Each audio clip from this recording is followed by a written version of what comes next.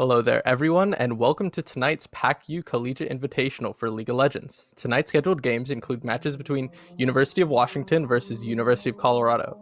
Then later we'll see Arizona State University face off against University of California, Berkeley.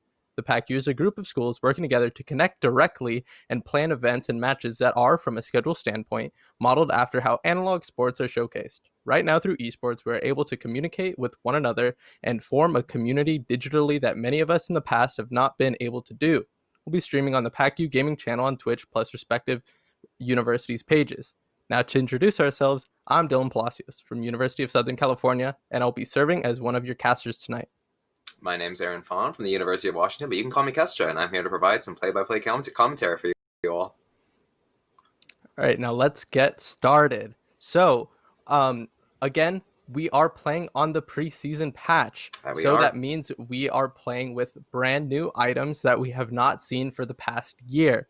But we did get the chance to see them last week when we saw teams face off in our week 5 of PACU. And what were the big standouts, Kester, from last week? Last week, I think one of the biggest things that we saw was the absolute standout performance of tanks, especially as they used the new Sunfire Aegis item. And for those of you who don't know, this is the new upgraded version of the Sunfire Cape from the previous season. It's now in mythic form, and mythic items are these new centerpiece items for your builds that are going to provide stats for all the other legendary items that enter your build and provide huge power spikes, especially when they are completed. And Sunfire Aegis, despite being a tank item, is providing so much damage once it's completed. It has that same immolate passive as it had in Season 10, but now once it's fully stacked, it is providing each of those burn stacks on your auto attacks as well. And I think one of the best users of that Sunfire Aegis that we saw in last week was Mumu. He's one of the premier junglers in the meta right now because of how well he synergizes with that item, especially with respect to one of his second item completions in the Demonic Embrace, which is going to provide additional damage over time, as well as some additional tankiness. And that 2-item power spike absolutely commanded his victory in our last week of PACU. And I'm hoping to see teams either with countermeasures to it, or we might need to see it banned in all of our matches today, because right now it seems like it is absolutely unstoppable, not only in solo queue and on stage. Yeah, exactly. I mean, Amumu just terrorized the one game that he was let through last week. And right now, with a totally healthy 6% pick rate over the last week and a half of preseason, Amumu holds a consistently almost 59% win rate. That is unheard of. And I don't understand why Riot are not even targeting him directly with nerfs, but I guess we'll have to see what happens in the coming weeks, because a lot of his success can be linked to the potential overtuning of Sunfire Aegis and Demonic Embrace, and because those synergize so well together with his dot AoE passive that Mumu has on one of his abilities, he not only can take any amount of damage that you throw at him, he'll throw back twice as much damage and will heal all of it back, because not only is he abusing these items, he is combining the powers of them with the power of Conqueror, where he's just an unkillable monster. However, that's also in conjunction with the new Omnivamp provided by the Ravenous Hunter, formerly just applying 2 damage, is going to now enhance all of it. And that's one of the picks that we're going to be looking out for now. But we're going to be heading into the draft immediately for our first game of the night, which is going to be between University of Washington and the University of Colorado. And of course, we talked about the power of those tanks, but there are plenty of different ways to play the preseason as well.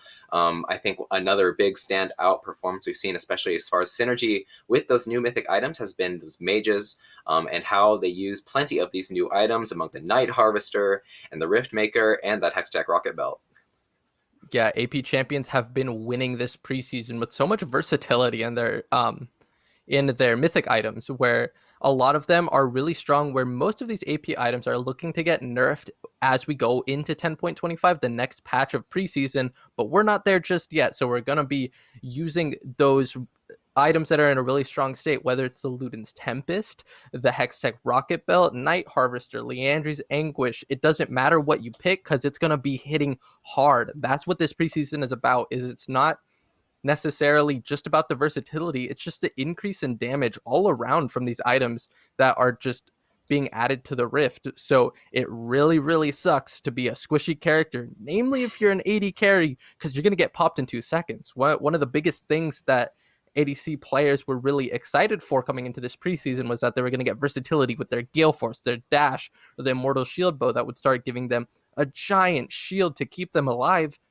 but everything else got buffed. Everything else got more damage. So ADCs might have gotten some, but mages, tanks, assassins, they got so much more. So we've really got to keep an eye on these ADC picks as well, because a lot of them aren't doing great. However, there are a couple standout performers that are not necessarily utilizing these new crit items and more so utilizing the lethality items, namely the mythic item Eclipse. So we'll be looking out for potentially a Jhin with the Eclipse, or maybe even a Draven if these ADC players are feeling a little spicy tonight. Yeah, Eclipse, one of the most powerful items of the preseason, providing additional percent health damage, as well as a shield, as well as movement speed, just everything you could ask for as an AD champion. And if picks coming out into the blue, like Draven and Amumu, are any indication, one of the biggest boons of the preseason has been how picks that have largely been in the closet so far, especially in the past season 10, are starting to come out into the limelight because of the new playstyles that these items enable, and I am all for it. I love to see how these teams are able to adapt to these new items, whether the niche picks that a lot of these players have are able to come out. I'm thinking of things like the Katarina, that might not be such a mainstay in competitive play, but is absolutely a big winner in the preseason. And there are just so many ways to work with these items. And I think one thing that is worth noting is that here at the PACU, our athletes are in fact students. And this preseason is coming in at a bit of a strange time where a lot of these students are winding down in their quarters. Some of them are entering their finals weeks as we speak. And that dynamic of them not having a lot of time to adjust and having to so many new pieces of information, new different items and playstyles to take in, I think it's going to create a very interesting metagame where we're seeing a lot of on-the-fly adjustment and a lot of niche picks being brought out into the limelight. Yep, we're going to see some seriously interesting dynamics, because last week, one of the biggest factors in the teams that won, if not dominated the games, the ones who we could tell did their research in the preseason. They were the ones that were pulling out the tech items, maybe the Serpent's Fang, or different combinations of understanding what champions are strong and for what reasons. Doing that research this fast is really going to prove as a way that these teams can win, because even if there's a lapse in microplay or communication here and there, if you're just playing the better champions or building the correct items, that might be what wins out today's games. And with these teams definitely being one of the stronger teams, or some of the stronger teams that we've seen over the past couple weeks, any edge that any of these teams can get might be the difference. So it Here looks we like are we are headed getting into the into draft for already. game one, and the first ban looks like it's a Galio, and the second is Samir. Samir is a terrorizing champion who is not only dominating the end of season 10, but is one of the best AD carries in the preseason so far. It feels like whenever you play against her, she's just got an answer for everything. And there it is, that Amumu ban. Thank goodness. Honestly, there might be some answers here and there, but I'd rather see a bit more flexibility coming out of these drafts. I don't know how you feel about this, Aaron. Yep, 2 weeks into the preseason, it's difficult to come up with countermeasures already, especially against such a terrorizing force at a 60% win rate. And I like this adjustment. Just coming out with the blue side ban of such a terrifying pick is definitely going to be expected at this rate. And of course, there is the Galio ban as well. Addis, the mid laner of University of Colorado, he isn't much of a Galio player, but Galio, a great user of the new Hextech Rocket Belt. He's able to use the movement speed it provides, as well as the extra damage to great effect, and that one's got to go as well. And now Camille and Ashe going to be banned out as well on each side. Yep, this Ashe ban is definitely interesting. However, one of the items that I didn't mention when running down the ADCs that is showing up to be a really strong choice is the Ginzu's Rage Blade. What it does now is it converts crit chance into on-hit damage. And with Ashe, her passive already takes away her crit chance, giving her damage and an increased slow. However, you just tone that back, get some more AD out of it, and it's just kind of a better Ashe passive. And it looks like we're actually getting a Sejuani ban from University of Colorado, one of the tanks that I didn't expect to get banned because maybe she isn't one of the highest performers when it comes to stats in comparison to other tanks, but maybe it's something that University of Colorado just doesn't want to deal with specifically, doesn't want to deal with all the single target lockdown that she provides. And it looks like our first pick of the night is going to be Jin, one of those high performing AD carries that can build the Eclipse mythic item, the lethality, Omni Vamp, shielding that item provides. And it looks like University of Colorado are going to respond with this Graves, another one who can utilize lethality, maybe crit, some attack speed with more versatile items coming out this preseason. He's someone that can really just diversify his build path to whatever the game needs. Yep, he's going to make great use of the new item, the Collector, which is a new lethality item that is also providing crit chance and an execute at low health. And look at that, the Ornn is going to be picked up by University of Colorado. Both top laners I know of are avid Ornn players, especially the top laner of the University of Washington. And it looks like Colorado going to pick up something, a bit of a boon for themselves by getting themselves a strong pick, as well as denying one away from the University of Washington. But University of Washington, Oshawott, their AD carry, has a very diverse champion pool, but it looks like they can prioritize the Jhin in any case and pick up a Hecarim for themselves. Another very strong jungler on this patch, and even if he's not using that Sunfire Aegis, he's using the new Sheen items to very great effect. Trinity 4 is going to provide him additional movement speed and base AD, and the Divine Sunder as well is also very strong. But here's another very strong pick on this patch. It is Kayle coming out in the mid lane. We could assume that this Kayle is going to be going into the top lane because Kayle really likes those tank matchups where she can just sit back, not get too punished, and scale throughout her weak early game and then get to her spikes where she can utilize one of the new mythic items to great effect, the Rift Maker that gives her AP and Omni Vamp. Combine this Rift Maker with the Nash's Tooth that now puts more emphasis on hit damage, on AP, on attack speed in removing the CDR that we used to see in the Nash's Tooth of old. She can just attack you so fast and shred you down once she hits that 2-item power spike, hit level 11, and then the game just kind of falls into her lap. So if she's able to get to that point without Ornn or Graves putting her down too hard, it might spell doom for University of Colorado. And it looks like after the Ezreal pick for University of Colorado, we are getting into our second phase of bans where it looks like we got that Yone out of here already. One of the interesting developments of preseason is Yone and Yasuo. They saw the crit nerfs where it's starting to do less damage, and they said, well, I have crit in my kit. There's an item that just gives me damage for building crit instead of just the nerfed buff that we would gain from our kits. So let's build Ginsu's Rage Blade. So it looks like University of Colorado don't want to deal with that. Yone also one of the premier picks for the mid laner of the University of Washington. And that's going to mean that Colorado is going to identify that this Kayle is in fact headed into the top lane. And I think Kale's going to have a great matchup into the Ornn because of that ramping true damage, as well as the synergy with that Nashor's Tooth, like you mentioned. And Swain too, he can go in at many lanes, and one of them that I think that the University of Colorado is looking out for with this ban is in the support role, especially with the new item, the Imperial Mandate. Yeah, Imperial Mandate is one of the items that over the weeks or over the time of preseason that we've seen going on, it's been getting built more and more. At the start, mages and enchanters weren't doing so well, but once people realized you don't have to build Moonstone Renewer or the more expensive mage items for your mythic, you can go Imperial Mandate, that if you immobilize a champion, you all of a sudden get a burst of magic damage if an ally attacks that target.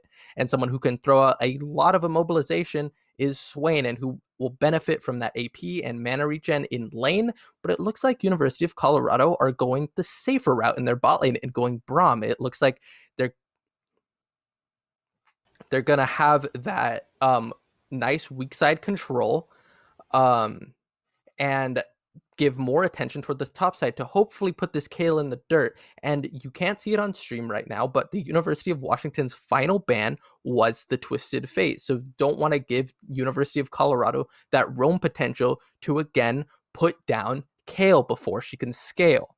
University of Washington also in their 4th round pick is going to pick the Akali, someone who can really take mid lane by the reins if she gets an early kill or two and then terrorize the Rift. Yeah, I'm not surprised to see the Akali come out. It is the second most picked for Pasho from the University of Washington after that Yone, which was banned out. And of course, Akali using either the Riftmaker or the Night Harvester very well, either if she wants that ramping true damage or if she wants to apply that instant burst to any member of University of Colorado. But here's something that's a bit surprising. It's going to be Zyra coming out as the support for the University of Washington. And I'm interested to see which of those mythic items she decides to opt for, whether it's the Everfrost to provide that instant root, or if it's going to be the Imperial Mandate, like you mentioned, which is synergizing so well with those AP supports who can proc it easily. And now Colorado, they've got that unit we've seen so many times over at the World Championships in the past. Ornn, Graves, and Orianna going to form that top side for the University of Colorado. It's definitely interesting to see the combination of giving yourself the opportunity to maybe get a stronger mid lane champion, someone who can roam and put Kale into the dirt. When you get that Ezreal and Braum who can just stay there self sufficient and have Graves give so much attention to the top side, but Orianna just doesn't synergize with that. Sure, they can just scale up, but is Kale just going to scale even harder? You've got tanks, but you've also got the Zyra as an answer to the Braum, the Graves, and the Ornn, who maybe instead of building the Everfrost or the Imperial Mandate, she builds Leandri's Anguish, something that will give her so much burn damage from max health and will just kind of shred these tanks. No one said that support should just have to look to defend their AD carry. What if she just wants to out damage her AD carry? What if she wants to shred the tanks for Jhin because we know how awful he is at dealing with them from full health? Jhin might have an execute on his fourth shot that can really deal some damage to these tanks, but it doesn't matter if you can't deal damage to them in the first place because it definitely does not synergize with Jhin wanting to build that such a strong lethality item in the Eclipse Mythic. Is he going to opt for maybe slightly weaker items in the crit mythics like Gale Force or Mortal Shield Bow, or is he just going to say, screw it, go Eclipse, and then just run for these squishy characters, run for the Orianna or the Ezreal, put them in the dirt, and let Zyra and Kale do the rest? Yep, and it's those carries like the Jhin and the Kale that make me think that the Braum is a pretty good pickup for the University of Colorado, able to mitigate a lot of that ranged damage. But one of the issues I do see with this University of Colorado draft as it plays into that of the University of Washington is going to be whether they're going to have the lockdown to deal with this Akali and as well to deal with the Hecarim. If they aren't able to keep those two in check, they might just run over the University of Colorado team and create a lot of space in these team fights for Kale and Jhin and Zyra to do whatever they please. Of course, on the other hand, University of Washington, not without much of a true frontliner in their hands. Hecarim there, of course, and he can offer that kind of tank build in the form of the Divine Sunder, as well as the Death Dance and the Sterax Gauge that we've seen. But with that early Sheen item, he is going to be on the squishier side. But of course, University of Colorado not providing much in the form of burst damage aside from maybe Orianna getting a bit ahead. University of Colorado is going to be trying to scale with the Orianna and the Ornn, and as well as the Graves, who's getting a lot of new options in the form of the crit in conjunction with the lethality. And I think if they're able to get off the ground and start to create that gold disparity, and especially with the divide of the masterwork items provided by their top laner, then the team fights might start to look their way, though. But I think with University of Washington, there's a lot of outplay potential in those team fights. Yeah, I'm really excited to see what happens when the Hecarim and the Akali take six, once they're able to start making plays around the map with all the options that their kits provide. Are we going to see Hecarim just start instantly tower diving this Orianna, put her in the dirt, get Akali ahead, and then Akali just starts ulting in everywhere, getting some sick outplays in maybe these Dragon or Rift Herald fights? Because I think that they've University of Washington have nice insurance in the Kale, but they also have options to make things happen in the early game, especially near the bot side, because Jhin and Zyra are such a potent early game duo, and they can really start dealing damage to this Ezreal and Braum early. Sure, they have the options to stay safe, but that means Jhin and Zyra, if they play their cards right, they're going to have priority. They're going to get these early Drakes, and maybe they really bust this mid lane wide open. That's where I'm looking for University of Washington to run away with this game. Because sure, Orianna, she can stay safe, but you can only stay safe or stay so safe when four people start tower diving you. So I'm really hoping that University of Washington get things going early because they have the tools to do so. But that is going to come down to a lot of precise communication to make these plays work. because one misplay and all of a sudden the game just falls through their hands. Absolutely. That communication is the crux of competitive play of League of Legends. And like you said, there are so many different two-man units that we've got on the side of University of Washington. And if they're able to execute them, there's a lot to be gained. I'm looking, of course, at that bot lane in the form of Jhin and Zyra. We've seen Jhin definitely a mainstay here in the PACU Invitational, and always paired with one of these supports who's able to apply that damage from long range and enable that root to happen. Zyra, she's got those grasping roots, and Jhin with the Deadly Flourish. If they can apply both their CC at the same time, especially if they opt for those high damage, high burst mythic items in the form of Eclipse and Leandri's Anguish or the Imperial Mandate, then that is going to spell a very dead opponent, and something very difficult for even the likes of Ezreal to get away from. And as well, there's Kayle synergizing with either the Hecarim or the Akali. Hecarim and Akali both trying to dive into the backline of the University of Colorado and enable these dives, especially in their early game, to start to get that snowball going. And Kayle is going to be there as well to let that happen and provide that invulnerability under the turret to make sure that Hecarim and Akali can apply that damage and then get out safely.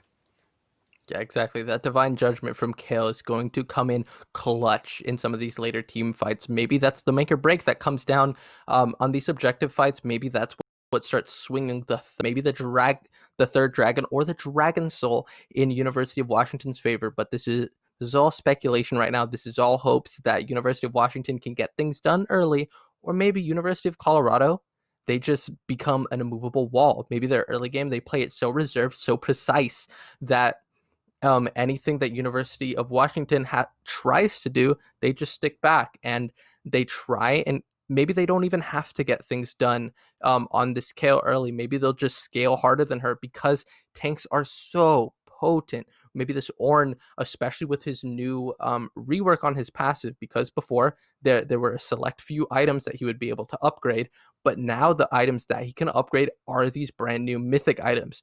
There is no more issue of your Ornn, your team builds their items, but all of a sudden they're not an Ornn upgradable item. Now that's a problem of the past, where it's all these mythic items that everyone's going to be building.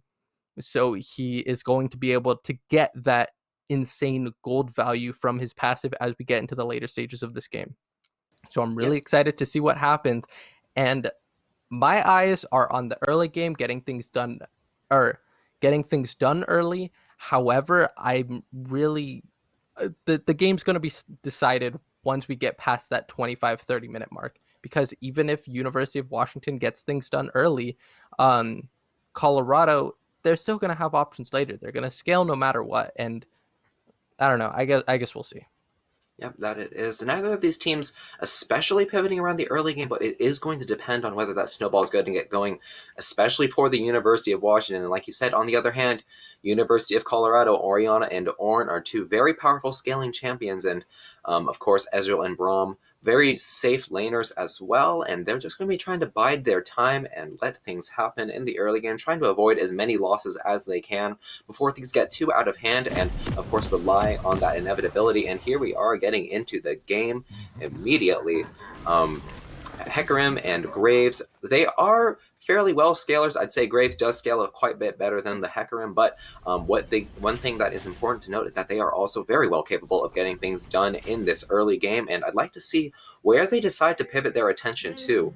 One of the most important lanes, I think, is going to be in the top lane, where Kayle and Ornn, they are both very powerful scaling champions. Kayle, once she hits that level 16, it's going to be providing so much area effect damage with such quick attack speed. But on the other hand, Ornn, as compensation for losing an extra upgrade on one of his legendary items, is now getting improved resistances for each of those mythic items that he upgrades for his allies. And that is going to make him a very, very tanky top laner, and an immovable front line for the University of Colorado if he can get to that point. And we're going to have to see whether these junglers decide to tip the favor of the top lane into one of their allies, or if they want to try to make these plays in the bot lane, which is looking volatile in the form of the Jhin and the Zyra and the pick potential that those two pose. But here's the bot lane of Colorado starting to move forward into University of Washington's jungle. It's not too well defended on the side of University of Washington, but of course, it doesn't look like Colorado is trying to move just yet. Here it is. Looks like we've got a late invade on our hands. Orianna moving as well. We've got a 4-man unit making their way into University of Washington's jungle. and they don't suspect a thing. The careful thing is going to come down, most likely on the side of Colorado, but it looks like for the most part, University of Washington not expecting this late invade and are just going to start on their blue side. We'll see whether they knew this was coming and are going to try to move toward the top side of Colorado, or if they're going to get 3 buffed and not provide anything for it. One of the or actually 2 giveaways for this late invade are the way that Ezreal and Braum and the Orianna passed into their lanes late. They came clearly from University of Washington's jungle, so this is where hopefully the communication comes in for University of Washington, and Morona is able to identify that he got invaded and he's going to go for the vertical jungle, which it looks like he is already on the path to doing. It looks like he's going to go for those Raptors and red buff and take them from Graves and leave him on the top side of the map. Maybe he's going to be able to get early things done, but it looks like Addis has wisened up to this and is putting some damage on Hecarim. Yeah, wait a second. The Ghost is going to be forced out from Morona on the Hecarim. He's only going to get the small race for his troubles to the Raptors. Excuse me, and Graves, once he's tipped off to what's happening in his top side, is going to path immediately over and finish off that big Raptor. Props to Addis for that ward and the heads up on what would happen after that vertical jungling experience, and Morona is just going to have to go back to taking his wolves in the blue side of his jungle, and is going to be deprived of a red buff as a result, and that is going to be an advantageous jungle pathing for University of Colorado, and props to them for that early invade.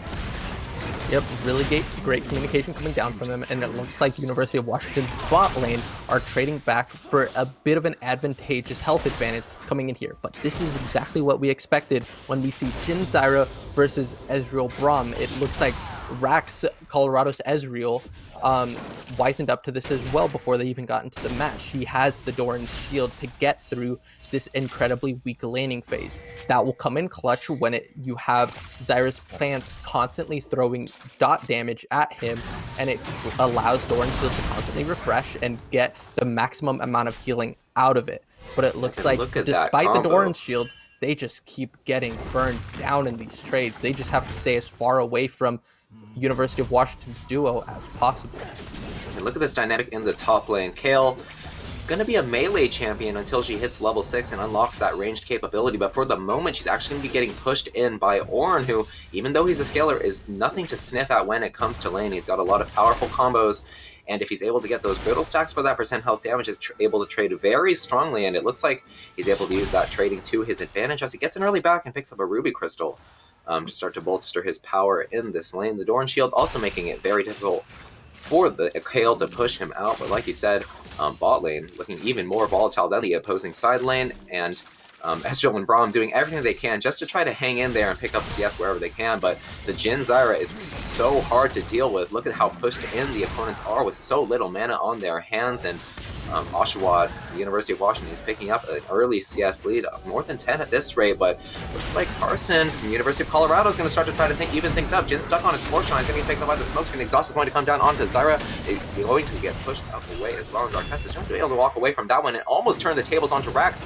on the University of Colorado, who goes down very, very low. I wouldn't be imagining his health bar was any lower than 1 health there, but no kill's going to happen just yet, and look at the power of University of Washington to almost turn around that bot gang, and now the mid gang going to come down as well from the University of Washington, going to force out the flash from Addis on that Orianna, and that is going to mean that out of 2 ganks, it's going to be the University of Washington coming out on top, although summoners were popped on their side as well. More were popped on the side of University of Colorado.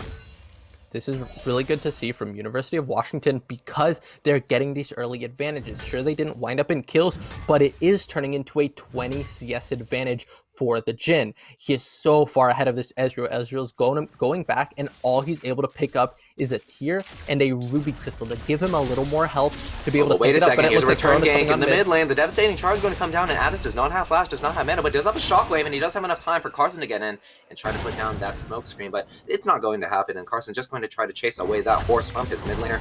Fortunately, nothing else going to be popped there, and Lol's gonna miss the charge, but he's going to put down the ultimate anyway. The Call of the Forge is going to come down as well as the brittle auto attack, and one more is going to do it, but the flash away from Sicko is going to mean that he's going to escape with his life, but look how dangerous that Ornn is as soon as he hits level 6. I imagine if he had Ignite, that was going to be a kill, but speaking of kills, here's one coming down to Addis potentially. Daniel, he's got the ultimate, there's that flawless execution to pick up the first blood 1v3. Going to be an advantageous trade there, but it looks like the kill was finished off anyway in the top lane as Lol between two turrets is going to finish off that kill onto Sicko, even using his flash for it. Knew that the opponent did not have flash, is able to trade away that solo kill, but it looks like Colorado going to try to start up this dragon in any case. That was insane by Daniel, and that was all because of that Hecarim pressure gank in the mid lane. He knew that when he was going onto the Orianna, that nothing would really come of it. He wouldn't get the kill, but what he did get was that shockwave. That is exactly what allowed Daniel to just lip in on his Akali and killed that Orianna, go 1-for-1 in a 1v3. He might have gotten a little too big for his britches because he went in, he probably didn't expect the Graves and the Braum to be right around the corner, but that didn't matter because he used his micro prowess on the Akali, and as you said, one of his top 2 most played champions. He clearly has mastery over him, and he showed right there in that perfect flash ult shuriken flip play where he was just dodging everything as long as possible to get that kill onto Addis. And it might have been a 1-for-1, but it was first blood. He got more gold value out of that than anyone on University of Colorado could have gotten. So that was a really nice play from Daniel, and you've got to give props to Morona for pulling that shockwave off the start. Yep, you can see that jungler is starting to pivot around the mid lane. Knows that if the Akali can get off the ground, then once she picks up that Riftmaker, it's going to be a very difficult time for the University of Colorado. Such a huge one-item power spike, providing damage over time, as well as hitting true damage with full stack. That's a full 15% damage amplification with that true damage, and Akali, one of the best users of it overall. And you can see she's opting for it with that Leeching Leer, and we can see the gold starting to look a bit even, but where it's allocated is not so even, as we see in the top lane. Ornn creating that advantage with that solo kill, but on the other hand, there's that innate 20 CS advantage in the bot lane from Oshawott on that Jhin. Carson now looking to maybe find a gank in the top lane, but gonna get spotted out by a ward and just maybe try to look for this Rift Herald. And now Daniel on the Akali is trying to look for something, but is going to get chased off by the appearance of Braum along with Addis. Doesn't look like the Rift Herald is going to be happening anytime soon, but now Hecarim and Zyra have both rotated it into the mid lane. We've got 3 members each here trying to fight over that Rift Herald control, but it's not going to happen just yet, as it looks like Morona and Daniel are going to make their way over into the top lane just to try to wrestle back that Vision Control, and as well to pick up that Scuttle Crab that's going to be spawning shortly. But why pick up a Scuttle Crab when you can pick up its counterpart in the Rift Herald, which is going to be started up immediately? 3 members of University of Washington are here, but so is Ornn with the Call of the Forge God going to come down right now. The Root is going to keep the Graves at bay, but the Napalm is going to land onto 2. Ball going to go wide with the Devastation with the Steering Charge, but going to be enough as Cyrus can kill onto the opposing support. Daniel now has to kite his way out as Carson uses that collateral damage to pick up the kill onto the opposing jungler. And now Sicko, he's a bit late to the party, and he might as well not have showed up, as now the Shockwave is going to land true after that stun from Braum, and that is going to be yet another kill. And University of Colorado taking advantage of a poorly timed Rift Herald call to pick themselves up a few kills. Unfortunately for Washington fans out there got a little bit greedy there. Like, sure, you spent the time to pull Zyra up to the top side of the map, but Ornn is just so far ahead. That was essentially a 4v3. Like, sure, Kayle was sitting there, but there's no way she can walk out of that lane. Ornn was just going to come down, make that a 4v3 fight, and use the Call of the Forge God just like he did. I understand that the Akali had the Leeching Leer, you had the Zyra in your back pocket, but you just are not strong enough to force things like that. You've got to wait for these mythic power spikes to come out to even attempt for these things. And hopefully gank top alone a couple times to give Kayle a bit of relief so that she can be more than just a ranged minion right now. Yep, a bit of a lapse in communication for the University of Washington is going to mean that Carson is now 2-0-2 on this Graves with a 20 CS advantage in the jungle. He's got that Serrated Dirk already, and I can imagine he's opting for that Eclipse. There it is, coming out immediately 10 minutes into the game, as Morona is still working on that Trinity Force on the other hand, and he's got the Rift Herald as well, Carson does, to increase that gold disparity, and it's going to be very difficult for anyone on the side of University of Washington to try to fight this Graves at this moment. That Eclipse so powerful with that sustained damage, as well as the tankiness in the shield, and that extra movement speed. Just a very powerful Pyro Spike, and the first mythic item on the map so far. And on the other hand, things are starting to look pretty bleak in the other lanes besides the bot lane. 20 CS advantage in the top lane as well. And the Ornn, he was able to use the priority he had in the top lane during that Rift Herald exchange to make it to the fight first. And Carson trying to use that mythic power to his advantage as he makes his way onto Daniel. And the shockwave is going to connect onto the Akali. Glacial Bright is going to not land, but Morona's going to try to dive in to protect his mid laner Daniel, keeping himself alive in that shroud. But it looks like Morona's sacrifice might have been for nothing, as Daniel is going to walk away from that one, but at the cost of his jungler's life. And there's Carson using that Eclipse to the fullest advantage, looking for the play wherever he can, and now looking for the Rift Herald to come down onto this mid lane turret and get himself some plays. Yep, it looks like that play there is not only going to net University of Colorado some more gold onto the grave, it is going to give them the second dragon of the game. He's about to throw down his Rift Herald, even get first turret here, get the second dragon, which is an Ocean Drake, and University of Colorado is in such a great position right now.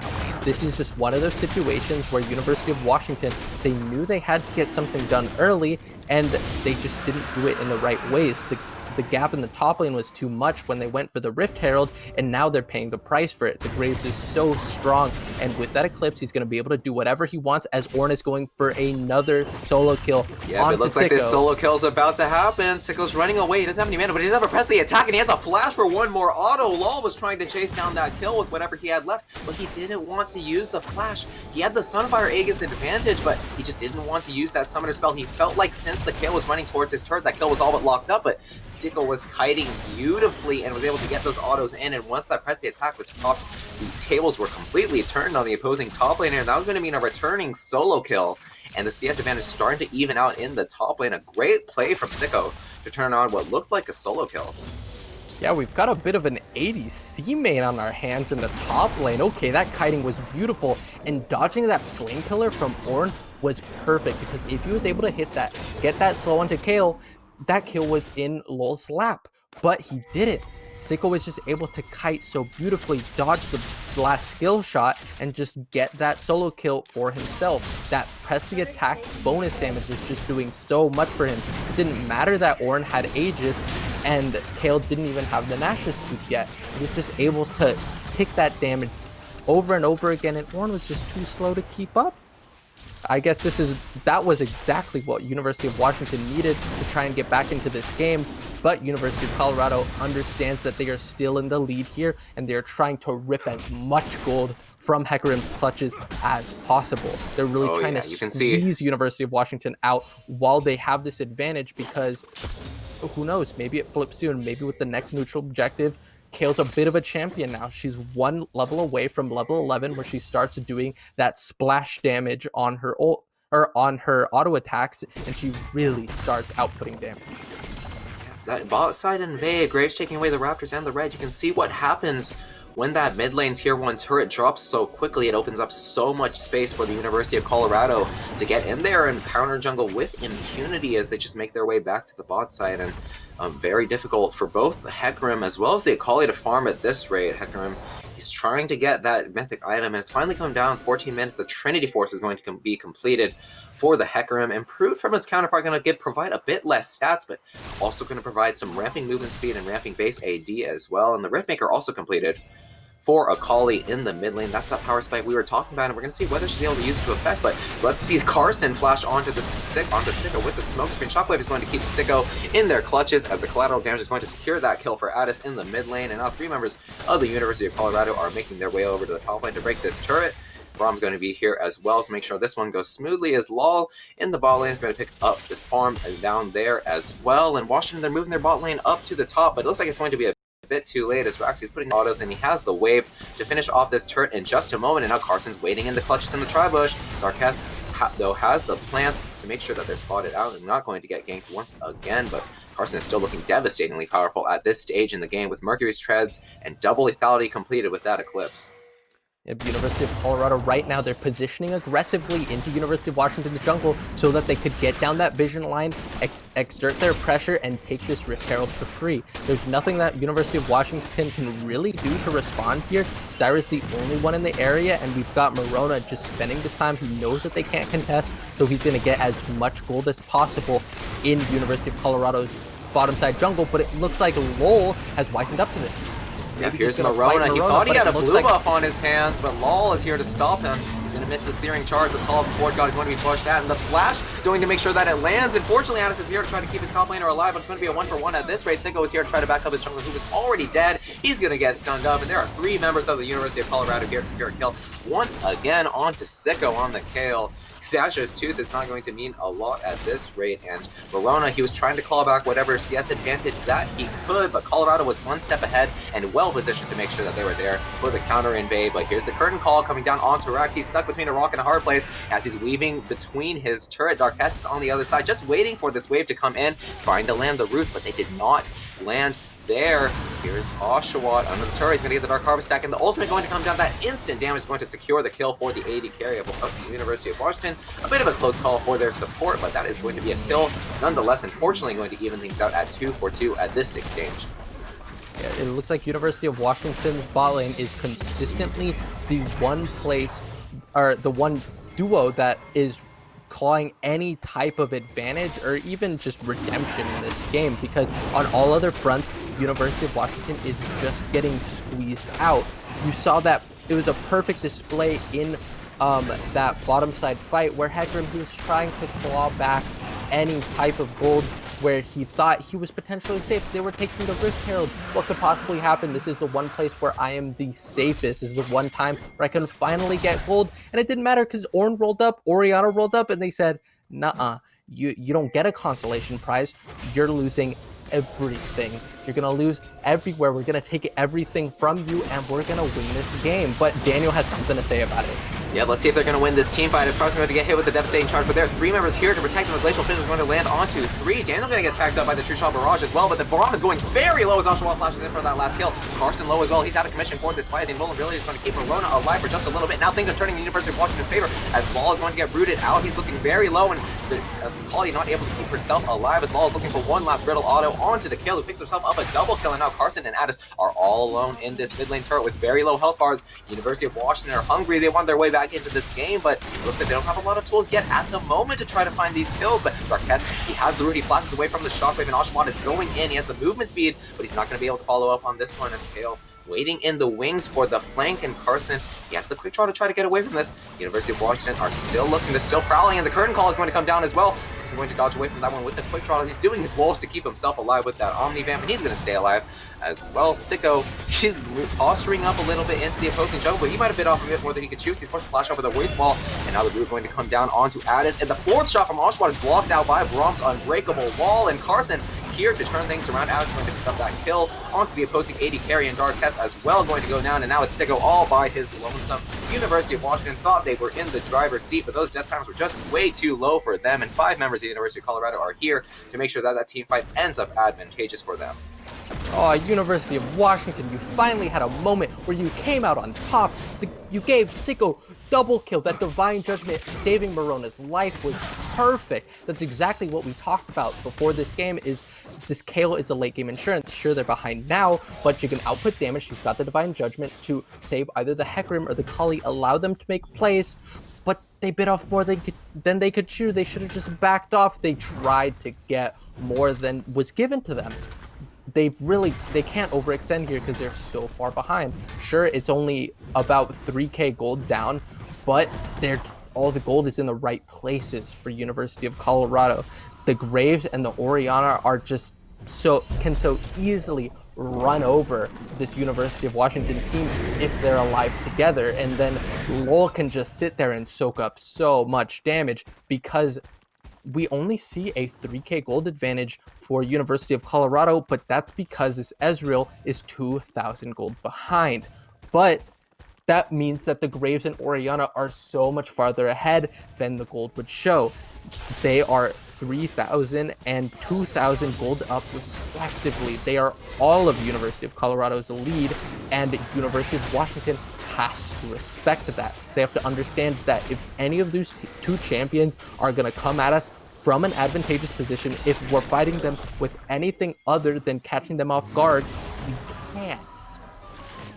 So I mean, really that's just the state that Washington's in. So I guess we'll have to see what happens, but they have to understand also that the people that they have to enable are this Kale and the Jhin, because the Jhin is the one person that is an actual advantageous position over his lane opponent. Yep, like I was saying, I really respected that play from the University of Washington. They knew that they all had their mythic items, or at least their legendary components.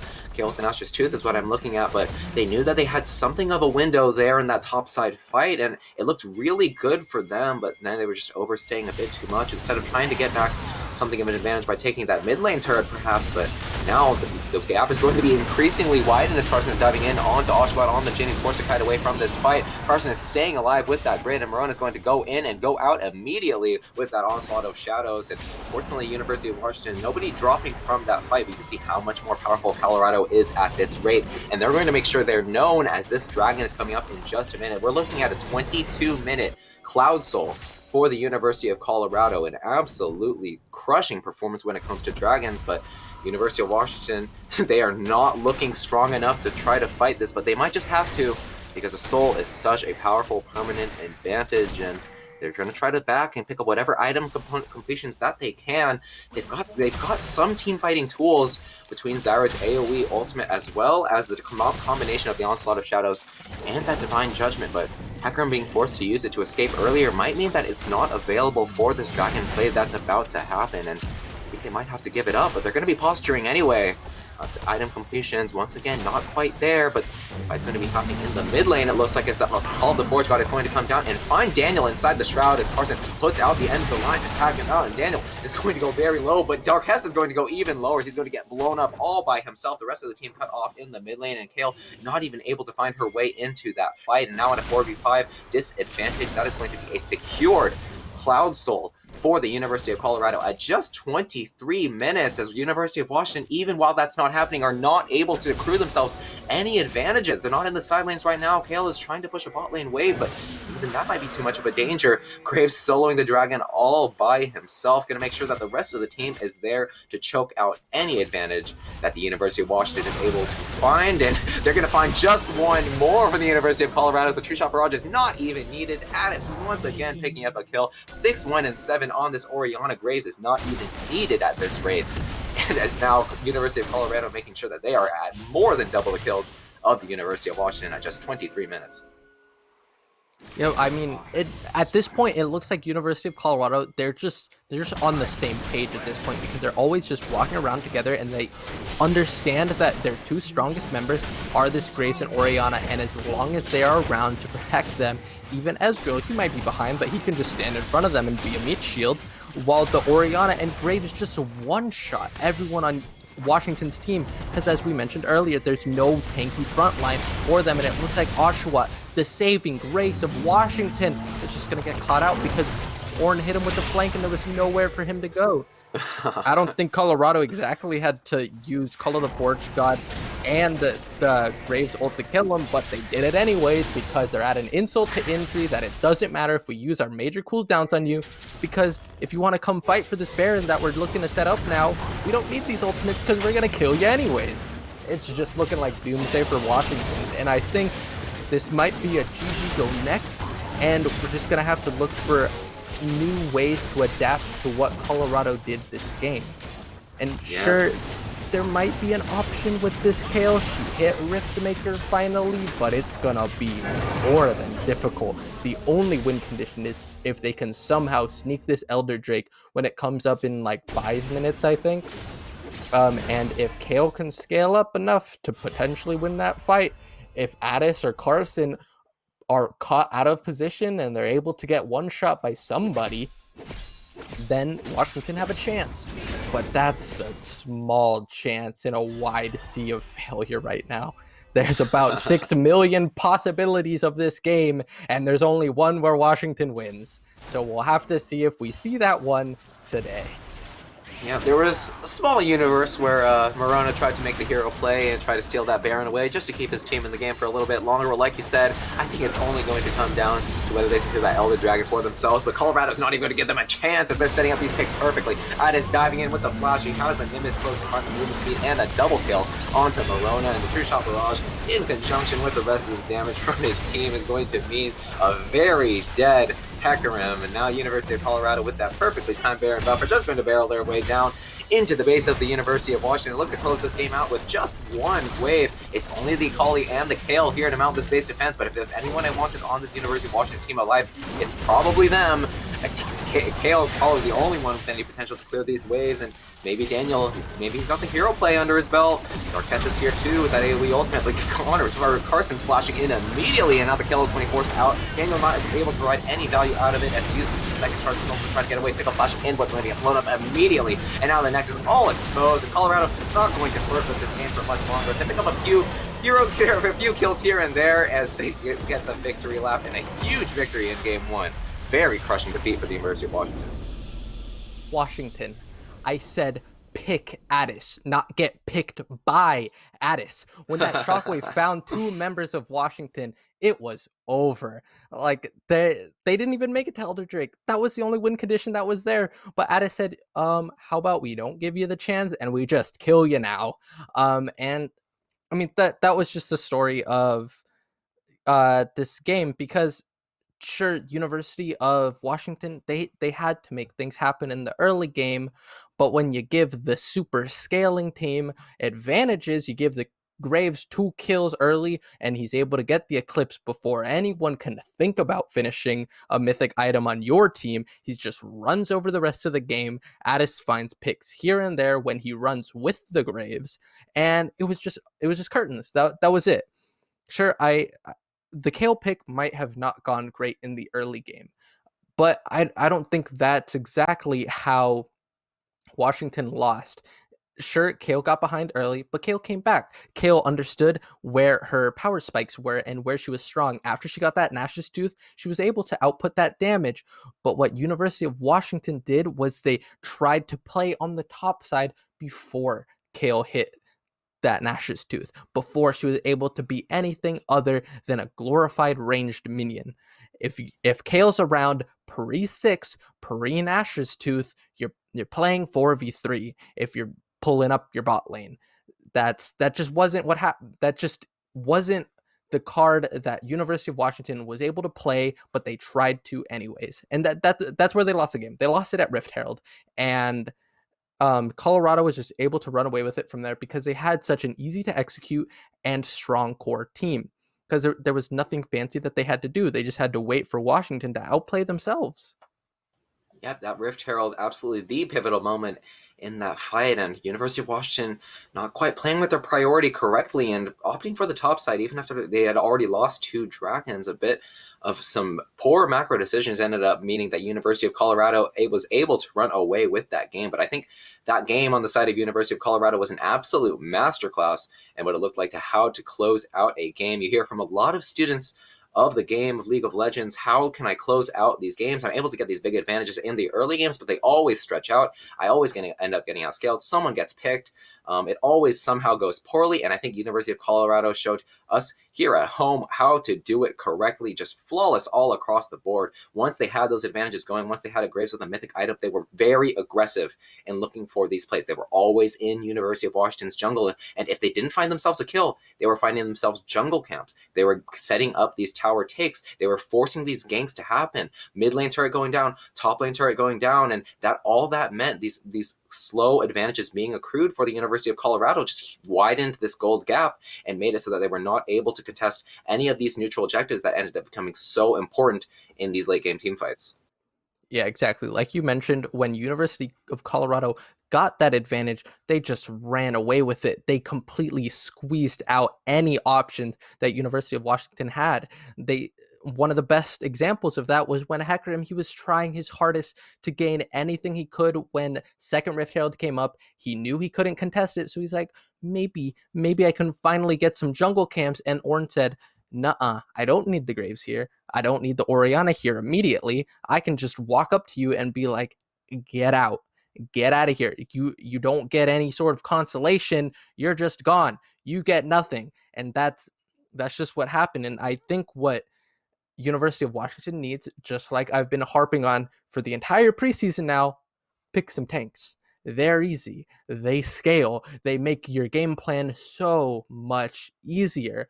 You're not reliant on making these plays happen early. You're not forced to try and make these Rift Herald plays happen. You can scale up. You can get a strong core, because as soon as someone slips, you can just run away with the game, because you run your big burly tank man run around with your carry and you make him unkillable. Yep, it's definitely a bit of a hard adjustment for many of these junglers who are used to that carry jungle meta from the late season 10, especially after the World Championships. But I don't think it's going to be difficult for these players to pick up that tank playstyle and, just buy a Sunfire Aegis and start to run over the enemy team once you complete that item. And but even as strong as tanks are, we definitely saw how the jungler of University of Colorado was able to play so well with that Graves, using that early game aggression and that early farming capability to be wherever he was on the map and find those opportunities, especially playing with the vision of the rest of his team. I loved watching Carson play that two-man unit of him and Addis. They were always in the enemy jungle. They were always in the river. They were finding these plays with the vision, even when they were caught out. They always had the advantage, and even when University of Washington was trying to set up these picks, they had the power to turn it around because of how easy to execute that two-man unit is. And maybe if we're looking for execution simplicity, it might need to come down to those tanks like you mentioned, and hopefully University of Washington has some under their belt. But I think another bright spot to look at for the University of Washington was that bot lane.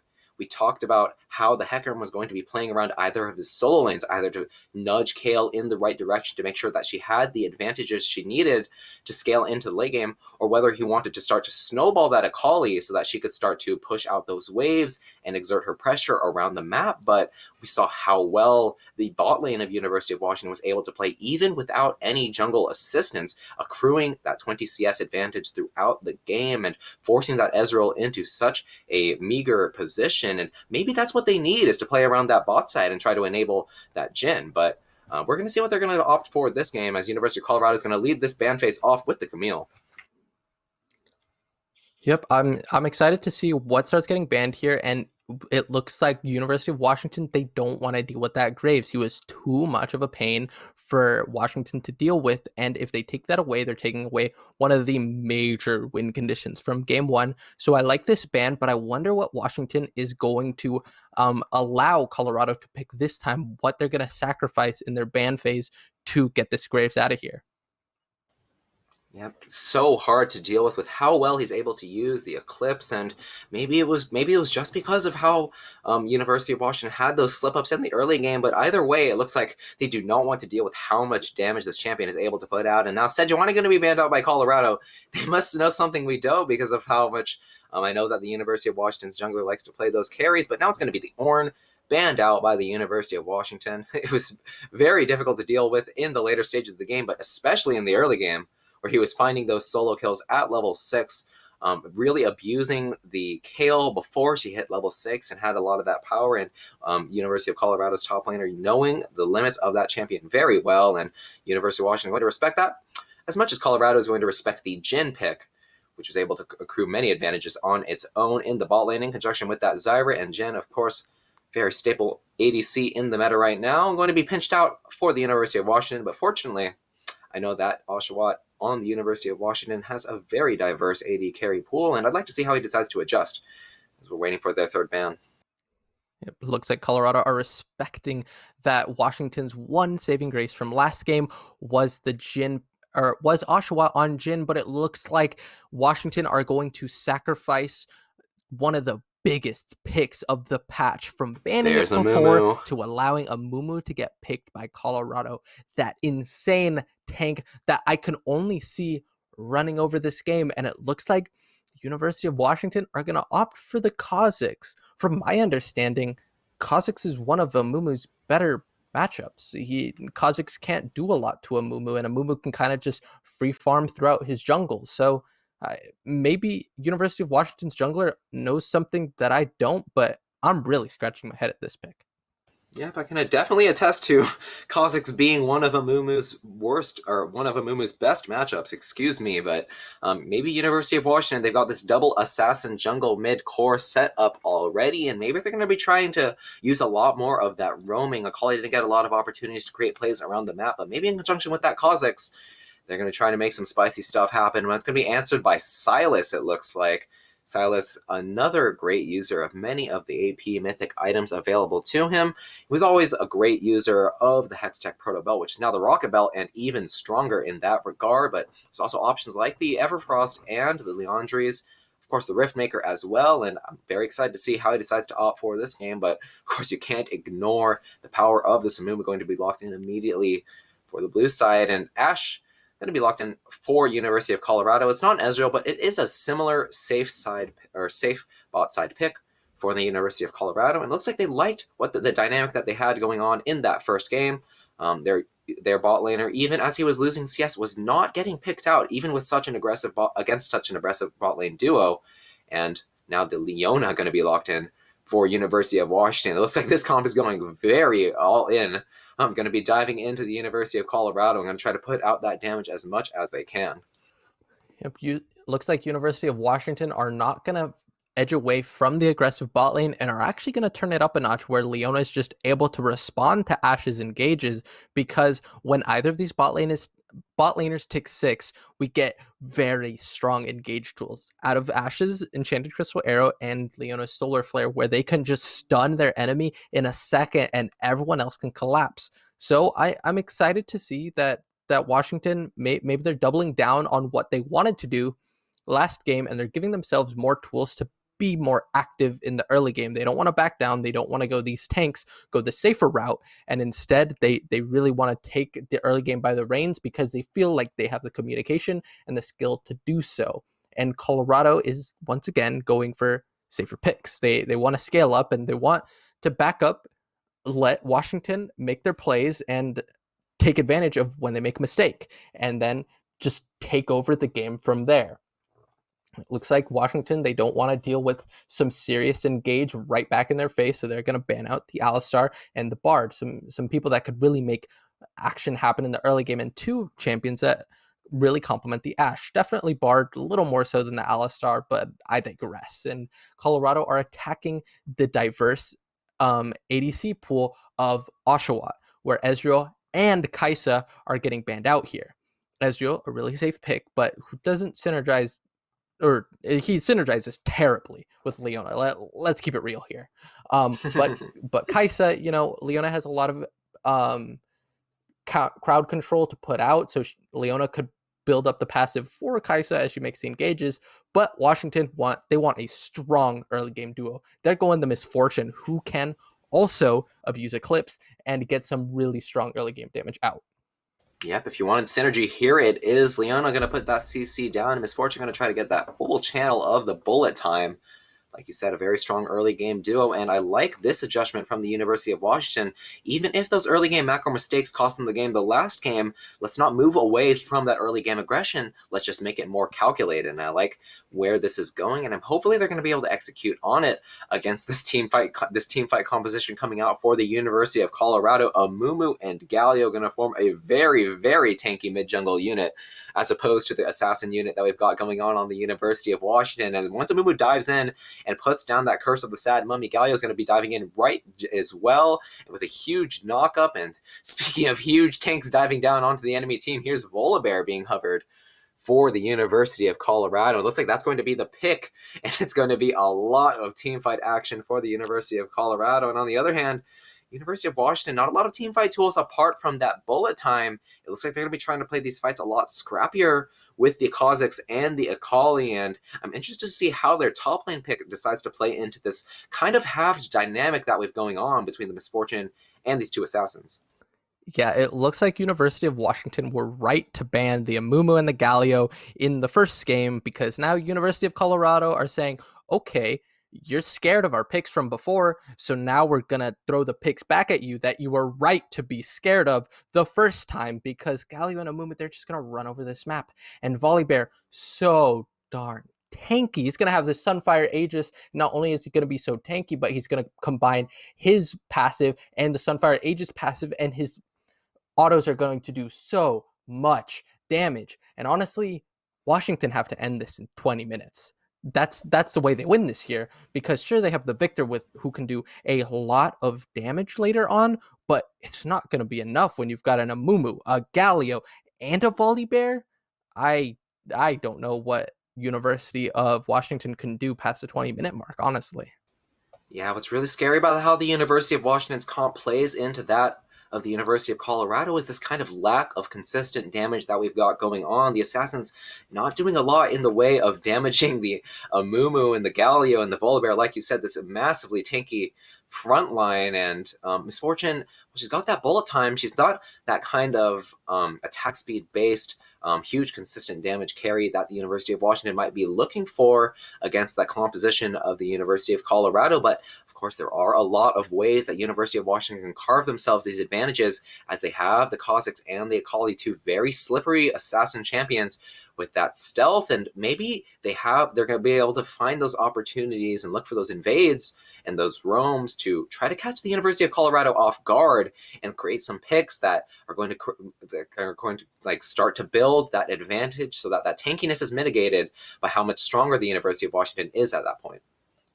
Yeah, but speaking of roaming, sure, Akali might have tools to go, but so does Galio. That's what Galio wants to do. He wants to enable these side lanes or even just protect these side lanes. Maybe as a University of Washington try and make things happen in the early game, Galio is just going to be around every corner. And he's such a great tool to resist damage or resist the pressure that University of Washington are going to try to put on Colorado, and he's just going to enable his team to scale up so easily. Yep, and I think what's great about that Galio pick is how it plays into this double AP topside that we've got on the University of Washington, Akali and Victor. And I do want to point attention to this Victor pick. We talked about how the preseason enables a lot of picks that have largely been skeletons in the closet to come out, and Victor is one of them. We haven't seen him in competitive play for a long time, but because his former passive had him with the Hex Core item that he had to build up from the ground up, it's now going to be reworked into a kind of snowballing sort of passive, where once he's putting out damage and getting CS, he's going to be building those fragments to get those upgrades for himself. And it's a very snowbally, very powerful mid lane pick that is going to be using those AP items available to him in the preseason to great effect. Yeah, I mean, I'm sure if anyone has been paying attention to these league compilations that have been going on over the past couple weeks, Victor just one shots everyone probably 10 times per compilation, and they're being uploaded daily. Like, this man does too much damage, and he got nerfed in the preseason. He was one of the people that got hot fixed. They reduced the compensation that he got going into this preseason because Riot thought, man, Victor's been weak for a while, and I think preseason he's going to be even weaker. So I'm going to give him more AP ratio on his E and the Aftershock, but it looks like he does too darn much. And even after getting nerfed, he is so strong. He's going to one-shot everyone at every corner. But you know what you can't one-shot? A Galio, an Amumu, and a Volley Bear. Sure, I mean, the ADC is going to be real scared, but I don't know who else. Yep, and I think the jungler of the University of Washington has these two very powerful solo laners to play around, whether it's the Akali or whether it's the Victor. They're both very snowbally champions that are going to be able to exert that pressure around the map, even in response to the ultimate from Galio. But of course, another thing to look out for is that bot lane of the University of Washington. They've got another very aggressive unit down in the bot lane, Leona and MF. Great synergy there, where Leona is able to ride that lockdown for MF to apply that damage over time. And while they did create a lot of advantages just by merit of their aggression in game one, they weren't able to find those kills, and that's a lot of a testament to how safely the AD carry of the University of Colorado was able to play in that game. But maybe they're going to look for a lot more of these dives in the early game with this Kha'Zix, which a lot of it wasn't happening in the early game, especially when it came to the bot lane in game one. Yeah, that's exactly what I want to see from University of Washington is put all the attention on bot lane. Oshawott good. He can carry. He's got the moves on the ADC, but you've got to get him ahead. You've got to put your resources onto him because he's the way you win this game, not by trying to make things happen in the jungle or in the mid lane or even the top lane. You've got to go full on this bot lane, hope that Oshawott can just run over the game by breaking open bot lane, getting Leona to get these mad solar flare engages, and that's how you win the game before 20 minutes. Anything other than that, anything other than getting a crazy dragon advantage is just asking to lose. Yep, no matter what lane the jungler of the University of Washington decides to play around, what I am looking for is any kind of that early game aggression, as long as it's being calculated and as long as it is in line with how they are able to work with the priority in their solo lanes. I don't want to see another mishap around that Rift Herald where Kaele's not able to walk and they just walk straight into the Call of the Forge God and get wiped and lose the game on the spot. I want to see them making more of these plays in the early game, especially around some of their stronger units. Akali in game one had that first blood, and Jin, of course, was very far ahead, and we just weren't seeing a lot of the plays come out on the side of University of Washington. They were losing 2 dragons, they lost Rift Herald, and they lost everything across the map, and hopefully they're going to try to force more of the issue in the early game, especially with this composition that is not going to last once we get into the late game, and once Amumu and Galio start to get these items become absolutely unkillable in the face of the University of Washington. Yep. I mean, I'm really sitting here trying to figure out ways that Washington can win this game, ways that they did not just get so giga out drafted, but I think that they did. Like, if you've looked at preseason at all, you understand how insanely strong tanks are. It's all about tanks right now because sure, everyone thought it was a doomsday scenario for tanks before the preseason because they're like, dang, all this new damage coming out and we didn't really get more resistances for tanks. They're going to get popped in an instance. No, because everyone else got damage, but so did tanks. Sunfire Aegis does so much, especially if you're a squishy target. They're just gonna burst you down in seconds. All of a sudden, every single tank just became a tankier bruiser champion. They're just gonna run over you, and it doesn't look like Washington have a whole lot of bulk to resist that Sunfire Aegis damage. But we're gonna have to see as we are getting into the game of Colorado against Washington. We've got the level 1, and everyone looks like they're just sitting on their 5-point protection to make sure that invades don't happen. No one's looking for anything cheeky. We're just keeping it simple. Yep, University of Washington keeping their defense a bit more in line this game around. In the first one, they had that little pocket in the bot side jungle available, and because of that, Colorado was able to create that advantage through that late invade on the red buff, which University of Washington never found the ability to answer back for, and it looks like things are going to be much safer this time around. We've got the 5-point defense ready, and it looks like no invades are going to be happening at this rate so far, and like I said, Amumu's got a great matchup into Kha'Zix, but if Kha'Zix can try to play around some of those windows of opportunity that he has in the early game before Amumu gets those items to go a lot tankier, maybe he can find those advantages. And with him starting in the bot side, maybe those advantages are going to be found in the top lane, which can definitely look to be a bit of a volatile lane whenever Akali's involved. Both top laners, I can imagine, are going to be looking for those aggressive trades, and whether or not either of them come out on top, I think both of them are going to be ripe for the ganking, as Amumu as well is going to be starting in the bot side. Going to solo those Raptors out, and we're going to see whether Carson on this Amumu decides to opt for the full clear or wants to try to contest the Raptors with his solo lane priority against this Kha'Zix. That remains to be seen. Now look at the power of Volibear in the top lane, forcing Akali to back away from this wave with that shield, but she's answering in turn with that 5-point strike.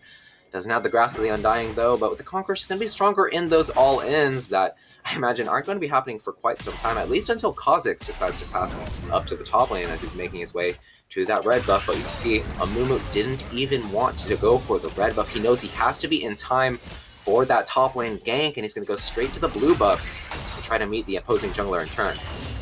Yep, it looks like Akali is finding a bit of an advantage over Volibear in the very first level of the top lane, but that's where Akali's stronger. She has a lot of potency on her level 1 because of that 5-point strike. She's able to reset her passive and come in with those nasty auto trades. However, once Volibear ticks 3, he's going to have his base kit, but Amumu got a little too greedy on his first clear, and it looks like he's going to pay for it with Kha'Zix just gonna get a bit of a Tiki invade, gonna take Amumu's topside jungle, and he's gonna be there in time for that topside jungle gank and potentially get Akali a bit of a lead. Yeah, this is what I was talking about. Kha'Zix, he knows he has to find those windows. Level 3 is one of those windows, and he knows if he can go buff, gromp, buff very fast for Kha'Zix to take because those camps are all isolated, he can be there just in time for Amumu to be doing the blue buff. But Carson, he was trying to double camp, and he was not tanky enough to sustain the gromp and the blue at the same time, and because of that, he had to back away before he could even get killed by the Kha'Zix. But even with the University of Washington not able to find themselves a first blood at that angle, it is going to mean that the Amumu is very far behind at 3 minutes and 40 seconds with just 8 CS against 24 from the Kha'Zix from the University of Washington. He's going to try to pick himself up a Scuttle Crab as consolation, but he's still got his entire bot side available, and Sicko because his Kha'Zix was taking that entire blue side, those entire blue side camps, he has so much priority to take these aggressive trades and start to work up something of an CS advantage, as he's already got 10 going against his opponent. Yeah, my thought is that Carson might not be the most avid Amumu player, and kind of just saw that he's doing really well in preseason, but hasn't really given him a shot because maybe he thought before, maybe he's played Amumu before and thought that he could do blue and Gromp in your first clear, do it healthy. There's some changes to the jungle items, my guy. Jungle paths are different now. You're not as healthy as before, and clearly not even healthy enough to live the Gromp blue buff, let alone Kha'Zix invading. So, lesson to everybody, before you play on stage in front of people streaming, maybe test out the champion before you pick them. At all. One game even. Yep, that was a testament to one of the changes in the preseason, which was that the healing from those AoE camps was a bit reduced, and now Kha'Zix, he's looking for the early game play. Here it is, the Zenith Blade is going to go wide from Vivons, who hides the flash, but now Kha'Zix is all by his lonesome in the midst of 2 in the bot lane, but he's able to pick himself up the first leg, and he used the flash to try to get away from that one. It looks like the TP was cancelled, actually. Fortunately, the Dark Harvest stack going to be picked up by Oshawott.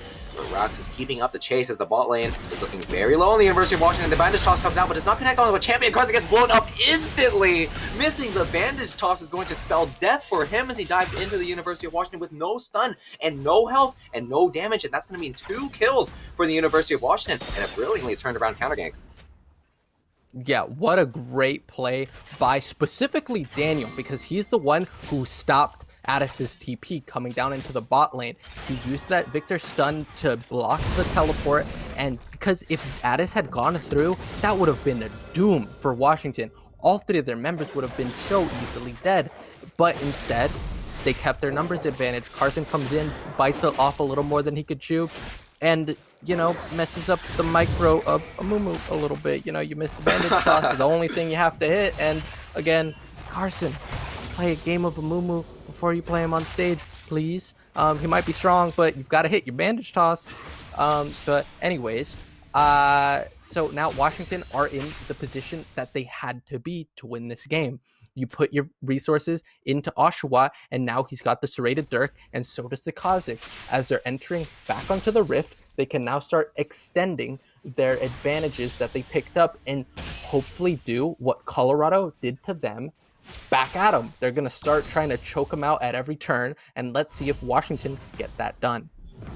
Oh yeah, the tables have definitely turned. As compared to game 1, the early game totally turning on its head, as now it's University of Washington carving themselves out an early advantage shaped by that jungle and how it's able to play out. Kha'Zix doing very well to invade the Amumu and find him doing those buffs and forcing him away, and because of that early priority, he was able to find those 2 kills in the bot lane, and that's going to mean that University of Washington are picking up those early game dragons, as now Addis has got the mid lane pushed out, and that's going to mean that he's able to check the dragon being taken, and Addis on his way is going to mean that Kha'Zix is forced to back away from this dragon take, and now it looks like Colorado feeling pretty ready to start this one. They have bot lane priority as well, and now what looked like a bit of an opportunity for the University of Washington is going to mean another early game dragon going the way of the University of Colorado. They went 4-0 in dragons in game 1, and now they're starting to set up another advantage in game 2 as well, and University of Washington got to start to pick up the slack in other sides of the map with that dragon going down. Yep, I mean, Colorado, you know, they didn't have the early gold into bot lane, but they still somehow got the dragon. So that's a little concerning coming out of Washington, because you'd hope that with their advantages, they would be able to start choking out these neutral objectives, but it looks like Galio's going to able to get this engage onto Oshawott. Yeah, here's the play again. Carson finally going to hit that bandage toss onto Valmus Mori. He's going to go down very low, but the bullet time is going to keep the dive away. That damage over time is going to mean that Colorado has to back away from that one. Unfortunately, no one on the University of Washington going to go down in that 3v2 gank, but they're going to be forced to use their summoners, excuse me. Oshawott has to flash clans in the face of the Amumu and the Galio, and that's a lot of crowd control on the side of University of Colorado that they have to watch out for, and with both those summoners being used, if Colorado are on top of things, they're going to be looking for this play in the bot lane once again in just a moment. But fortunately, Kha'Zix doing what he can to pick up those advantages on the other side of the map and pick up all 3 blue side camps I can imagine, and that's going to be a great advantage for the University of Washington. considering that none of them died in that bot lane play. Yep, I mean, good by Washington to resist that engage. They found themselves in a less than advantageous position, and this is concerning coming out of Washington. They just put themselves in such a great position with finding those early kills in the bot lane, but now it feels like they're on the back foot again. So they've really got to secure their communication as they go into the rest of this game, because they've got to start making plays together. They have to start extending their lead and getting these neutral objectives. Kha'Zix, this is good coming out of Washington because they didn't bite off more than they could shoot. Sure, you had priority in the top lane, but it was the Amumu and Silas right about to roll up on the Kha'Zix if he had gone for that Rift Herald play. So it's good that Washington, didn't bite off more than they could chew at another Rift Herald, lose the game there, but they're doing it now as they can tell that there's not going to be pressure on them as their Victor comes back into lane. Yep, great timing as Amumu is going to be heading back to base to pick up some more items for himself, and that's going to mean that the soloed Rift Herald is going to go smoothly the way of the University of Washington, even without needing that vision control. Finally, they're the ones playing with that topside priority, as Akali is accruing a huge advantage in the top lane, 20 CS up on her opponent. With that leeching Lear available, going to mean that she can constantly push in these waves and keep herself sustained, and even the Kha'Zix be looking for the play in the top lane, but fortunately Volibear is going to make his way out just in time to avoid the dive. But nevertheless, the University of Washington going to put down the Rift Herald after a few plays going down, and going to widen this gold gap even further, going to go up to 3,000 at this rate in the top lane, as well as in the jungle, as well as in the bot lane. University of Washington winning across the board, but like you said, it's not enough to have a gold advantage. You've got to make these advantageous plays. You can't just let things stagnate and scale into the late game, because that's not where you're going to win. A bit of a trade in the mid lane as both Static Storms going to come down, and Carson with the bandage toss once again is going to try to put down the curse of the Sad Mummy. It connects, but the cleanse from Daniel is going to use as well. Cyrus D has the ultimate to land the ignite. He flashes in for it, and he's going to go down. Both the jungle and the mid lane are taking a lot of turret shots, but they stay alive and pick up a kill to put themselves into this game. And that's going to be going into the hands of the support, actually. Solar Flare going to go down onto Addis, who jumps in onto the Vomit Mori. Leona might be a support, but she's got a lot of damage on her own, but Addis very strong at this point of the game with Hextech Alternator. Vomit going back in with the Zenith Blade. He has the backup this time, is flashing away from Addis to try to prevent the Kingslayer, and finally, Kha'Zix shows up to pick up the kill for himself. 2-0-1 in the jungle in response to that mid lane dive. Well, that was an aggressive play out of Amumu and Galio, just blowing both of their flashes, going on to Daniel as he ran for his life, but apparently going behind your tier 2 turret isn't even enough when Galio and Amumu are determined enough to go for you, and that, everybody, is exactly why you take cleanse whenever you're a bot laner against Ashe. Because if you don't, you're kind of trolling, because you need some way to get out of Enchanted Crystal Arrow, because she's going to be throwing that right into your face any chance she gets. So good on Washington, extremely quick cleanse, and resisting his potential overextension for that minion wave. Yep, Oshawott wanted so desperately to force that wave into the enemy turret so that he could secure himself the back timing, but Enchanted Crystal Arrow there on time is going to force out the cleanse for his troubles, and now with the dragon on the way, University of Colorado is posturing in the bot side. University of Washington is here in turn, though, and look at the item disparities across this board. Duskblade of Drakthar already completed for this Kha'Zix, as well as the extra serrated Dirk, but now the play is going to go down onto Velmanos Mori on this Leona, but she is incredibly tanky, and the Bandage Toss is going to come down as well, but she doesn't even drop below half health. Solar Flare is going to miss, and he's going to land the Zenith Blade onto the Galleon to get stunned up, but Carson and Cyrus D are a bit lost. The teleport is going to come down in from Volibear, who picks up the kill on the Oshawott, who's all by his lonesome, without a support to protect him, and now Seiko's diving in with the Akali. He has a lot of damage, he's getting a lot of kills, and Law's going to go down very low, but one more hit from the Shuriken Flip is going to pick up that kill. Addis goes wide with that last hit of the Song of Duck, but now to 1v2. Seiko, he has the Rift Maker, but doesn't have the rest of the damage that he needs. Vax is very able to kite away from this play, and now Seiko forced to back away from this, and that looked like an advantageous team fight for the University of Colorado, but it might even get more advantageous as the Duck is going to land onto Seiko, who's using the Shroud to keep himself alive, and now it's going to be the kill. Seiko on a killing spree, as Addis thought he had the Kingslayer to keep himself alive in that play, but Seiko playing it beautifully in the mechanics to try to outplay that one, but he can't outplay the Enchanted Crystal for much longer, as now the Shuriken Flip is going to come back. Look at how much damage he has on this Akali, but finally the shutdown is going to land on this terrifying Akali, And now the bot lane is here as well. Oshawa landing the slow with the Dark Harvest is going to try to land the bullet time, but Rax dodges away from it. Now the full channel going to connect it, but Vomus is here to land the stun. The cleanse though from the Ash is going to try to keep himself alive for just a little longer. Buys the time for the Amumu to make his way into the play. He's got the tears, he's got the damage, but not a lot of tankiness yet as the Dark Harvest from Oshawa is doing so much, and Zenith Blade going to land down as well. Chris with Sad Money tries to keep Leona locked up under the turret, but Cyrus D is barely able to escape away from that fight with a sliver of health and an absolutely chaotic team fight that is not even going to result for a dragon yet. Holy moly, that was a lot of action in 2 minutes. So many things happened there where I'm almost sure every single member of both teams died at some point there, except for the volley bear who didn't even show up. But there was so much action there where Colorado looked like they were so ahead, but then they overextended for Seiko as he was trying to run away into the bot lane, where he baited the Silas into trying to go for a kill. But you know, as we look at the gold now, Washington stays on top, and not by much. They're here at 4K gold, which is a lot for 15 minutes. But again, it looks like Kha'Zix is about to get picked out from going to land onto the Kha'Zix, who gets caught trying to do the Raptor camp. Kha'Zix doesn't do that one too fast. Unfortunately, Colorado is on top of things and able to find the play there.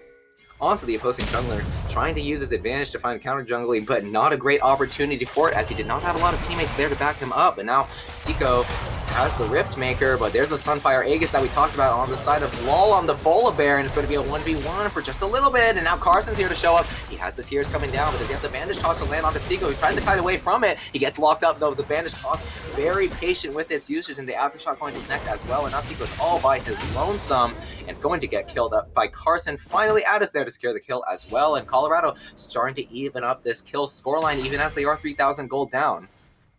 Yep, that is exactly what I was about to talk about, is that Washington might have been 4K gold up, now only 3.5, and that's not enough. I mean, sure, it seems like in a normal situation that it would be a lot for 15 minutes, but it's not for them right now. Speaking of a lot, here's a lot of damage coming out from Addis, who has the stolen storm from Victor to try to put down a lot of damage onto him, and Cyrus D used the ultimate to follow up as well, but Victor with a lot of movement speed is able to kite away from that one. He has the phase rush as well as the movement speed from his Q to kite that play away, and not even going to be forced to use either his flash or his cleanse, and well played from him to avoid that play and force out the Galliol, which is going to create something of a window for the University of Washington should they try to look for a play. And speaking of plays, Rift Herald going to be started once again by the Kha'Zix. It was soloed last time, it looks like it's going to be soloed again. Sicko maybe going to throw a 5-point strike here and there, but not even going to bother with that, as it looks like the University of Colorado not feeling too strongly to contest this one. They know even as the Kha'Zix is starting to taper off, he still has a lot of lethality and a big gold advantage over the opposing jungler, and with Amumu just wanting to get an advantage for himself by clearing those bot side camps. Second Herald is going to go the way of the University of Washington, and I'm interested to see how they decide to use this one, as the lane turret, it's not cracked yet, but the top lane one is, and maybe they look for the play in the bot lane as well. It's good that Washington found that, that single win by getting another Rift Herald here, giving them a potential to find somewhere to blow wide open, but they've got to do it fast. That fight in the top lane where Akali was just trying to beat on Volibear so badly, that's just going to be representative of what's going to happen for the rest of the game. We're at this point now where Washington, sure, they have a gold lead, but it's already closing up. And they are these assassins that are going to try and knock down these beefy tanks that are just going to laugh at these damages.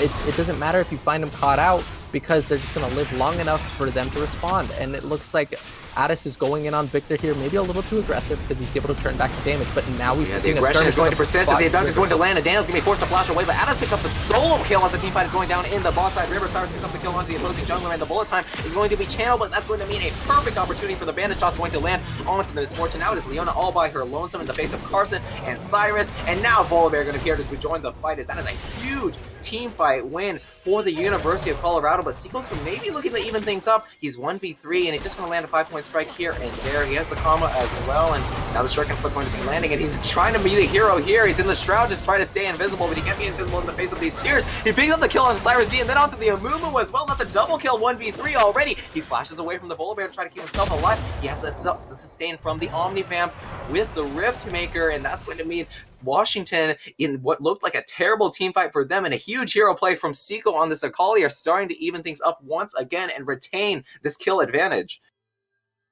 Yeah, again, what's going to happen for the rest of the game, they're too darn tanky. They're so good in team fights. Galio, Amumu, Volibear, they can just sit there, take the damage, and then run you over when they say, oh, you done? You done with your cooldowns? You're over? Okay, you're dead. Like, they can barely get through half their health pool in a full combo, and then all of a sudden you've got someone like Mumu or Volibear who are just going to end up healing it all back. Like, they're just too tanky. They can just kind of run into Washington face first if they find anyone out of position with any of their team members around, and just kind of run them over. That their comp is so easy to play at this point because they can do whatever. It doesn't matter if they get caught out because they're so tanky. They don't need the Ashe to put out damage. Amumu does enough. Yeah, we had a big bot lane fight, and here's yet another one. As Misfortune is all by herself. Oshawott, without anyone to help him in the mid lane, is going to get locked up with all the CC on the side of the University of Colorado. Now Volibear joined the fight with the teleport. But Drac is going to get caught out by the stun, but Zico is going to be able to pick up the kill on the 80 carry. But now he's blocked up by all these tanks, and he's not going to last for much longer with all that Omni Ban. But now the fight is looking on the side of the University of Washington as Victor has free reign to run over his opponents. And now Addis is the only one left alive on the side of the University of Colorado. And now, with Colorado using all of their resources to try to just kill the Misfortune and the Akali, opens up so many opportunities for the Kha'Zix and the Victor to run around and put out that damage, even in the face of the tanky members of the Colorado. And that's going to be the Mountain Dragon going the way of University of Washington, which is huge against all of these tanky members of the opposing composition. That was fantastic positioning by Victor, where he hit every single member of Colorado with all of his cooldowns, whether it's the laser, the giant death circle that he has going on, where he just outputs so much damage, and he is the one non-assassin lethality something win condition that Washington have going for them. Sure, he does a lot of burst damage, but maybe the burst right now is enough to cut through these tanks, but we'll just have to see as this game gets later and later and we get more resistances out of Washington. The ticking clock for Washington that they've got to be aware of is when this Amumu eventually builds Demonic Embrace. Because as soon as we get Demonic Embrace, Amumu starts doing so much more damage. And I'm not sure if Washington can take it, but evidently, Victor does enough right now. So hopefully Daniel can find these perfect team fights where he can hit everyone with all of his abilities, because as soon as those cooldowns are done, even a Victor, even with all the damage he can put out, is kind of helpful. Yeah, the team fights are not going to stop as Rax is going to get caught by the solo player, but has the cleanse to get away from it. Addis tries to find a flank onto the University of Washington, but just walks his way out of that one. It looks like Colorado was not feeling too ready to commit to that team fight in the mid lane. Good on each team, not fighting over nothing. You always want to try to get an objective or something out of these team fights, and Colorado doing a good job just to try to use as minimal resources as they can to get away from that fight, which looked a bit bad for them as it was on the side of the University of Washington. And throughout this early mid-game, we've seen so many team fights, and I think some of the important takeaways from them are how University of Washington has not been able to play into these team comps. Maybe they're playing into this bot lane play, as now they're getting very low. Carson is not much tanky against the Kha'Zix, who has so much damage with lethality. He was isolated all by his lonesome as Volibear trying to get away from the Akali in the bot lane, and now that's a double kill for the Kha'Zix on the University of Washington, and going to open up a lot of these bot lane camps to be taken. We're going to see how University of Washington decides to play with this little bit of priority that they have on this map, but you can see how powerful these two assassins are at this stage of the game. We talked about whether the assassins were going to be able to deal the damage that they needed to against the tanky composition of Colorado, but Washington is playing it perfectly, using their window of opportunity with these items to start up this Baron Nashor after getting those 2 kills in the bot lane.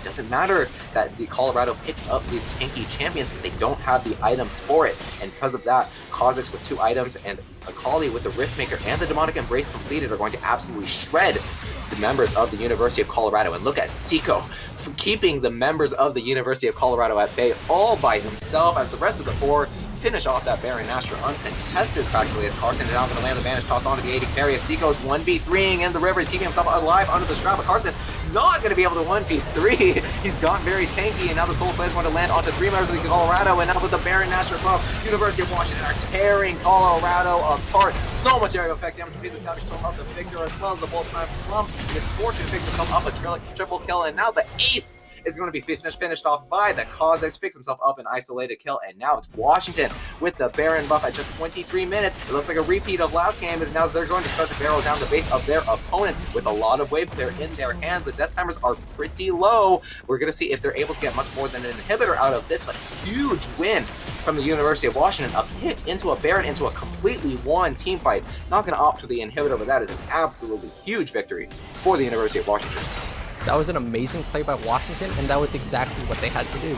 We're in that 20-minute mark where this is going to be the breaking point for Washington's comp, and they got a pick, and they were able to get Baron. And like you said, Seiko was just sitting there on his Akali, pushing Colorado away, making sure that they could not come in and contest the Baron. And as soon as Amumu just wasn't on the same wavelength as the rest of his team, they were all getting zoned out by Akali, where he tried to go in after the Baron was down for a hero play 1v4 against University of Washington. He just went in, and I mean, it's kind of hard to call it anything other than an int. Like, he maybe thought that his limits were stronger than they actually were. Maybe he saw that giant 59% win rate and thought, well, if something can be this strong, it has to be 1v9, right? So I'm just going to jump in and do my damage. But sure, you can tank a lot, but 1v4, not so much, especially when you're behind. So again, Colorado can still bolster up with their tank stats, but now maybe this is going to be what it takes, as they got the pick potential onto Daniel, but he has the cleanse and flash to get away from this one. That's 4 members committing to this play in the ball lane, and now Seiko's all by himself in the midst of 2, as Daniel's trying to keep himself alive with the Zhonya's Hourglass, but he's going to go down eventually to Rax, picks up the shutdown for himself, but now it's Ball picking himself up all by himself in the backline, and Adams doesn't have to sustain to keep himself alive. Galio's going to dive right back in just to hand a kill over to Misfortune, and that's going to be a triple kill for Seiko, and 2 more in the hands of Misfortune, with the teleport coming down in the mid lane. It looks like the call is to finish this game off and get University of Washington into Game 3, answering back with another huge victory for themselves. It looks like Colorado does not have the death timers to try to answer back to this one. Washington making their way over to the mid lane, and Seiko's trying to do the damage to the inhibitor. They have the Baron Nashor minions though, and I think they're going to be able to close this game out between their damage, and it looks like it is going to go their way at last. The timers are here on time. They're in the single digits. We're going to have to see if Colorado is going to try to pull off the hero play, but it looks like the Nexus is going to drop eventually. The Moon was going to dive in with that bandage toss for one last hurrah, but Cyrus with the taunt is not going to be enough, and now Washington going to even things up in this series 1-1 with an equally crushing victory. Yeah, that was an amazing play by Washington, and it all came down to those 2 picks before Baron, because the timers were ticking. Colorado was about to scale up. They were winning all the fights, but Washington found the perfect pick to get Baron and spiral the game out of control, because like I said, it was that 20-minute mark where Washington had to find their way into this game, their way to win, and they did. At 23 minutes, they got that Baron, and they were able to just constantly force the issue back onto Colorado, where they could not respond. Honestly, a lot of that game it came down to Carson. His inexperience on Amumu really showed, and the jungler of University of Washington, he's just kind of a long string of numbers, but the Kha'Zix was just, he did such a great job of abusing that early level of jungler, where Kha'Zix was able to just completely get an advantage over Amumu. 8 CS to 24. That's where the game really started spiraling. Then we had the early kills in the bot lane, where we had the 2 serrated Dirk advantage over Colorado. And then the game started getting hazy, right? Like, University of Colorado started to find their way back into the game. It started looking like last game, where Washington was able to draft an early game comp, but they started losing that early game. But this time they kept toe-to-toe at least. They did not find their way behind, and then they found that perfect pick to win the game. Yep, and I think if there's a big focal point of that game too, it had to come down to execution for both of those teams. We talked about this team fighting composition on the side of the University of Colorado.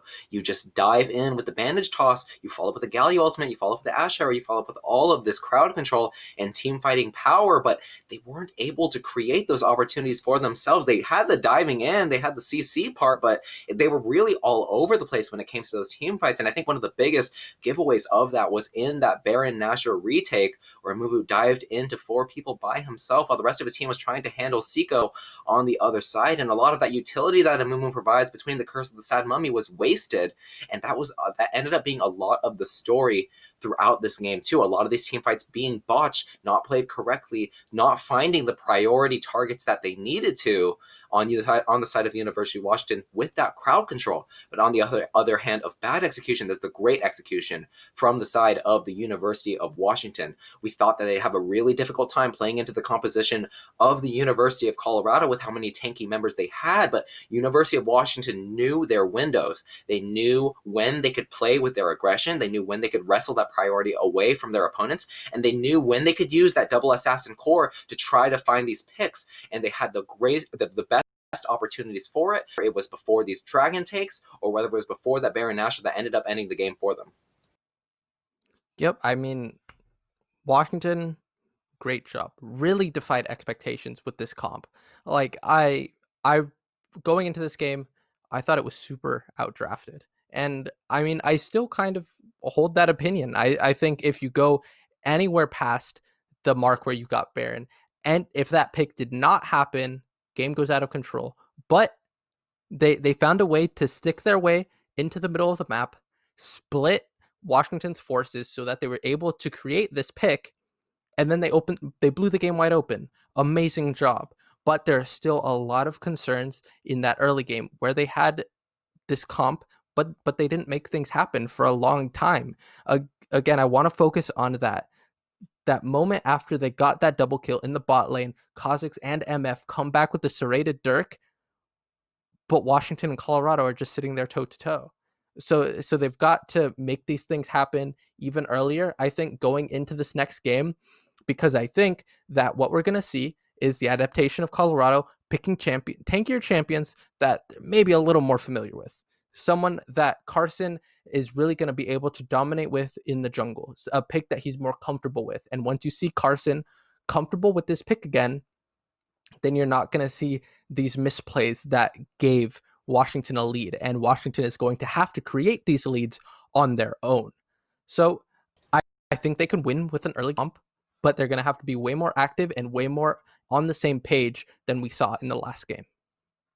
Yep, meta is important, and we talked about how huge this priority pick in the Amumu was, but you can't just blindly follow it, especially if you're uncomfortable with those champions. You've got to make sure you have that practice. You can't just run around buying Sunfire Aegis and hoping that the game falls into your lap. And I think one of the big things that prevented that inevitability on the side of the University of Colorado was the huge advantages accrued by Seiko on the Akali in the top lane, not just in lane when he was accruing those 20, 30 CS advantages, but in those team fights. Even after the fact, when University of Washington, when things looked bleak for them after the fight, he was diving in 1v3, picking up double kills, using his mechanical prowess to create huge advantages even when there weren't any. And I love to see these players knowing so well the limits of their champions. And I think that game was definitely ended up being on his back, because if he's not that huge threat for the University of Washington that's providing that AoE true damage ramped up, amplified,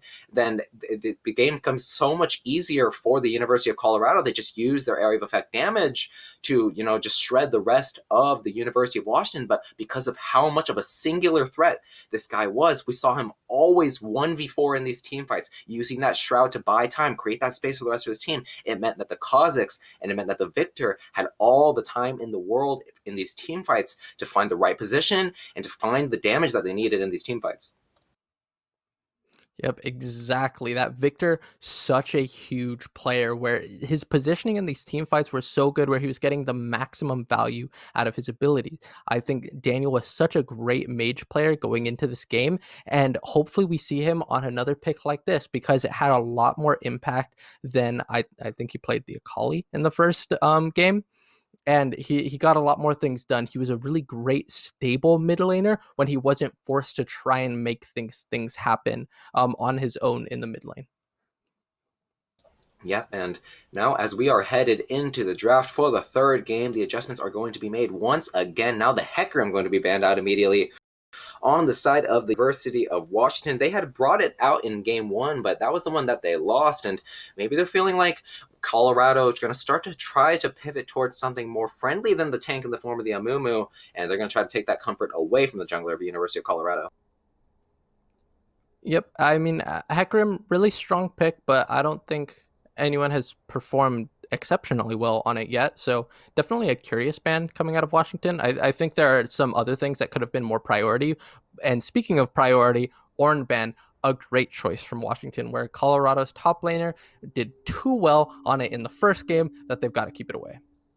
Yeah, we talked about how both of these top laners are huge fans of the Ornn, who has definitely aged well into the preseason because of how much tankiness he's gotten as compensation for only being able to upgrade one masterwork item for himself. And it looks like the University of Washington on that blue side not going to want to pick it up for themselves. And now here's something interesting, as the Graves is going to be banned out by the University of Colorado. We were thinking maybe Carson wanted to pivot back to that pick that he performed so well on in game one, but it looks like with the University of Washington on the blue side, Colorado does not want to risk giving this up, and they're going to ban it out for themselves.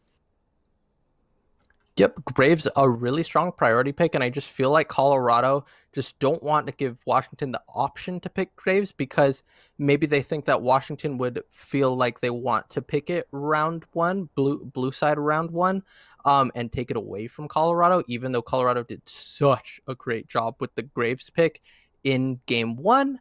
So I guess we'll see what happens. I'm not too sure if Washington's jungler is the biggest Graves player, but maybe he is. And it looks like we got the Samira ban from Colorado, another insanely strong ADC, but maybe the Jin ban isn't out. But Washington are the ones There it saying, is. all right, we're going to pick up a Mumu since Carson can't.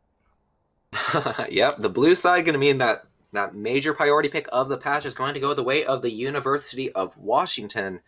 And hopefully they know how to play with it a bit better than the University of Colorado did. Again, it's got a lot of easy execution, but if you don't know what you're doing, then you're not going to find those bandage tosses, and you're not going to find the right positions that you need to land those huge curses of the sad mummy. But Akali is going to be picked up now for the University of Colorado. Washington had it on their side for 2 games, and now it's going to be Colorado picking it up for themselves, going to deny it away from the University of Washington and take advantage of the fact that they are, in fact, prioritizing that huge tank jungler pick. And we're going to see whether the University of Colorado is able to put up as much of a performance as Seiko just did in the top lane. Yep, Akali's such a great pick with the inclusion of a Rift Maker in this preseason. She gets so much out of the Omnivamp from it, but it looks like we're gonna see a pick that I haven't seen in a while in the Rek'Sai. I haven't heard of Rek'Sai doing particularly well in this preseason, but maybe Carson knows something that we don't. Yeah, there are some interesting things you can do with the Rek'Sai with these new items. Of course, there is the Eclipse. If you just want that reliable, consistent, all across the board, great item. But of course, there's the Prowler's Claw as well. I've seen pro players use this item to extend the knockup range of the Unburrow from Rek'Sai, and maybe that lethality option is going to form another double assassin core that University of Washington actually performed so well with. But now Washington, it looks like they're going to be stealing the comp of the University of Colorado as they pick up the Galio to pair with the Amumu.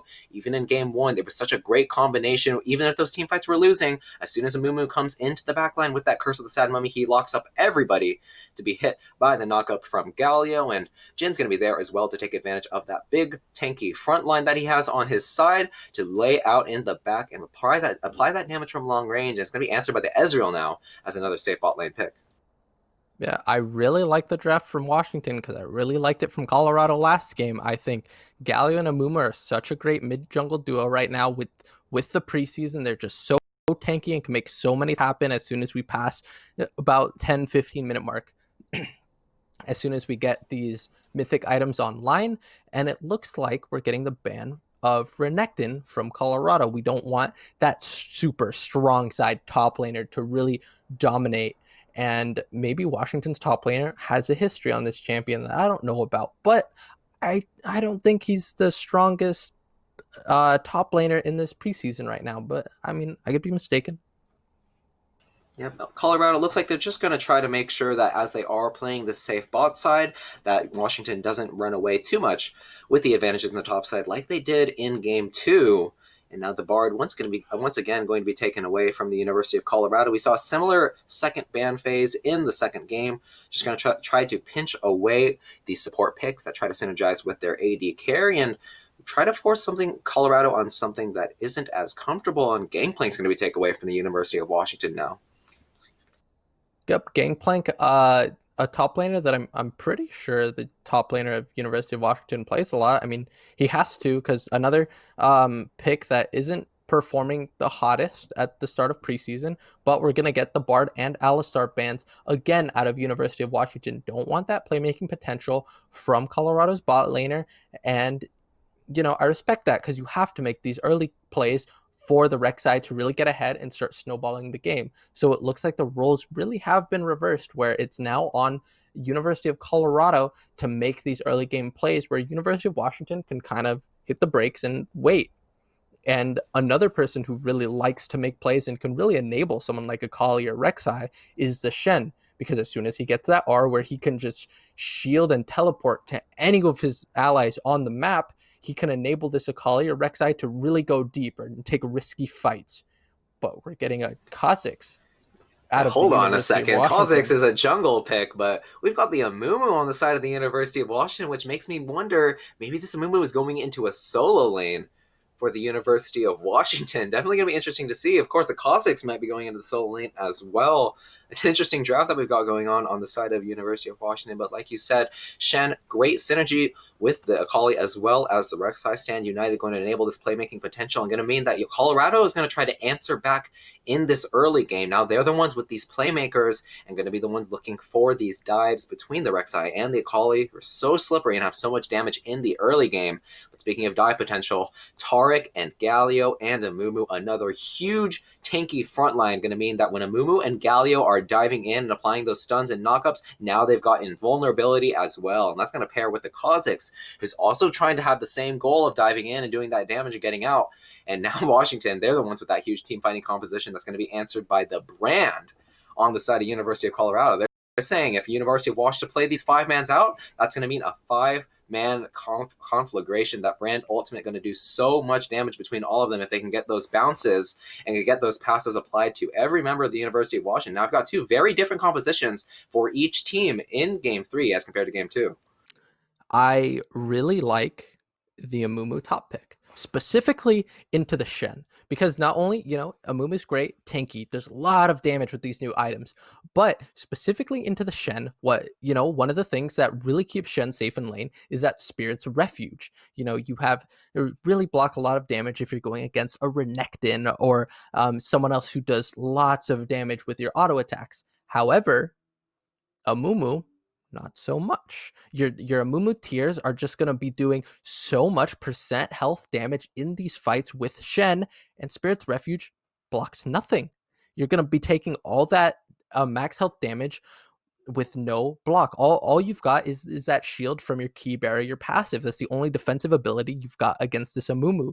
Sure, you can get slow from your sword pull through the Amumu, try and get away, but Amumu's just gonna throw a bandage toss. He's just gonna constantly stay on you, and if he has the conquer, just gonna heal so much. He's just gonna constantly pressure this Shen in lane, and if Shen is anywhere but under his turret, Amumu has such a great fight against him 1v1. And even if he is under the turret, just call on your homeboy Galio, ult under, and then you just kill the Shen. I think this is such a great pick, specifically into the Shen, and I could not be more excited to watch it play out.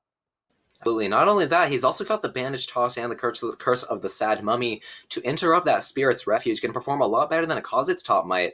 And I think it's a great adjustment and a great showcase of how much new stuff we've got to see in the preseason. Amumu himself is a niche pick, but to see him in the solo lane now instead of the jungle is not only a great adjustment that we have here in the preseason, but a great mid-draft adjustment to this jungle matchup. And it's going to mean that for a lot of that draft, it looked like the win conditions and those talking points that we had were swapped for these two teams. But now we've got something really interesting as the Kha'Zix is going to be the jungler on the side of the University of Washington in response to the University of Colorado. And that's going to open up a lot of a different dynamic, I think, than it would when it was the Amumu.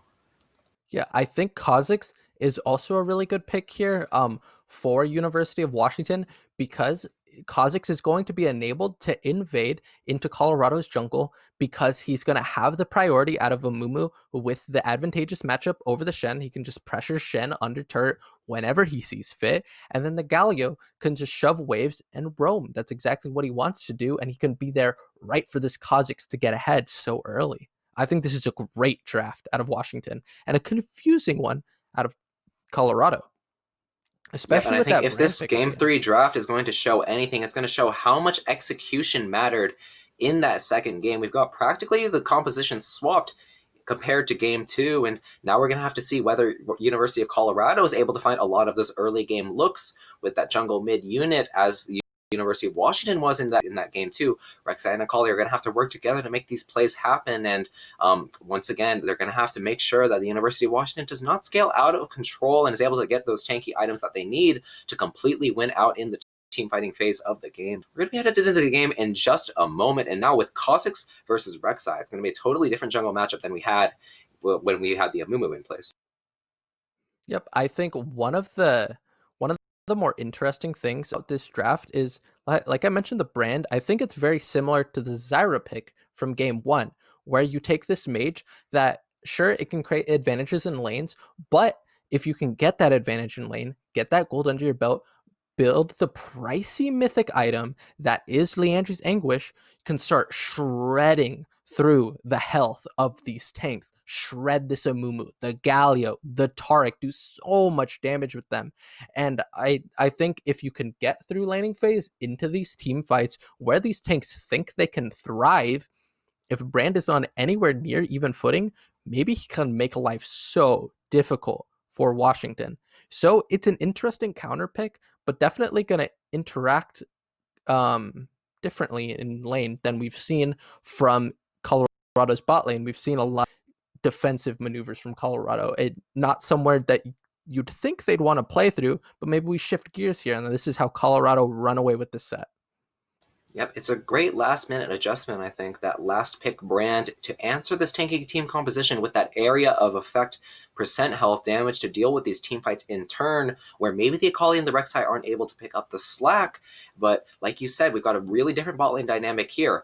Jin, nothing new to these PACU games, but we've often seen him paired with a support who's able to set up the deadly flourish for him. Now we've got the Taric instead, and Taric, he does have the stun, but it's not as easy to land as something like the Zyra root, or maybe an instant knockup from something like an Alistar, and now maybe the bot lane of the University of Washington might finally be on the back foot, as they've had such a commanding performance in both of the past two games.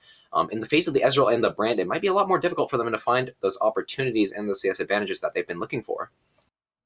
Yeah, exactly. I was scratching my head trying to remember who the ADC was for Colorado, but it's gonna be the Ezreal with the brands.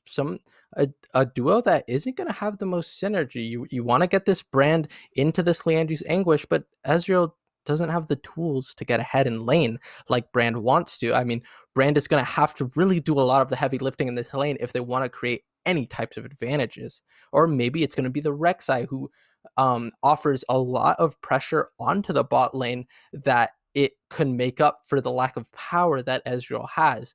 Maybe Carson puts in a lot of work for his bot lane and gets them ahead on his own. Yeah, I think both junglers have great opportunities to be playing around their bot lane, and something that is going to be a divergence from a lot of the solo lane pivoting that we've seen in the first two games. Both of these bot laners have quite a bit of setup. Brand with the stun and Taric with the stun as well, and as with the deadly flourish to follow up on it. Rek'Sai and Kha'Zix might be looking to that lane if they want to find those early game opportunities that have been so pivotal in the last two games. It's always been about which of these junglers is able to get off the ground first and is able to disadvantage their opponent to pick up those early neutral objectives and to find those early ganks that go uncontested. Yeah, exactly. It's all going to be about these neutral objectives in the early game. I mean, Kha'Zix and Rek'Sai are gonna have a lot of tools to make things happen early. So it's gonna be all about how these junglers start interacting together for who's gonna get these dragons and Rift Heralds, or maybe just who's gonna be in the right position at the right time. Because it doesn't matter if you're ahead as a jungler if the dragon just gets taken out from under your nose.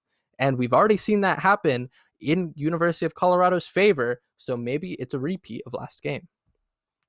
Yep, in the first two games, we had the Graves versus Hecarim matchup, both of them with a bit more mid-game options to mean that they don't have to look for these plays in the early game, and game two as well, it was Kha'Zix making those plays in the early game in the face of the Amumu. Rek'Sai and Kha'Zix are both very much focused on that early game power, and whether they're going to be able to find those ganks is going to dictate the course of this game. And once again, so many different lanes to play around and so many different powerful players. We saw the huge performances of the solo laners on the University of Washington, but as well in game one, we saw how much the solo laners of the University of Colorado were able to stand out as well. Yeah, exactly. This mid lane matchup is going to be definitely very interesting. I think Galio has a lot going in his favor where he can create a lot of pressure here. But we're gonna have to see as we are finally getting into game 3 of Washington versus Colorado. So let's see what happens. And it looks like Ezreal's going for a very weak side start and a greedy start of this tier right off the bat, because tier does not offer the combat sets that a Doran's blade or shield would otherwise, and it's going to make his early laning, his very first couple levels, very difficult for him, as Jhin is going to be putting on a lot of pressure. Yep, and I want to pay attention to where these junglers decide to start. It's going to dictate where the action is going to be happening. We talked about the setup in the bot lane, but what about the setup in the top lane? Mumu with the bandage toss and Shen with that taunt flash are able to set up the crowd control for the damage of their junglers super well. And University of Colorado, whether they're going to be wanting to follow up on the early game pressure in game one remains to be seen. And Cyrus is going to look for a cheeky pillar of flame in the mid lane as Daniel is just trying to dance it out, putting up those emotes as Addis bit more serious on his end, and he's kiting back and forth, making sure that winds of war don't land onto him. But it looks like Rek'Sai is going to be starting in the top side and maybe look for an early game bot gank. Amumu going to be following his pathing in turn, or not Amumu, excuse me. Still used to seeing our solo lane Amumu here. Is going to be Kha'Zix following him in turn. Kha'Zix once again a great user of that path, buff to Gromp to buff. Those 3 single target camps are going to be taken out very quickly by the Kha'Zix. That's going to mean that he has an easier time making his way to whatever lane is going to be played around in this early game. And Rek'Sai, on the other hand, a lot more options when it comes to pathing, can offer those AoE camps like the Wraith that Rek'Sai is starting right now. And for the moment, doesn't look like anything level 2 is going to be happening, and Amumu and Shen, I don't think either of them are going to be trying to make any plays happen in the early game, and for that reason, Kha'Zix is going to try to make that early game gank path happen. He's just going to full clear his blue side camps, and once again in the bot lane, a lot of aggression on the side of the University of Washington. Oshawott knows how much better he is than his opponents, and is going to make sure that he's pushing them in and trying to force this level 2, but Colorado answering in turn, going to make sure that they land the level 2 just in time, even if they are pushed in. But it is something of a setup for the University of Colorado as Rek'Sai starts to make her way down to the bot side. Maybe he goes for the blue buff and this is way down there, but because University of Washington was able to get that early push in, they're going to have the ward available as well to spot out the gank paths from the Rek'Sai and make sure that nothing is going to be too deadly this early game. Yep, I mean, you know, mid lane, it's going to go back and forth constantly, but with the Amumu Shen, sure, Amumu can put some pressure on Shen, but that's going to be later on, because right now, his Despair just does too much damage, but or not does too much damage, instead it soaks too much of Amumu's mana. He's going to be forced out of lane early without his blue buff that he would normally have in the jungle. However, once he starts getting some levels under his belt and has a larger mana pool, he'll be able to take more trades into this Shen. Yep, and here's something that we haven't seen too much at this series. It's going to be a fight over the bot lane Scuttle Crab. Kha'Zix finishing in the bot side, but doesn't have the opportunity to get the gank, is going to mean that he has to make his way over to the Scuttle, but because now it's Colorado bouncing back the wave, they have the bot lane priority, and that's going to mean that Rek'Sai is going to be the one to pick up that Scuttle Crab. gonna look for a gank in the mid lane as well, but he's just gonna be crossing his way over to the top scuttle, and Kha'Zix unfortunately going to have to cede both of them away, as both Scuttle Crab's going to go the way of Carson and start to build up that early game advantage, even if it's not a buff being stolen away or like in game 2, the growth of the Amumu being stunted. Just something like that is all it takes for an advantage to start being built up. Yep, this advantage is going to come through for Colorado right now, because they've got you know, a little bit of a gold lead with about 400 going in the way of Colorado. But obviously nothing to really look at so far. But we're getting a huge a sizable CS discrepancy from the Shen in the top lane right now. And it's to be expected in the very first levels, but as soon as we get some items and Curse of the Sad Mummy under Amumu's belt, then he can start making things happen. Yep, Shen able to exert a lot of that early game pressure because of his percent health damage, and now he's able to lock down that Amumu with the taunt. But once again, this has been the story of the series, Washington's bot lane creating such an advantage just in terms of CS in the bot lane, and now they're going to get themselves the back advantage, and with the dragon spawning, maybe we're going to be looking for another early game dragon fight.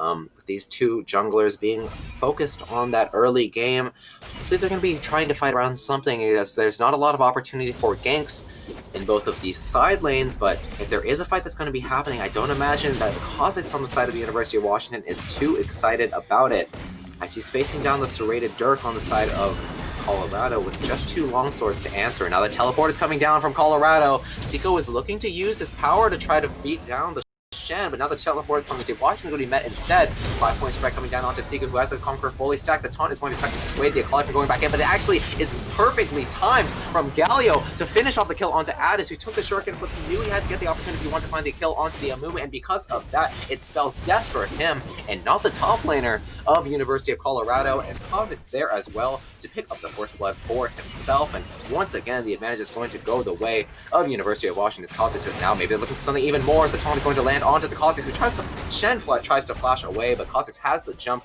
to leap away from the turret damage, and now Shen going to miss out on a lot of minions there, and that's going to be 2 kills for 0 for the University of Washington, and a great showing in the early game so far. That all came down to Daniel's TP. It might have been a little bit later than Addis's, but Seiko, using his heads-up play to just stand in the minions. He knew he had a wall of protection, but it looks like Carson invaded onto Kha'Zix and found an easy solo kill. Yep, the Carson on the Rek'Sai, he wasn't there for the top lane gank, but he knew that Kha'Zix was going to be trying to take those camps on the top side after finishing off that gank, and a great heads-up play from him, a good invade that made great use of the early game advantage that he accrued with those double scuttles, using the increased power with the double serrated Dirks to find the kill onto the Kha'Zix, and that's going to be a shutdown as well, as Kha'Zix was the one to pick up both of those kills in that top lane skirmish, and now the score going to be evened out for the side of University of Colorado, even if the kills aren't even at this moment. Yep, exactly. The gold is really, really even. It has a lot to do with the CS advantage that we're seeing, not only in the top lane, but a little bit in the mid lane as well, and in the jungle. We're seeing these little bit of gold advantages, but the kills maybe weren't just for Washington to get ahead, but wait a minute, Daniel, he might have thought that he had the play in the bot lane, but Carson is there waiting in the wings to try to find the kill onto him, but Aaron Burrow's not going to land, and now the Dark Carpet Stack is going to be picked up by Oshawott on the gym, but he's not level 6, he's going to try to use his movement speed to get away from Addis, who is chasing him down. He has a lot of mobility on this Akali pick, and now the Rek'Sai going to dive in to try to secure that kill for Colorado, but it's going to be picked up either way by Addis. 2-2 in this early game, and a good play by Colorado, knowing that Galio was going to shove out that wave and look for the roam, and Carson waiting in the bush as the Rek'Sai waiting for the rest of his team to show up. And even if things looked a bit dark for Cyrus on that brand, the rest of the team was able to follow up, and that's going to be that Infernal Dragon is going to bolster the power of these 2 assassins on the side of Colorado. Yep, Carson, right place at the right time. He's looking so much more comfortable on a carry pick once again, where he has the tools to make things happen early. Sure, he wasn't there in the top lane, but he went on the invade, got the solo kill, was with Addis to make something happen in bottom river. This is Colorado and back tit for tat, and not only getting gold advantages in the CS, but getting kills now to match it up. Yep, the gold advantage very even at this rate, only 100 in the favor of Colorado, but Daniel maybe looking for a big trade onto Addis is going to find himself in a bad spot as he uses the ultimate to get away. Fortunately has the magic damage shield from the ultimate to keep himself alive. Akali and Rand did not have the physical damage that they needed to break it, and a great play from him, even in the face of a gank, to get away from that one. And now the gank is going to happen on the side of University of Washington, with Kha'Zix using that invisibility to try to dive onto Addis, but there is just so much mobility on that mid lane pick, and no kill is going to happen on either side, but a lot of resources expended and some great macro plays on each side. But here's Carson once again. He's sweeping the tri-bush, knows it isn't warded after Cyrus just cleared it out, and Jhin is all by his lonesome, but not before Tara gets here. He's going to be spotted out by the Tremor Sense from Rek'Sai, and he's going to get knocked up. But Mori going to go pretty low, but he has the heal to keep himself alive. Carson just found the trade onto the opposing support, and he's still waiting in the bush, knows it's warded. Maybe he really wants to force this dive, but it doesn't look like it's going to happen anytime soon as the wave is very far away from them. Looks like he didn't know it was actually warded, as he's going to waste a lot of time down in the bot lane. That's going to mean that the Kha'Zix is going to get a big advantage in the form of the Rift Herald. Carson thought he had an opportunity in the bot lane, but a big misstep is going to mean that the Rift Herald goes the way of the University of Washington. Yep, it's really great that Washington is finding this early neutral objective to respond with this trade. Oh, here we go again. Galio trying to find the play onto the mid lane. The trade going to be a bit big, but the health bar going to go down very low. Addis and Rek'Sai with so much damage. Find the kill on him. The Carson going to be picked up by the Kha'Zix on the side of the University of Washington. 1-for-1 in the mid lane. Daniel, knowing that he had those two members in the top lane to follow up if he got a bit too low, but fortunately, Carson was there in time. The University of Washington had thought that the Rek'Sai had backed, but he was there just in time for the mid lane gank, but so was the University of Washington, and they were able to trade that one out 1-for-1. Now, mythic items starting to enter the inventories. I talked about the Prowler's Claw earlier and how it's able to extend that unburrow range. It looks like Carson is of that school of thought, not going to opt for the Eclipse and going to try to create advantages with those new items. And I love to see it, and I wonder if University of Washington knows about that interaction, or whether Carson is going to use it to his advantage and maybe catch them off guard. Yep, I'm really curious to see what Carson is able to do with this new mythic item, because not only does it give him that dash, but it gives him bonus damage on the target that he dashes through. So it's going to help him more effectively burst down the single target that he's looking for. And from the way I'm seeing it, he's looking for that Jhin or the Kha'Zix, because he's probably not one-shotting any of the other tanks. So Carson's going to be able to find even more early game plays as the game goes on, but Kha'Zix is not just going to be left behind, because he is also picking up his mythic item, but he's going to be opting for the Duskblade, where after he gets a takedown, he's going to be able to go invisible, but it looks like almost a solo kill happening in the top lane. You talked about how powerful Seiko was in this matchup, and it's going to be a solo kill happening very soon. The Kha'Zix not even going to be needed to follow up on that play, as now the bot lane play is happening, and they're not going to come down in time. But Mori has one more auto to pick up the kill onto Carson, and Daniel just a bit too late with his ultimate, just like that of the Taric. But fortunately, once again, a 1-for-1. But with that solo kill in the top lane, that's going to mean that the kill advantage is in the way of the University of Washington, even if the gold advantage is still very, very even in this early game. Yep, well, I mean, it again is coming down to these CS advantages that Colorado are getting, so it doesn't matter that they are slightly behind in the kills now. But you know, Addis trying to extend his pressure onto Daniel. But he's Galio, he's got the aftershock, the magic damage shield. There's not a lot you could do to him, Akali 1v1. But it's good that, you know, you're not letting him just dominate the lane. However, we are seeing once again mythic items continuing to come out, where this Akali is using her CS advantage to hit Riftmaker before the Galio is able to, but Oshawott able to find, almost able to find the kill onto Rat. A curtain call going to come out, and the Spirit, or the, not the Spirit's Refuge, the Stand United going to come out from the Shen, as well as the Teleport. Now Addis is joining the fight, and Oshawott's forced to flash away, but the stun is not going to connect. A beautifully timed shuriken flip means that 2 kills are probably going to go the way of the University of Colorado. Finally happens. Addis on a killing spree, and Cyrus picking up the kill onto Oshawott. Daniel once again late to the play. Get the Tondo onto 2, and the Teleport's going to come in as well. It's a 3v2 for the moment. Colorado's bot lane not able to make their way in here yet, but Carson is here as well, and Looks like Colorado just going to want to make their way out of here and doesn't want to make any risky plays in the face of the Curse of the Sad Mummy, and going to put themselves up yet another dragon. It looks like unless Seiko wants to make his way into the pit, he's got a full health bar and he's got full resources at his disposal. The Curse of the Sad Mummy isn't available quite just yet. Maybe Colorado doesn't know it, but they're really taking their time. They're going to be patient with the play as Seiko is marching forward. The Mummy is very aggressive here, and the bandage shots is going to go fairly wide. And now Carson, knowing that the bandage toss is out, is going to dive right in with the Prowler's Claw, but he doesn't have a lot of tankiness with that lethality mythic item. 4 members of the University of Colorado diving in, but a huge Curse of the Sad Mummy is going to mean that 4 members of the University of Colorado are getting caught up, and that's going to be a huge team fight for the University of Washington as Bubonis, Mori, and everyone on the side of the University of Washington are diving right in. The deadly flourish not even going to be needed to find a kill onto the Ezreal, because that's 4 kills going the way of the University of Washington after the bot lane got picked off, and now the Dragon is going to be evened up for the University of Washington. A huge play from Seiko on the Amumu. He was taking so much time to find the right moment that he needed. He didn't even need the bandage toss because the flash Curse of the Sad Mummy, Colorado was not respecting it. They were not ready for the Amumu pick, and that meant that a huge advantage is going to be accrued by the University of Washington.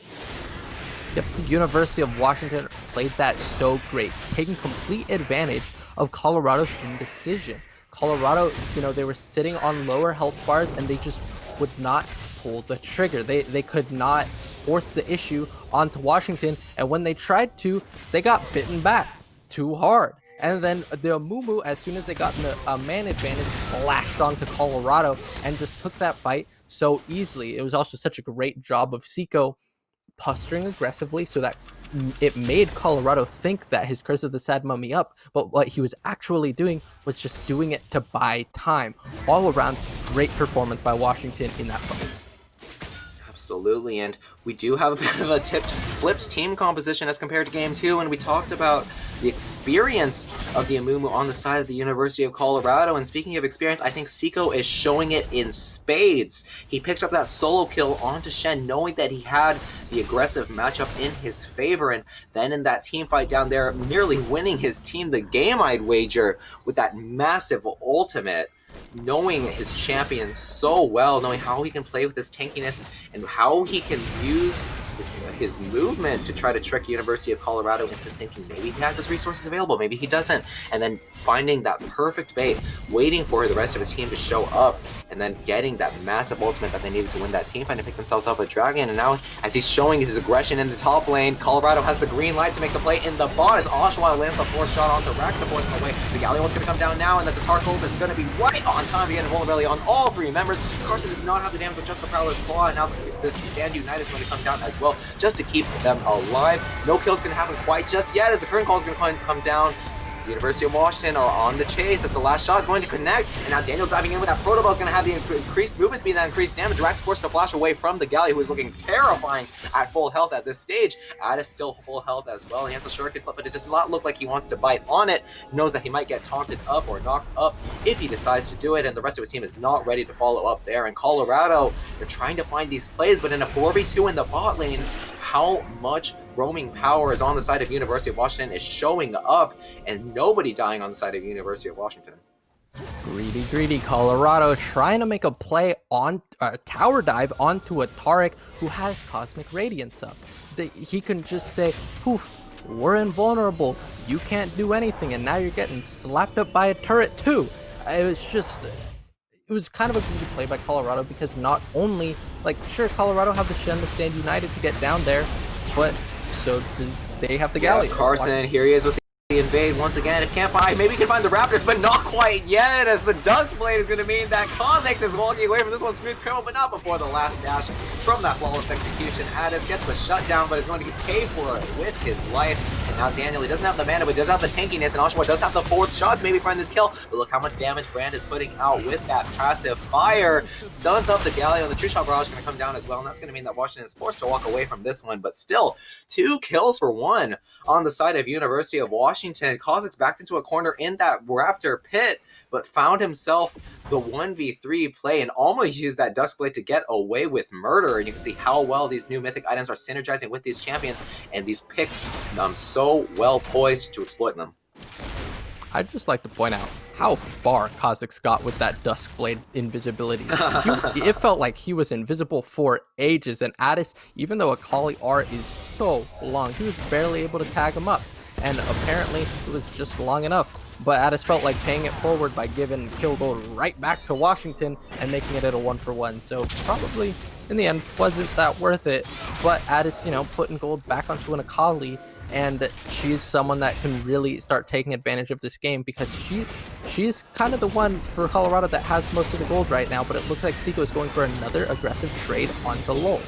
Yeah, knows he has the advantage, but maybe not for much longer. In a 1v2 situation, he might be at a disadvantage, as now he's going to put down the Curse of the Sad Mummy and stun up both opponents on the side of the University of Colorado. He's going low, but so are they. He has the Sunfire Aegis to put out the damage, but it's not quite enough in the 1v2. Fortunately, the Prowler's Claw, in return, going to provide enough damage in conjunction with the Sunfire Aegis of the Shen to turn around that gank, and finally going to punish Seiko for playing so aggressively in this top lane, always in the face of the Shen and forcing him into his turret. And Laz Carson gonna turn his attention away from the bot lane and pick up the free kill where it stands.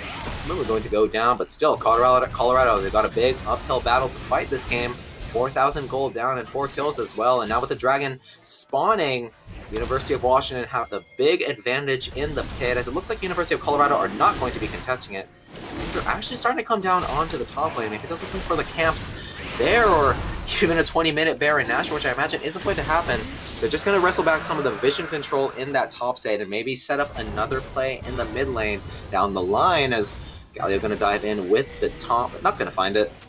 Colorado going to give up the Ocean Dragon, and Washington getting themselves one step closer to the Ocean Soul, that inevitable win condition that they need. But there's a lot of damage coming out from the support. Brand finally caused the Radiance going to come down to put down the invulnerability onto just one. Daniel is the only one who eats it, as Carson is diving into the back line and gets the double kill onto the Kha'Zix. Daniel finally used the ultimate to get down into the top of the back line and use that knockoff, but things might be too late as the Assassins had free reign to run over the rest of the team, and the tanks have finally joined the battle. But another shutdown going the way of the Akali. Addis going to get a lot for himself, and the last kill, the ace, going to go over to Rax. A 1-for-5 in favor of University of Colorado, and a very well-played team fight on their part, taking huge advantage of the damage from the Brand, as well as the power of the Assassins to get into the backline. The best thing that Colorado did that fight is they spread it out. They did not play into a Mumu and Galio, who really take advantage of teams that just are kind of on top of each other, where they can get huge taunts, huge Tears and Curse of the Sad Mummies, but that's not what Colorado did. They played away, and instead Washington were the ones that were all grouped up, and Brand was able to get so much value out of his ult, putting out so much damage. And that's exactly what I was talking about before this game, is that Liandry's Anguish. I wish we could see the damage numbers on that item, but I'm sure it's so much just after that one fight that he's had it. That was the opportunity that Colorado absolutely needed to get back into this game. They knew the items were even for just a moment, and they knew that they had to pull the trigger on that fight, and they did so beautifully, using the slipperiness of the Rek'Sai and the Akali to outplay the AoE abilities and the crowd control on the side of University of Washington, and they're going to be rewarded with a Baron Nashor at 21 minutes for their troubles. And this is something I didn't want to address, but having happened 3 games in a row, I've got to point it out. The second Rift Herald, spawned in base for the 3rd time in 3 games, is going to march sadly into the bot lane just to hand some gold over into the pocket of Addis.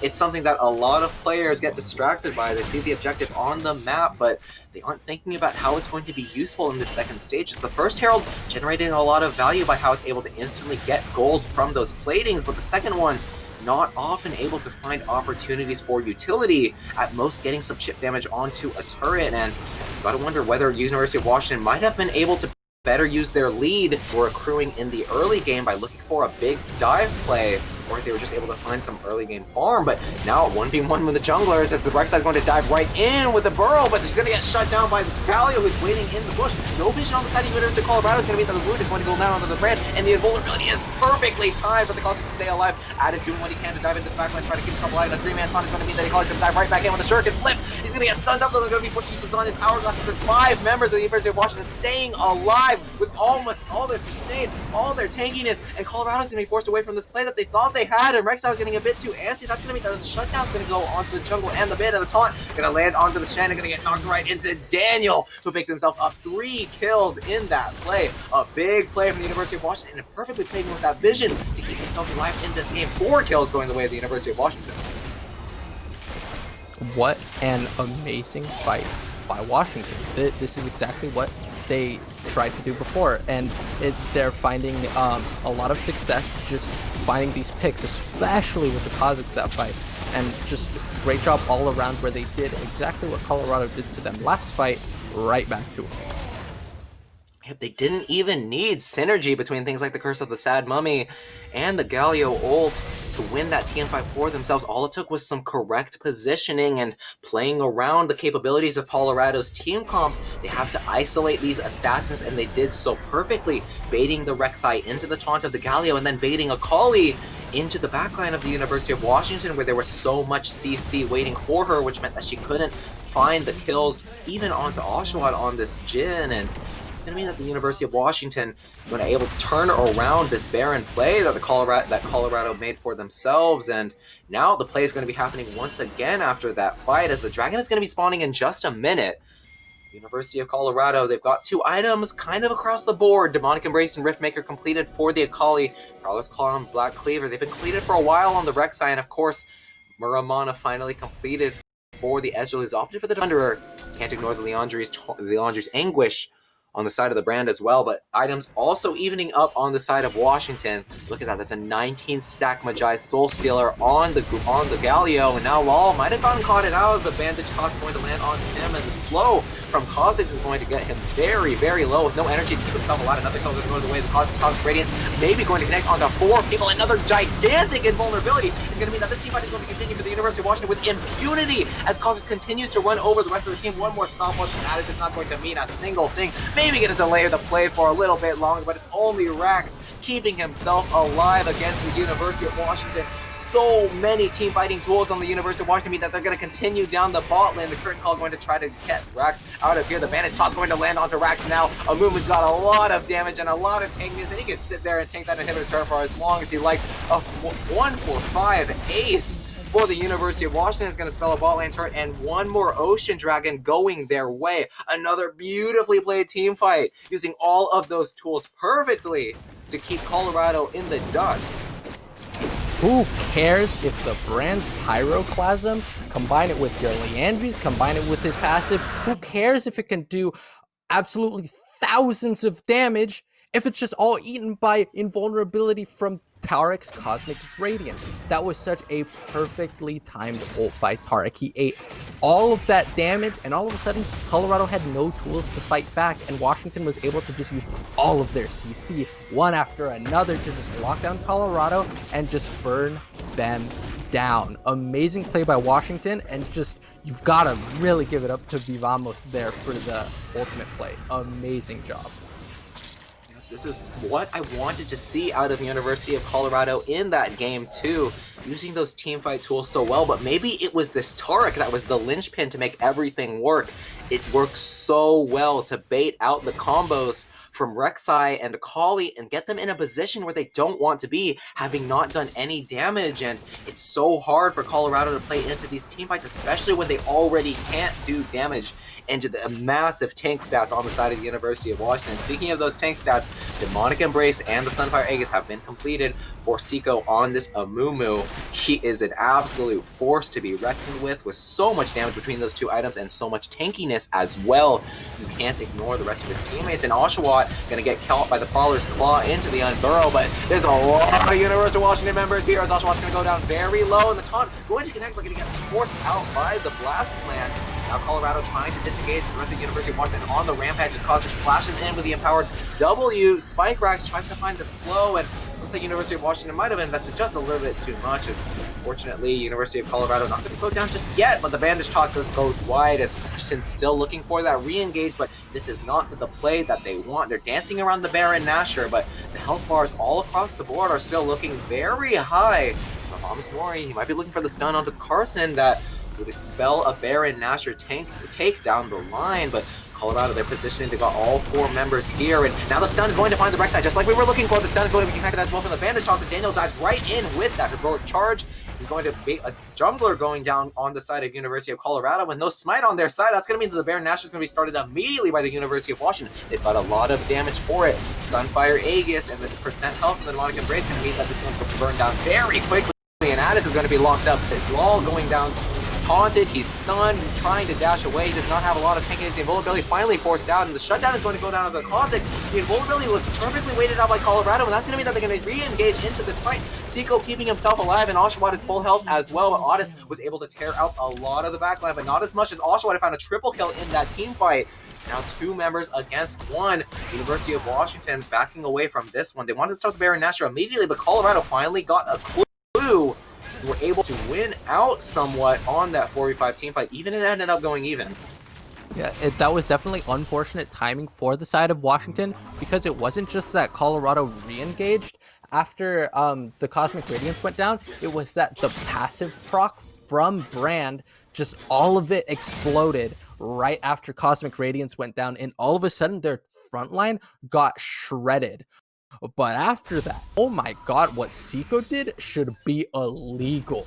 He just flashed with no health from a bush onto the rest of University of Colorado. Curse of the Sad Mummy did so much damage, and then Oshawott just went boop, boop, boop, dancing grenade, easy triple kill. And it was just gifted to Washington, and that was just so back and forth. It looked like Washington had it, then it looked like it was over. Colorado coming back, so much damage, and then Seiko said, this is our game to win. This is gonna be our set, and now they are 10 kills up.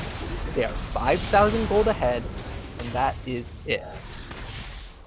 It might have been a commanding victory for the University of Washington, but if there was anything to take away from that one, it's that Colorado still has a way into this game. They can just find it. They knew that the Cosmic Radiance was creating a huge problem in these team fights, and they timed their abilities perfectly to wait it out, but Seiko is still such a huge problem on this Amumu. Curse of the Sad Mummy is so difficult to play around, especially when Carson and Addis need to be diving in onto their opponents, and now the root is going to land onto the Brand, who only lands this complication on one. Carson is going to give up his life for the Curse of the Sad Mummy to land onto 2 members. Unstoppable, here comes Rek'Sai landing onto Seiko, but no damage will be connected as the invulnerability reigns true, and Rax is going to be soloed out by Seiko in the back as Addis doing whatever he can in the backline. These 2 tanky members beating him down. He tries to find the kill onto Oshawott, but it's all for naught, as that's 1 kill for 4 on the side of University of Washington, and they're looking to end this game out, it looks like, or at least pick themselves up in Ocean Soul after finishing off this inhibitor, as there's only Lol on the Shen here to defend this mid lane turret, and he does not have a lot of tools for it.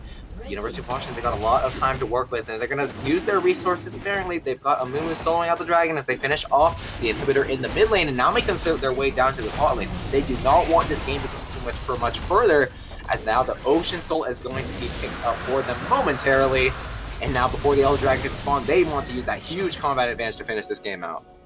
This is easily the most exciting game of PACU thus far, where this game is so back and forth. Even though it feels like Washington is in the driver's seat, it feels like they should have more control than they actually do, because sure, they keep swinging at Colorado, but Colorado does not take that abuse laying down. They're constantly hitting back, even if they should be in a position where they should be losing. It really comes down to this Brand and Addis outputting so much damage constantly in all these team fights, where Washington should be winning handedly.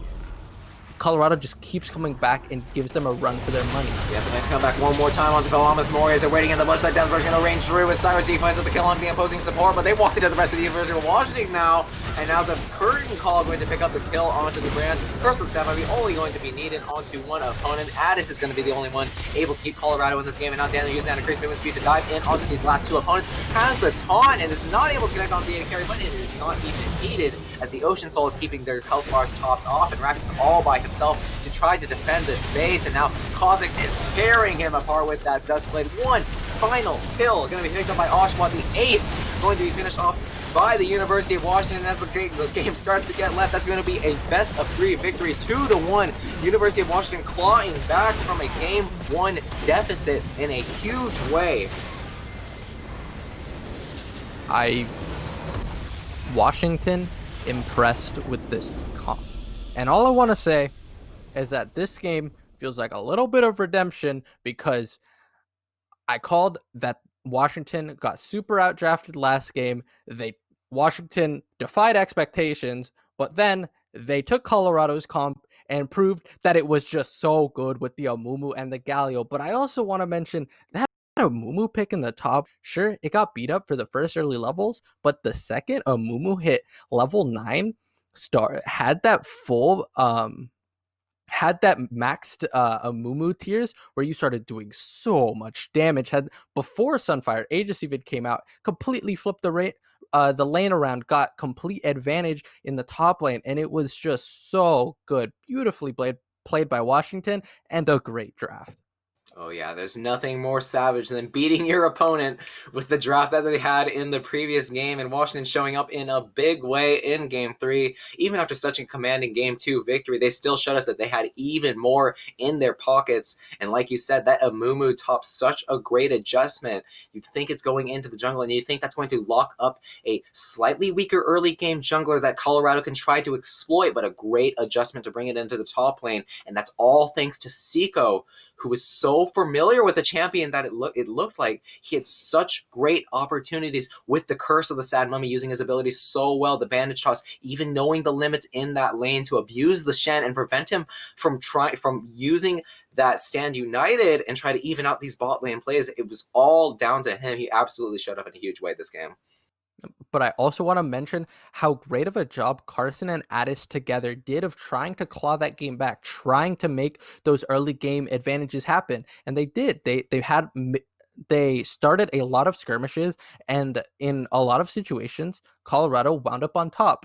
But in other situations, Washington kept slapping back, got through their early game, and they just skilled so much better with the Galio, Amumu, the Jin did so much damage. I mean, Oshawott finally had a team around him and was just able to use that giant front line to be like, okay, finally I don't get blown up, and I'm just gonna completely roll through the team. And Oshawott's becomes a whole lot easier when you have Seiko flashing forward, stunning up 3 people, and leaving them ripe for the picking of all you need is a dancing grenade. Absolutely. And like you said, that was such an exciting game to watch here at the PACU Invitational. It looked like such a crushing victory for the University of Washington, but there were a lot of bright moments for the University of Colorado, even in the face of such a difficult team comp to play into. They realized in those early stages that these team fights going straight into the enemy team were not going to work, and they had the adjustments for it around that Baron Nashor. They were able to wait out those cooldowns. Addis and the Rek'Sai being so patient and able to finally find their way into the backline, even if it ended up only amounting to something like an even team fight or even a disadvantage. They still had such great individual mechanical performances, and that's what kept them going in all of these games, and that's what got them such a crushing victory in Game 1. Yep, exactly. It was such a flip from game 1, and seeing that, Washington took this adaptation because they went for the tankier side, even though they won with a really aggressive team comp in game 2. And I like to see that adaptation, and hopefully we see this kind of adaptation throughout the next set, because it's always fun to see these players adapt and different play styles. Yep, that's going to remain to be seen. As next up for you, we have got Arizona State University versus University of California, Berkeley. And these two teams just as strong as the University of Washington and Colorado Boulder. And I'm hoping they're going to provide us as much of a back and forth performance as we saw here tonight in this best of 3, a full series, and such an exciting one at that. But that's going to be up for our next best of 3 match. That's going to be coming up soon. Yep.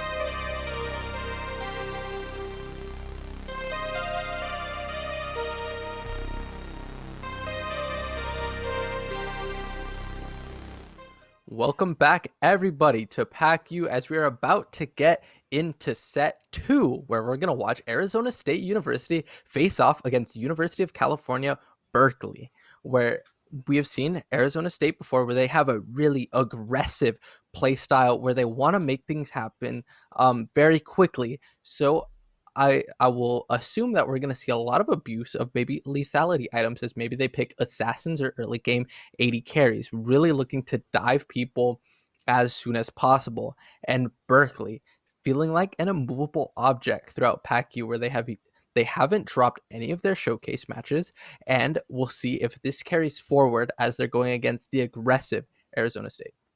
Yep, I'm always interested to see how these teams plan on adjusting to the entirely different meta that we have here in the preseason. Like you said, Arizona State University playing this calculated style of such relentless aggression in the early game, always looking for these dives and always looking for these invade opportunities. And maybe the lethality is a good match for them, or maybe they're going to fold into the meta that we've seen so far and start to play with these tanks that had such a commanding performance in our past match. We saw Seiko from the University of Washington absolutely dismantle University of Colorado Boulder on that Amumu pick that we've been talking about for the past 2 weeks.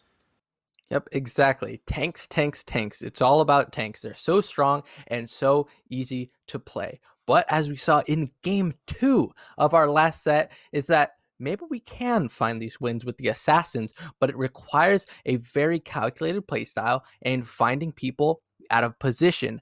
But it all comes down to winning games extremely quickly. You've got to win them within the 20-minute mark, or you kiss your chances goodbye if you see a strong scaling team on the other side. If you see these tanks, if you see this Mumu or the Galio, people who can resist the damage that you want to throw out, the people who will not get one shot as you get later and later into the game. But I guess we'll have to wait and see as we hopefully get into the draft soon, because I'm so excited to see what these teams opt for. Because, tanks are great, but we saw, you know, maybe a flash of they're not it. They're not all we have going for us. It's just a bit of a riskier playstyle if we don't go tanks. But with teams with such a high level of communication and coordination in ASU and Berkeley, maybe we'll see some more difficult team comps come out and find wins. Yeah, but I love to see in competitions like this that aren't placidly entirely professional is how many different avenues to victory that there are. All of these players have their own niches, they've got their own things going for them, and they don't have to entirely fold into whatever prescribed meta that there is, even as dominating as a force that we've seen here in the PACU, as those tanks you mentioned are. And one thing I'm looking forward to see from the University of California, Berkeley, is how well their champion pools play into the preseason meta. One thing I'm looking for is Eugenium, who has been playing a lot of Kale recently. Kale is one of the best users of the Riftmaker Gnasher's Tooth combo that has shown up in a big way here in this preseason, and it looks like he's definitely looking to adjust for it, but he's also got a few other picks under his belt. He's a big Fizz player, and he's also got the Echo, and these are two great users of the new Hextech Rocket Belt that are going to mean that that assassin playstyle that you talked about is going to be opened up potentially, and you can see the respect being showed to the Fizz from UC Berkeley going to be banned out immediately, and in turn, Kozik's going to be choked out by UC Berkeley to try to limit that early game aggression. Yep, Fizz, one of the champions that has been dominating solo queue ever since the preseason has come out, where he's just using Rocket Belt and Night Harvester to such great effect that he can just dominate early games as soon as he gets online when he hits level 6. But it looks like Arizona State might have been watching the last game where they saw Brand do so much damage, where Colorado might not have won the last game, but he was one of the primary win conditions to get the win over them. And maybe this is a sign that Arizona are looking to play some tanks because they know how potent Brand is into those types of champions. Yep, and in turn, the Graves again going to be answered by University of California, Berkeley. They're paying a lot of respect to Bako on the side of Arizona State. He's been a huge reason for the success of this team, and it looks like UC Berkeley is going to try to limit his champion pool, and by limiting these AD junglers, they might force him onto a less desirable option, like one of the AP junglers that aren't showing up as well as some of these Eclipse users and lethality users in the form of the Kha'Zix, but I know that Bako's got a lot under his belt, and I'm interested to see how he decides to respond to this ban phase. Is that going to ban out the Kayn as well? Kayn, another great user of some of the new items here in this preseason. The Gore Drinker is going to be his item of choice, especially if he's opting for the Rost, where he's able to get a lot of healing. And the Camille is going to be the first pick for the side of Arizona State. And it looks like UC Berkeley are responding with the Jhin. Jhin, a dominating pick from our last series, and Camille instead, a pick that we weren't able to see because she was constantly banned. And as you were mentioning, Berkeley do end up picking up the Kale, who's amazing with Riftmaker and Nash's Tooth. But as we saw in game 1 of Washington versus Colorado, she is really great if your jungler will come and help alleviate the pressure that you are going to receive during your early laning phase, because she's great if you can get out of lane within a reasonable amount of time without too many deaths. And Kale needs some time to get online, and she's going to need a lot of help getting there. And it looks like Arizona State are actually going to opt for the Swain and Twisted Fate. Twisted Fate is going to make a lot of action happen and is going to have a potent top laner to make action happen with in the Camille. If Twisted Fate uses his Destiny, comes to the top side, the top lane is going to get perma CC locked with the hook shot, the Hextech ultimatum, and it's just curtains for whoever Twisted Fate runs into. Yep, I love to see these two picks coming out. So Twisted Fate going to open up a lot of global pressure, and now Malphite is going to be locked in for UC Berkeley. This could go in either lane. I feel like Kale and Malphite being a flex in this draft phase.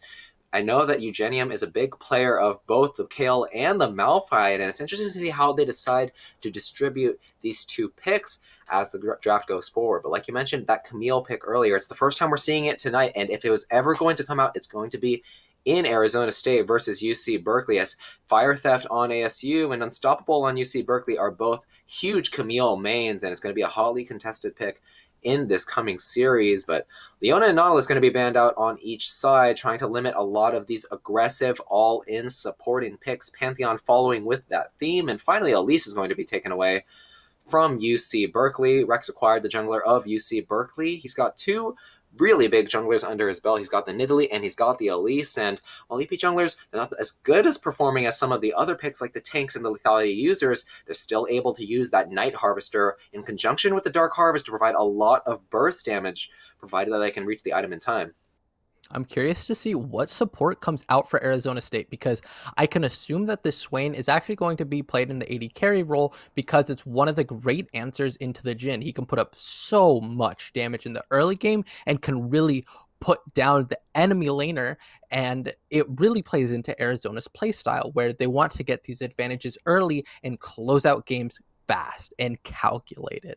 And that's exactly what Swain can help do. But it looks like we're going to see the jungler pick first with Jarvan, who can make ganks happen so early into the game, and this plays right into Arizona State's play style, and he can even gank you level 2 right after he does his red buff. Really interested to see the Jarvan, whether he decides to opt for something of a damage build with maybe a Gore Drinker, maybe an Eclipse, or if he decides to fold into that tank build by picking up the Sunfire Aegis. But speaking of tanks, University of California, Berkeley have got a very frontline, backline team composition going on so far. Two immovable objects in the form of the Malphite and the Alistar to guard the Jhin and the Kale, and now Arizona going to pick up a frontliner for themselves by getting the Galio into their hands, which looks like it's going into the support role this game, and that's going to create the space that they need to not only follow up on these dives, but also create that team fight presence that they're needing. That support pick makes a lot of sense because it's pretty much the last of the engaged supports that Arizona State had left, with the Leona, Thresh, Nautilus, and Pantheon banned. Alistar picked up by Berkeley, and it looks like a Mumu getting picked up so late into this draft. And it's interesting to see it picked up so late. Berkeley has such a tanky front line, but they have so few options in the early game. Pretty much the only side that they have any sort of pressure in is the bot lane. The Jhin can make things happen against the Swain. It's going to be difficult because he's going to have to dodge the Swain hand as it gets sandwiched with the dash from Galio, so it's going to be really difficult to avoid that type of CC. But hopefully Alistar is going to be able to relieve some of that pressure and get Jhin through lane, because that's kind of the only place where um, Berkeley can do anything. You've got a Malphite um, in the top lane. You've got a Kayle in the mid lane. Two matchups that aren't too, like, you're not going to create any pressure. Kayle's going to get abused, while Malphite, he can resist some of Camille's damage. He can build armor later, but in the lane, Camille can still get a lot of things done, especially when you have a Jarvan who can gank so early. And a Twisted Fate, the second he hits 6, he's going to be top lane immediately. Or in the bot lane, where Swain and Galio are sure to find some type of advantage, unless Jhin is the CC dodging master. Um, and I guess we're just going to have to wait. But the aggressive draft from ASU, I'm really excited to see. However, all of their cards are in the early game.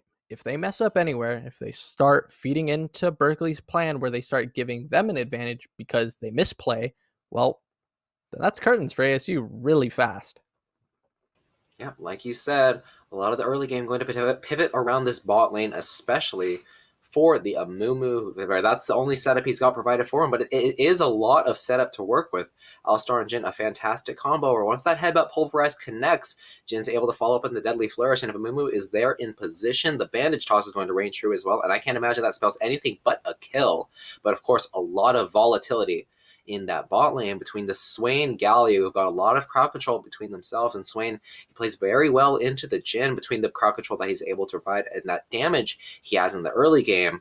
But one thing that's going to be a big focal point in this early game, I think, is going to be the state of Kayle in either lane that she decides to opt for. And she's not got a lot of options, especially before level 6. She's still going to be melee until she reaches that point. And I think that Arizona State University is going to look to exploit that lane and try to exploit the lack of options she has for escape and use that option that they have to create their early game advantages.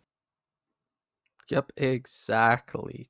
Camille's gonna do so much in the early game, and she can create so much pressure around the map. And what I'm looking for is these Rift Heralds. Camille, Jarvan, and Twisted Fate are gonna create so much pressure to get all these Rift Heralds early, and going to be able to bust open these turrets as early as, who knows, maybe 10 minutes into the game. And then you really got these teams being able to just kind of run everywhere. Because with Camille, Jarvan, Twisted Fate, you kind of just roam together. If your communication's unlocked, you start diving everybody. Massive global presence on the side of Arizona State University between that Twisted Fate and the Galio, two huge game-changing global ultimates, and even the Eye of Vision of Empire on the side of Swain is going to provide some additional global reach. But like you said, it's going to come down to those early game objectives like that Rift Herald and like those dragons and these huge diving team fights that are going to be happening on the side of Arizona State University. Jarvan and Camille diving into the enemy team and following up with the Galio and the teleport from that Destiny Gate on the side of Twisted Fate, and how the opposing team decides to respond to that is going to be it does remain to be seen. Yep. I mean, for Berkeley, it's going to kind of be a waiting game. They've got to kind of sit back and hope that ASU doesn't kind of just run over the map, start tower diving everybody. If they can sit back, use their turrets, and just stay safe throughout the game, if they can scale up, they've got this game in the bag. They've got a Malphite, they've got an Alistar, they've got a Kayle. They can do so much damage. But it's about getting there. And with the Amumu, he's an amazing pick, but he can get abused in the early game by Jarvan. If he doesn't get blown out of the water, farms up, gets his 2 items, amazing. Runs through ASU. But there are so many tools that just work together, work so perfectly in ASU, that normally I'm all about the tank drafts. I'm all about the late game. But this time, it's just looking like the cards are aligning for ASU, and for Berkeley, they don't have any sort of bridge to help them get to the late game. They have nothing to help these laners that need time to get going.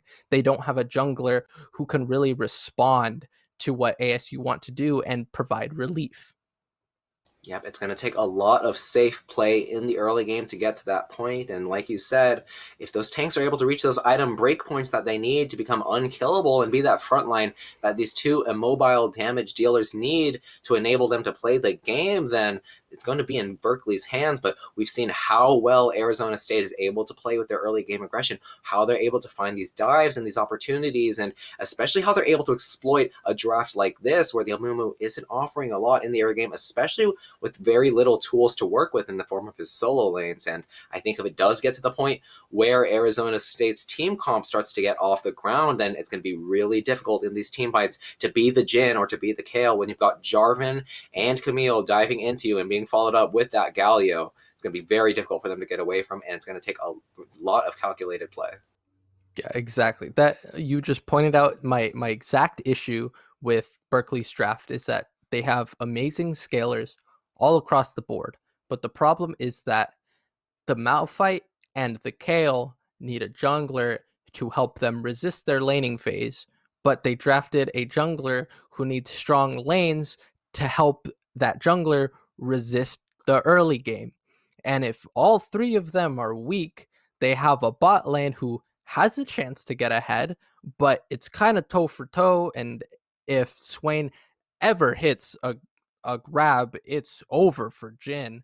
Um, it's really hard to bet on Berkeley here because the things are just aren't adding up. It's just everything is so weak in the early game that there's nothing to help alleviate it, and it feels like it's kind of just a shooting gallery for ASU of where they want to fire at.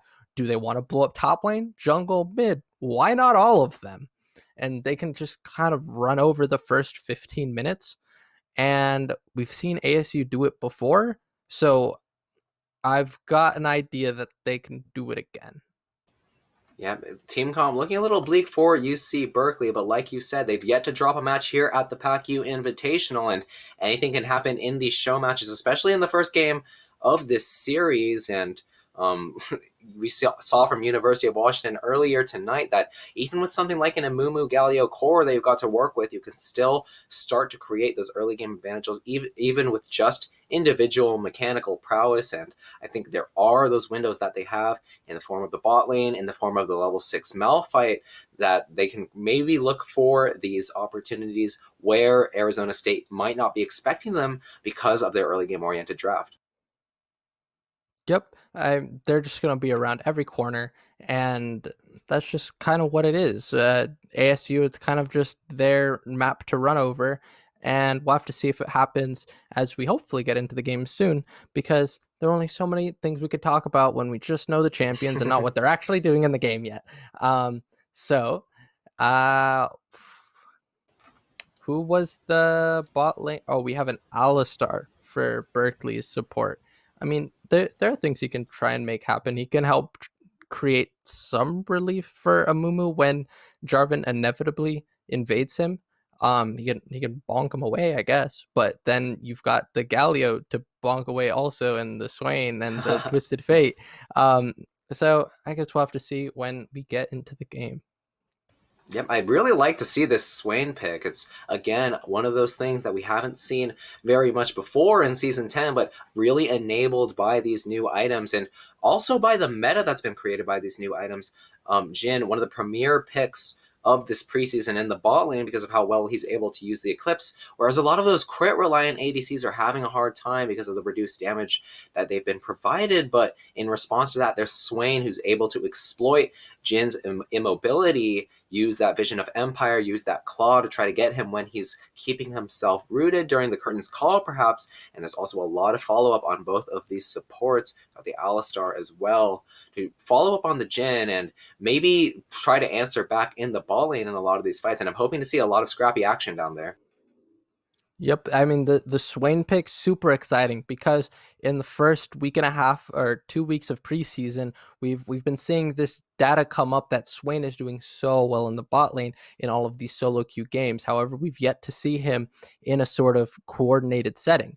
And with these teams, hopefully we can see him create action in the early game. Because the one issue with Swain, there's always been in playing him in the AD carry role, is that he falls off. He could only do so much in the early game. However, the inclusion of Leandri's Anguish, making it stronger than its predecessor, giving it some more mana, is going to make it an even stronger item for Swain, and especially when he jumps into that giant ulting crow form where he just runs through his enemies, do so much burn damage, creates so much healing from it, potentially if he opts for the Conquer, if not just from his innate ability. He can kind of just run through teams, and that's another reason why he's good into Berkeley's comp in particular, because so much percent health damage is going to be coming out from this Swain because of Leandri's Anguish. Yep, and one thing we do have to keep in mind about the composition of UC Berkeley is that they do have the Amumu. It's been an absolute premier pick, especially since the advent of the preseason. And while it might not be carving a lot of space here in this early game, once those team fights start to happen and once the team composition of Arizona State University starts diving in as 5 members onto that of UC Berkeley, Amumu is going to be there to stun them all up and try to buy some time for his backline damage dealers to reposition. And I think if there's any way for UC Berkeley to win out here, it's going to be reliant on whether that Curse of the Sad Mummy is going to be placed well, or also whether that Amumu is able to find enough opportunities in the early game to get that Sunfire Aegis power spike, to reach that Demonic Embrace in time for these neutral objective fights before things spiral too far out of hand. And he's only got those 2 items when Arizona State is already looking at a soul with a lot of items of their own. Yeah, exactly. Demonic Embrace, such a huge item for Amumu, but it's about getting there.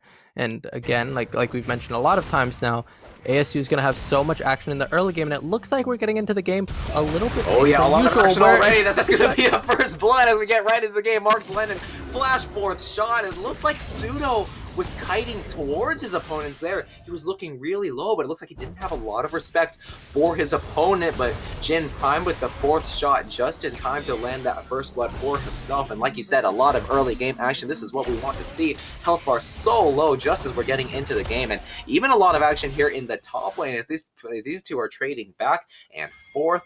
Malphite, even if he is a scaling tank, he's still a force to be reckoned with in the early stages of the game because of the arcane comment in combination with his seismic shard. Even if Camille is winning out in those face-to-face trades, he's still beating back with that poke, but maybe not for much longer as Baco's here waiting in the wings for this wave to crash. Maybe he's just going to look for the Krugs instead, as this wave is taking a while and he's burning daylight. In the meantime, Rex acquired. He's getting a CS advantage all by himself down there in the bot lane. Here's Unstoppable, finally, only half health, half mana. Baco, the wave is here. He's going to look for his opportunity. They're beating down the turret for just a little bit, and now the knockup is finally going to connect onto Unstoppable, who flashes away from top laner 14, and finally picks up the kill for themselves. Patiently played, and a great dive from Arizona State University. This is something we are no stranger to seeing from this team, and very well executed on their parts to put an advantage in the hands of the Camille, which they've so well known to play around. Yeah, what a beautiful dive by Arizona State, because as you saw there, what Baco did is he got behind the Malphite, used his flag and drag to get to the edge of tower range, knock Unstoppable up, and just wait there.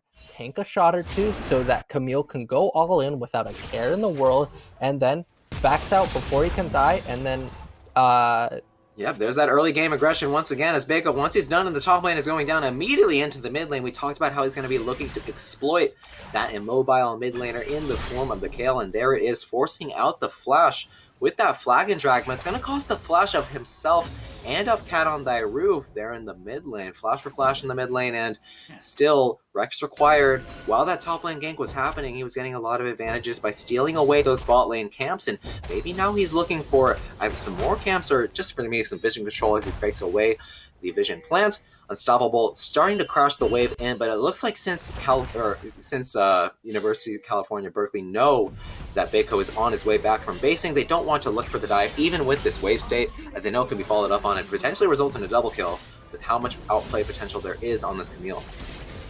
Yeah, exactly. And we've seen the top laner of ASU do it before, where he's just so good on the Camille. And like you mentioned before, he's a bit of a Camille main, so he knows his limits, and there's no doubt in my mind that he could outplay if they went for a dive like that, because Camille just has so many tools. But like to point out is that in this mid lane, we've got the TF versus the Kayle, but it looks like Kayle isn't exactly too behind. She's keeping up in CS fairly well. She's down 7, but has big wave pushing back into her, so she's gonna be able to farm under the turret safely, where there's no issue of her getting dove because Baco's just all the way in the back of his top jungle, not even looking for Kayle. And Kayle's just going to safely get to her level 6, where now she can become a ranged character. But it looks like Rex Required is looking for a play onto the bot lane. Yep, here it is. Vanish Toss actually going to miss because of the bind up from Pseudo on the Galio. A bit of a awkward moment there that should have spelled a kill for California, but now it's going to mean that Arizona State actually winning out on that trade, especially in the 2v3. And what I want to point out is that Cat on the Roof, he shoved in that mid lane wave and he's making his way back to the bot lane with his ultimate at the ready. And Genium's got to be pointing out that his opponent is missing and he's forcing out the mid lane wave himself, but looks like Cat on the Roof doesn't find the opportunity and is just going to actually port right back in. I see, there it is, but Suda's going to go in on the Galio. Rex Required dives in with the Vanish Toss as well. He's going to go down very low in the face of the Ignite, force the flash away from that grasp from Swain, and fortunately for California, nobody going down on their side with 4 members investing themselves into that bot lane play. Yep, good play by Arizona State, exactly what we expected, but California resisting that quite well. I think the one misplay that might have happened in the bot lane was that when Swain went for his grab that could have confirmed a kill, he went for the Amumu, who had the flash, instead of one of the either the bot laner or the support for Berkeley, who their flashes were already burned by ASU's bot lane, and they could not have gotten away. So an unfortunate situation, but still just well played by Berkeley, and they had the tank stats and an Amumu and an Alistar to resist that play there. Yep, and I think it's a preview of what's to come in this game and into the series. Arizona State making moves all across the map, and that's that global presence I was talking about. Twisted Fate, as soon as he hits that level 6, you've got to be wary, and it looks like California were just in time to walk away from that play. They were in a good position to make their way away from that one, even with all the crowd control on the side of Arizona State. If Galley can land a taunt or something, the pull is going to come out from Swain, but fortunately, California, nothing happening just yet as the scoreline is at 1-1, even if there are CS advantages being created across the board on the side of Arizona State. The Malphite is doing a good job of resisting the pressure from ASU's top laner. However, he is finding himself at a 20 CS deficit. And like I mentioned before, the priority in top and mid lane are going to spell easy Rift Herald for ASU, and we're going to have to see where they drop it first. What tower are they trying to blow open, and what laner are they trying to influx gold into? Yep, I wouldn't be surprised if the gold goes in the pocket of the Camille on Arizona State University, but it could also go the way of the mid lane to try to not only open up the map, but also to enable Cat on the Roof to have an easier opportunity making these teleport plays happen. But for the moment, Rift Herald just going to go in the pocket of Arizona State as the ping comes down onto the Infernal Dragon that Amumu is making his way over to. Maybe it's also going to be a bot lane play, but Amumu is going to get spotted out by that pink ward. Looks like he's going to be clearing it in just a second, and fortunately for University of California, Berkeley, they are holding on very well in both the solo lanes. Even if Malphite's at a CS disadvantage, Kayle is still farming up safely and hasn't died yet. She's been able to make it to level 8, and Amumu, even after that clearing that pink ward, is able to use the priority of his bot lane with that wave returning to the opponents to pick up an Infernal Dragon for himself, unless Arizona State has something to say about it, which it looks like they don't, excuse me, as Eugenia was going to make his way over to make sure that this Dragon take goes smoothly. Required answering back the Rift Herald with a neutral objective of their own and permanent stat bonus for them. But now Baco's in the top lane, and the Hotech Ultimatum is going to land onto Unstoppable, who picks up a solo kill for himself, and Cat on the Roof and Baco are here, but it's just going to be a 1-for-1 after 3 members invest their resources into that play. Brilliantly played from Unstoppable to make that solo kill happen before the rest of the team was able to show up, and this is what California needs. They need to be playing the weak side intelligently, and even if they don't have a lot of resources invested into those solo laners, they're still using their mechanical prowess to create advantages of their own, even in disadvantageous spots. Yeah, great job by Unstoppable, and a little greedy by the Camille for holding her flash that long. I mean, generally you would expect that she would have been able to get out of that situation, seeing as she had already baited Unstoppable to come so far forward into lane with Baco and Cat on Thy Roof coming up 2-kill unstoppable. Camille potentially could have just flashed away and gotten out without a death in that exchange, not giving gold into the Malphite.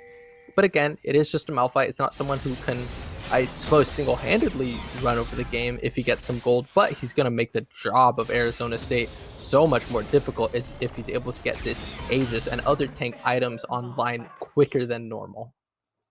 Yeah, and I thought for a moment that Camille was going to be making her way over to the mid lane, but now she's making her way over to the topside jungle as she lands a ward that spots out Amumu taking the Raptors, but she's not feeling too keen on contesting them as Rexapire finishes off that ward with the sweeper. Camille, still the win condition for Arizona State, it looks like, but I want to point out something that's going on here in the mid lane. Arizona State, Cat on Thy Roof, picking up the Rocket Belt on Twisted Fate. It's a bit of an interesting option. You didn't often see the Proto Belt before, but this is definitely a different item, and it's going to be really great synergy, I think, with Twisted Fate's kit. He's going to get that movement speed that he needs to get in there and land the stun onto whatever opponent he chooses, and I like this choice, as now the knockup is going to come down onto Sudo, who gets knocked into Rexapire, but the taunt is going to land onto two of them. Eugenia misses the knockup from Bako, who's now going to dive in with the Cataclysm as the knockup from the Galio is going to follow up as well. The invulnerability from Eugenia is going to keep himself alive as the health bar not going out just yet as Unstoppable lands the kill onto Sudo with that Unstoppable Force, and now top lane 14 is diving in onto where the man goes to, picks up that kill there, and Bako finally finishing off Eugenia. The fight looking pretty close so far, but the hashtag ultimatum is going to secure the rest of this play. Unstoppable is all by himself without much damage left, and a triple kill going the way of Arizona State's Camille in the top lane. Yeah, Camille is a crazy character, and as you mentioned before, she's the win condition, and she just got so much gold. She's coming back 100% with that Triforce after she clears the top wave, and it's going to be so strong. That's going to be 2 mythic items in the hands of Arizona State members. Whereas you mentioned before, Rocket Belt for TF, amazing item because it gives you that 75 or that burst of 75% movement speed when running at an enemy champion, so he can land that gold card on priority targets like this Kale, like this Jhin, and really start blowing people up and making them an easy pick to land either Galio, Swainzy, Sion, maybe an easy flag and drag, or maybe the Camille just jumping in as it looks like. Here we go again. Global presence, baby. Cat on That Roof has the Destiny Gauge and finds a play onto the bot lane as Mark's lane. He tries to flash away from his turret to get away from that, but it's not going to be enough as a kill going to land into the pocket of Twisted Fate, and the Swain actually going to pick up that kill, and advantages not only in the top lane, now in the bot lane, as it's all Eugenium on this kill can do to just shove in waves and try to stay farmed, hopefully hit that 2-item power spike that he needs to start to become useful to his team. But this is starting to play out just like you expected, as Arizona State definitely running away with the early game and playing this composition so well, always finding these dives, and they're never going poorly, always so well executed. Yep, and I'd like to point out we've got another mythic item in the top lane, and it's actually not the Triforce, and instead another new Sheen item that came as a result of preseason in the Divine Sunderer. Divine Sunderer has a unique Spellblade passive where it gives the user bonus attack damage based on the enemy's current max health.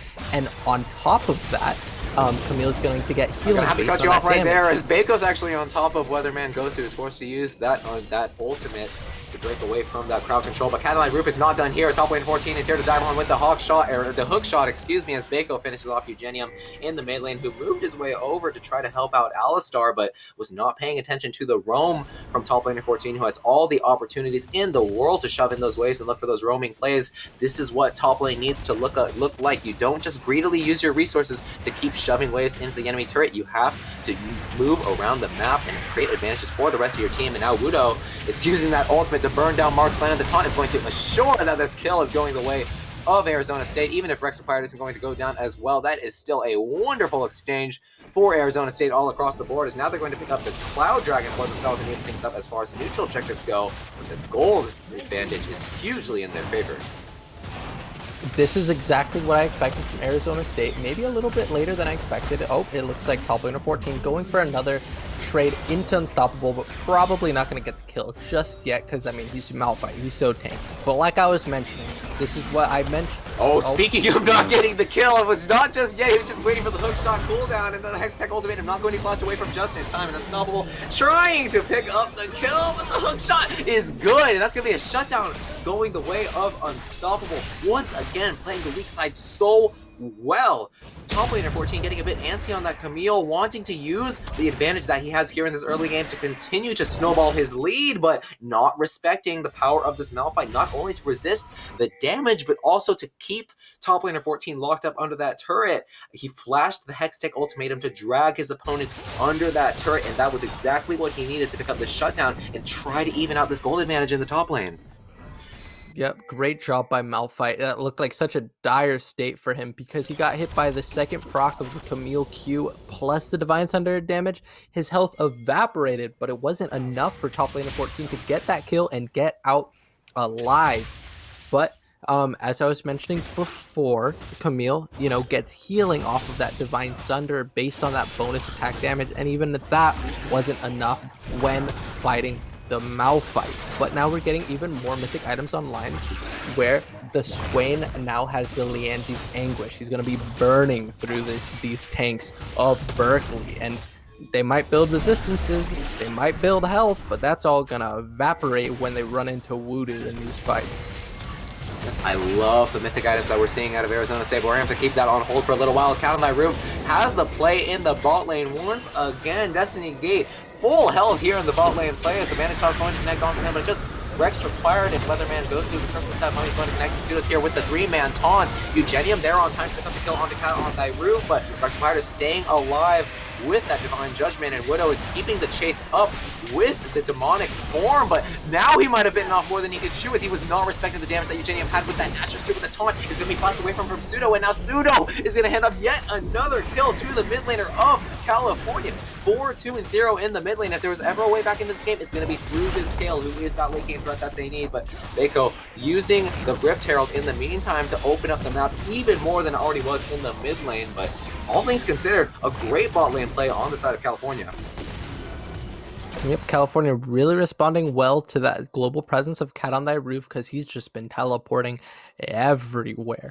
But Berkeley knows this. They know exactly to run to whatever side lane they feel like is the most exposed, and they start moving there before Cat on Thy Roof is even able to press his destiny, before he even knows he wants to go there, so that they can get there in time. And oh dear, oh my god. Once again, the knockoff from Weatherman Ghost is going to try to keep him alive for just a moment. Fako's chasing him down. He has the flash to finish off that kill. He's on a killing spree, and now Weatherman Gosu going to be punished for his troubles at well. The bot lane of California not having a good time this game. Whether it's a teleport from the Twisted Fate or a roam from top laner 14, they are getting the short end of the stick. We thought that Malphite was the weak side here, but it's just been Rex Required not having what he needs in either lane to get things going, and Arizona State always with the perfect opportunities to find these plays in the early game. Look how much they've been able to do with it. They're picking up camps, they picked up 2 mid lane turrets, and they are choking California out of this game so far.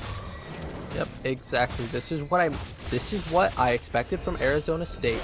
However, a little later than I expected because, in the first 5-10 minutes of the game, it was a little bit slower. They went for that level 3 dive, and after that, some of their early plays just weren't coming to fruition. They just had to back off. But as soon as we hit that 10-minute mark, Camille got that triple kill. This game has just increased in the tempo tenfold, where Arizona State are making things happen everywhere constantly, whether it's the Camille Roman, Jarvan, Twisted Fate using his Destiny Gate again, or if it's just Pseudo popping in with the Hero's Entrance. It doesn't matter because Arizona State is everywhere all the time. I was trying to get this point in a bit earlier, but there's just been so much fighting happening in this early mid-game, and what I wanted to say was that I love to see the mythic items on the side of Arizona State, but maybe I'm not going to get that chance to talk about it again, as Unstoppable, big trade coming down onto him.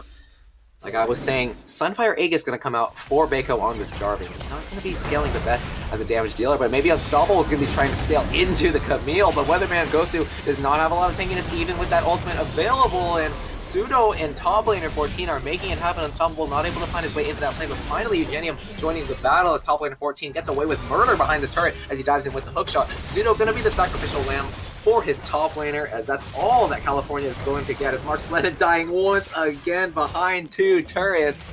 There's just no chance for him to breathe here in the bot lane, as Wudo not even making his way up to the top lane, as he's continuing to keep up the pressure on California by pushing these mid lane waves in and setting up this Ocean Dragon take. If they're not going to win through straight up killing their opponents, they've always got the inevitability in the form of the Ocean Soul. Come on, Cat on Thy Roof. Mark Lennon is already playing the worst role in the game. You've got to make his experience playing League of Legends even worse. Like, you can't let him breathe, dude. He's playing Gray Screen Simulator. He's not even playing Farming Simulator anymore. Like, come on. There's nothing that he could do. It's not even like Mark Lennon is just like playing poorly here. He's just existing anywhere. And Cat on Thy Roof is like, you were alive for too long. Goodbye. Even if he just spawned. It's almost admirable that he's only about 15 CS down in this matchup, given how much pressure has been applied to him. Really having a difficult time, but that's going to be a-okay as long as California can scale into the late game. Amumu and Eugenium on this scale, getting big CS advantages over their respective opponents, and if anyone's going to win this late game out, it's going to be them. Eugenium's looking for the play onto Cat on Thy Roof. He's trying to use the Protobell to get away. He has the gold card to stun up the Kale, and it's a pretty long stun as Eugenium not able to follow up on that one without a flash, but you can see how much power the Kale has with these 2 item completions, Gnasher's Tooth and Riftmaker. That is what you need, and maybe that's what California needs to start to look for these plays to get themselves back into this game.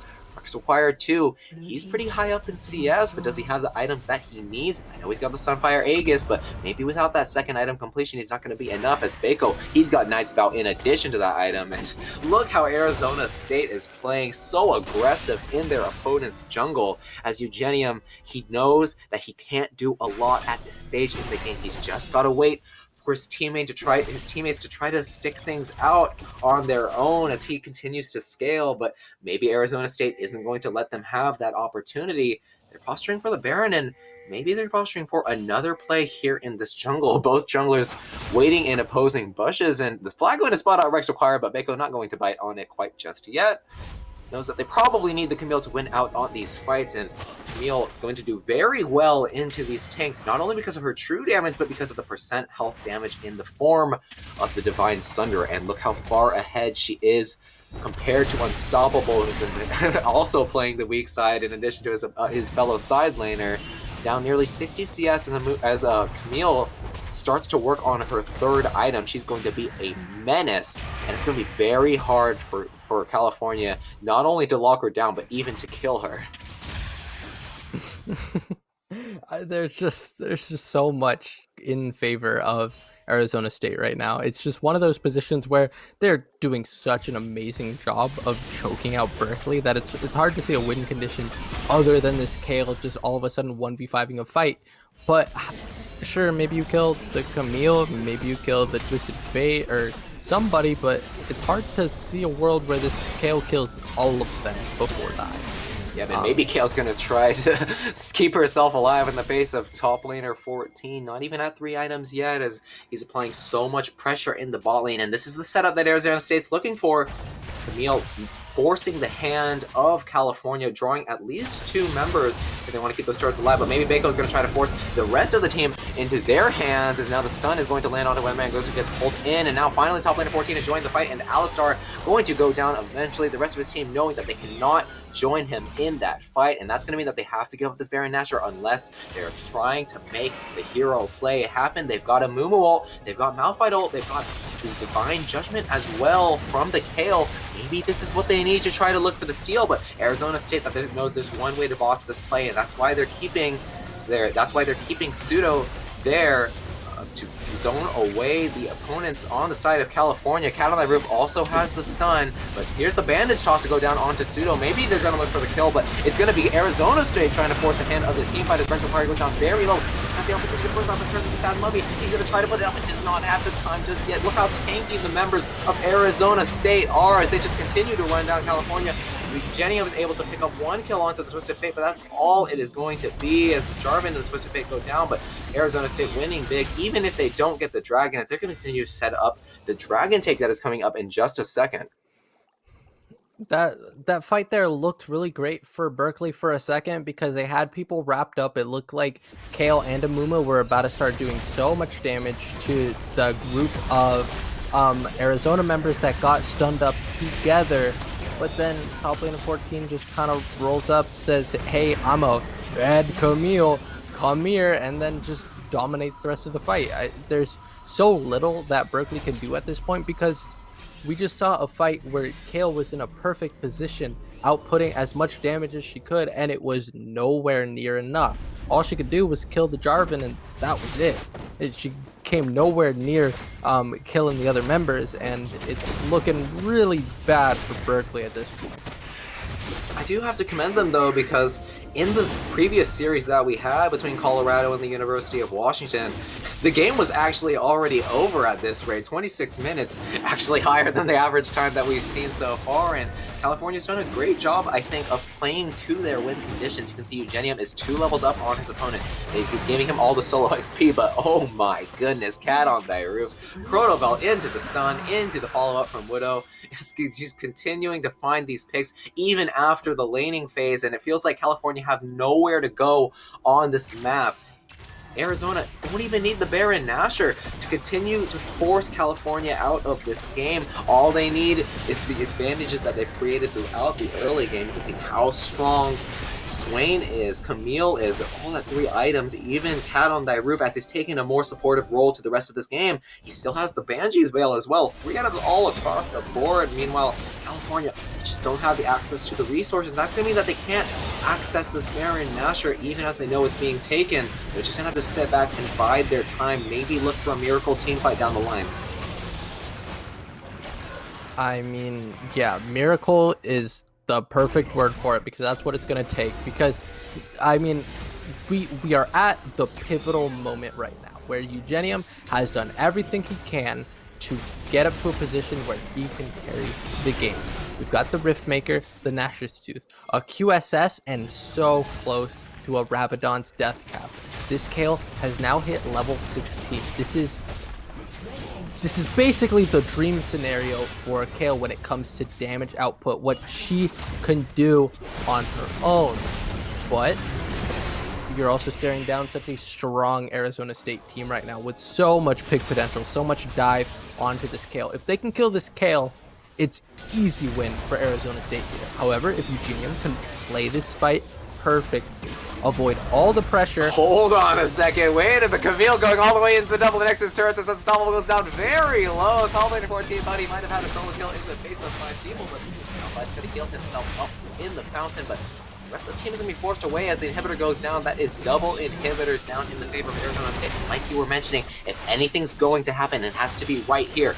The item completions are ready. Demonic Embrace and Sunfire Age is completed for the Amumu. The Malphite, he's got the Force of Nature. He's going to provide as much utility as he's ever going to do. Kale, she's still waiting on the Death Cap, but this is as strong as she's ever going to get. And Jen as well. He's got the Collector too. 2 items is as best as they're going to get, and it's all going to come down to execution at this rate if they want a way back into this game. But it looks so difficult as Arizona State playing it so perfectly, even as top laner 14 was getting a bit too aggressive there. They managed to refuse to relinquish any sort of gold provision to their opponents, and they're just going to keep things up and wait for the Ocean Soul to come up, which is going to be the final nail in the coffin for California. We are at this point now where Berkeley, they have 2 items on both of their tanks respectively, where we've got the Aegis on both, the Force of Nature on the Malphite, and the Demonic Embrace onto the Amumu. We mentioned before where Demonic Embrace, such a great like breaking point for Amumu, and Amumu has gotten there.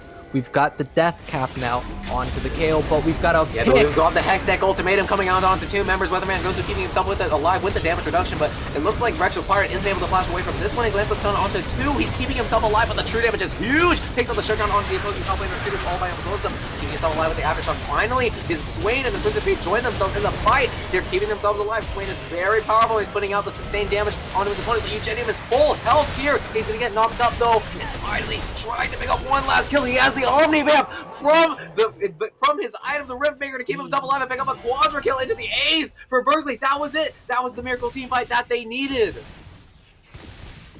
All I'm saying is Eugenium hates whoever killed the last one for the pentakill.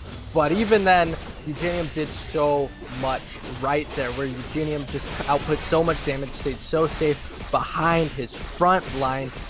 And the big question mark that I have from that fight is that Cat on Thy Roof, once again, like a rabid dog, saw Mark Selenin curtain calling way in the back of the fight, ulted in on him, and one-shot him. Sure, you got the Jhin out of the fight, but what was he going to do if he was in the fight anyways? He does so little damage compared to probably even his tanks right now, and you best believe he does so much less than this Kale. I don't think Cat on Thy Roof is going to make that mistake again, because what Arizona State have to do is they have to combine the forces of Twisted Fate, Camille, and Swain to find that easy stun onto Kale, and then sandwich that CC, combine it with the stun card, get it so long that Kale does not have room to breathe, and then you kill her. But if that doesn't happen, if you do not lock down Eugenium forever, then that's curtains. And what Eugenium just bought was a Banshee's Veil, and it looks like they're going in on Baco. Yeah, California's going to need another miracle, and maybe they've got it as Baco finds himself out of position. Didn't have the time to find the bomb plant, and a beautifully placed bandage toss from Rex Required is going to put the jungler out of commission. But top laner 14 is not playing for the Ocean, so he's playing for the end, and California has got to make their way back into the base to stop them from ending the game. Cat on the Roof is joining the battle to try to finish off these turrets. They've got a lot of damage to do it, and the Unstoppable Force is going to land onto the field and picks up the second turret for herself, but she's going down very low, and Cat on that Roof is able to port away to keep himself alive, but California lost both turrets for that. They've got to try to get the Ocean Dragon for their troubles. Eugenium continues to be unstoppable as he's keeping himself alive, has the ability to block away the taunt. He's beating down Pseudo, but it looks like he's going to keep up the chase. A double kill. California fighting their way back into this game, even as their Nexus remains naked. And maybe they've got to look for the Baron Nashor at this rate. They killed 4 members of Arizona State. They only lost 2 turrets for it, and they delayed the Ocean Soul, importantly. And Arizona State, once again, they're not finding the opportunities needed to find the crowd onto Eugenium, even though their comp is so well positioned for it. All it takes is top laner 14 diving in with Baco, following up with the hero's entrance from Galio, but it's just not happening, and it means that Eugenium has all the space he needs to run over these team fights. But it looks like with this Baron Nashor spawning, there might be that 5v5 we've been looking for, and maybe this is where Arizona State makes their money. Yep, like I was mentioning before, Berkeley found that pick onto Baco. After that quadra kill for Eugenium, he got such an influx of gold that he was able to immediately buy that Banshee's Veil. That is the single item that is making it so much harder for Arizona State to find this crowd control staggering onto the Kale to not give her room to breathe, because now all of a sudden Twisted Fate finding a great stun card onto Kale just isn't an option. But it looks like Arizona State are trying to force this Baron under Berkeley's nose because they feel like they have vision. They've got that ward on the Baron, but it's being blocked by the control ward. However, Arizona State are smart enough to not hit that control ward and think that they're clearing it, because the moment you hit it, you give Berkeley vision. And Arizona State is just so able to use the pressure that having 2 inhibitors down gives them, because Berkeley, if they were to have responded to that Baron, all of a sudden your base is gone. You've got an open Nexus, and you've got a TF who can easily Destiny in there. It was just a lose-lose scenario for Berkeley, and now they've got Baroned up super minions knocking on their door. You might have a Kale, but you've got a lot of waves to manage. Yep, even after those two advantageous team fights, Berkeley fans are still biting their nails as here the bandage toss onto the Camille. She's gonna get rooted up, and the Hextech Ultimate is gonna be forced out as Cat on that roof, putting out damage onto Rex Required, but he is not taking any as the Unstoppable Force gonna be forced out as well. The rest of the team though is here at the Nexus, and now California rallying their forces to try to keep the Nexus alive. They're keeping Cat on the roof in the grave, and once again a kill going the way of the tail, but top laner 14 is moved out very low. They just need a few more autos. That's finally going to do it. A triple kill from the kill, and so many kills in her pocket is not going to do it. That's going to be game one, picked up by Arizona State, but clawed out of California's hands even after such a commanding early game on the side of Arizona. There were just too many waves to handle. You had 3 waves of Baron just knocking at your door, and it was just too much for Berkeley to handle. Berkeley did such a great job of resisting Arizona's pressure throughout the game so that the game did not spiral out of control. It looked really, really grim at points, but all eyes were on Eugenium on that Kale. It was just all about scaling, but you hit 16, you got the Nashers, Riftmaker, Rabadons, and all of a sudden you wipe fights. And that's exactly what we saw. We almost saw one simple mistake in one fight on the Kale just ruin Arizona's chances. However, they just put themselves in such an advantageous position when it came to getting the top and mid inhibitor that after they started losing these fights, it was okay because they had the map pressure to continue to take the neutral objectives like the Baron and then end up winning that game. Luckily, they just had a comp that could just do so much damage to that Nexus so fast at the very end. And even though they had that, it was so close.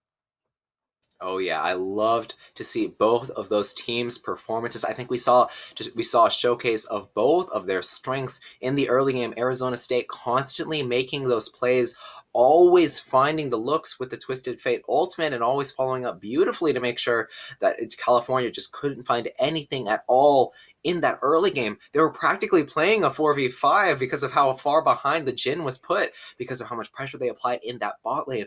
But on California's side, we saw how well they were able to hold it down. They were able to play to their win conditions. Amumu, even if he didn't have opportunities to follow up on his soul laners, he was always finding farm. He was always staying ahead of the Jarvan and becoming that unkillable monster, providing the damage in the form of the Demonic Embrace and the Sunfire Aegis. And of course, always diverting that solo experience and farm into the Kale. Once she hit level 16, she never died. She never died. She was always there in the team fights doing so much, always with a multi-kill, quadra, triple, double. And even when she found that triple kill in the Nexus, it still wasn't enough because of how much early game power Arizona State had. Yep, Arizona State did such a great job of putting themselves in an advantageous position that by the time that their comp had fallen off and the kill had gotten too strong, they just had so much leverage that they could use over Berkeley. And honestly, like in most situations, after these games, I scratch my head and think like, what things can we change in draft that will make or break the next game? And I think both teams really drafted to their strengths. I think my still one big issue was drafting really weak lanes with a really weak jungle that neither could really help each other or complement, you know? Um, Neither could help resist the pressure that they were going to face. However, the skill of each of the players was what resisted that pressure. However, I think that what Arizona needed to not do was sure they got Marks Lennon out of the game completely. Cat on Thy Roof obliterated him. However, maybe you invested a little bit too much. Maybe after the 6th, 7th death, you didn't have to Destiny on him again the second he showed his face around the corner. Maybe you needed to start diverting your attention to Kale before she hit 16 and Rabadons and maybe start blowing her up. So that's my 2 cents on ASU. And with Berkeley, I mean, you've just got to try to do a better job of not getting caught out so much. I mean, Marks Lennon got targeted because he was so far pushed in some of these lanes. I mean, there were some situations later on where he was just under a turret and got Destinied on and there was nothing you could do. But before that, you know, Marks Lennon was the target because he was so far in these lanes. There's specifically one that stuck out in my mind. He's already down like 4 deaths and he's all the way in the middle of mid lane when both towers are gone. And I mean, what are you gonna do? What do you think is gonna happen? So I guess we'll see what happens when we get into game two. But I loved the performances from both of these teams. Yep, it wasn't as clean as maybe Arizona State would have hoped, but it ended up being a great showcase of both of their strengths. And I think while we're on the topic of draft adjustments, for the side of UC Berkeley, there's two things I want to see. I want to see one, Camille has got to go, and two, TF has got to go. I think the TF was so difficult for UC Berkeley to deal with. Like you said, even when Jin was a little bit pushed out, a little bit caught out at times, there was also these moments where it was nothing he could do about the teleport coming down onto him. There was really, he was under turret, he was behind two turrets. It didn't matter to Arizona State, and they were able to put him so far behind because of that. But on the other hand, there's that Camille that picked up that triple kill in the early game and ended up being the ship they were sailing throughout the next 20, 30 minutes, and that ended up being this huge focal point of pressure that UC Berkeley had to respond to, and that meant that they weren't able to find these neutral objectives and make their way into these team fights because of how strong the Camille was. And I think that Arizona State's top laner is just so good on this champion. They've got to take it away from him, or they've got to pick it up for themselves. Now, my question for you is, do you think that Arizona State leave the Kale, say we can adapt to it, or do you think they ban it out? It's interesting because I was thinking in game one, after we saw that draft, that was going to be the area they were trying to exploit, and exploit it they did at times. They did pick up at least one kill onto her before she was able to get off the ground, but by and large, it was the side lanes that ended up being the problem for UC Berkeley. And I think because of that, and because of how it almost ended up losing them the game, even as they had triple inhibitors advantaged, they might end up taking it away just because of how much of a standout performance there was from the mid laner of UC Berkeley. Yep, I think you hit it right on the head there. I think Eugenium just played so well. I think that Eugenium just really proved that he's able to play in these disadvantageous matchups, but pick up everything. Not never get too far behind and just scale up so quickly, because he was so good at picking up farm. He was over, I think, like 100 or 150 CS over Cat on Thy Roof by the end of the game. Cat on Thy Roof spent so much of the time killing Mark's Lenin instead of killing minions. And I think that that was a big thing that helped accelerate Eugenium into that late game and just pick up so much golden XP, because he was so far ahead any of the members of the any members from either team that game.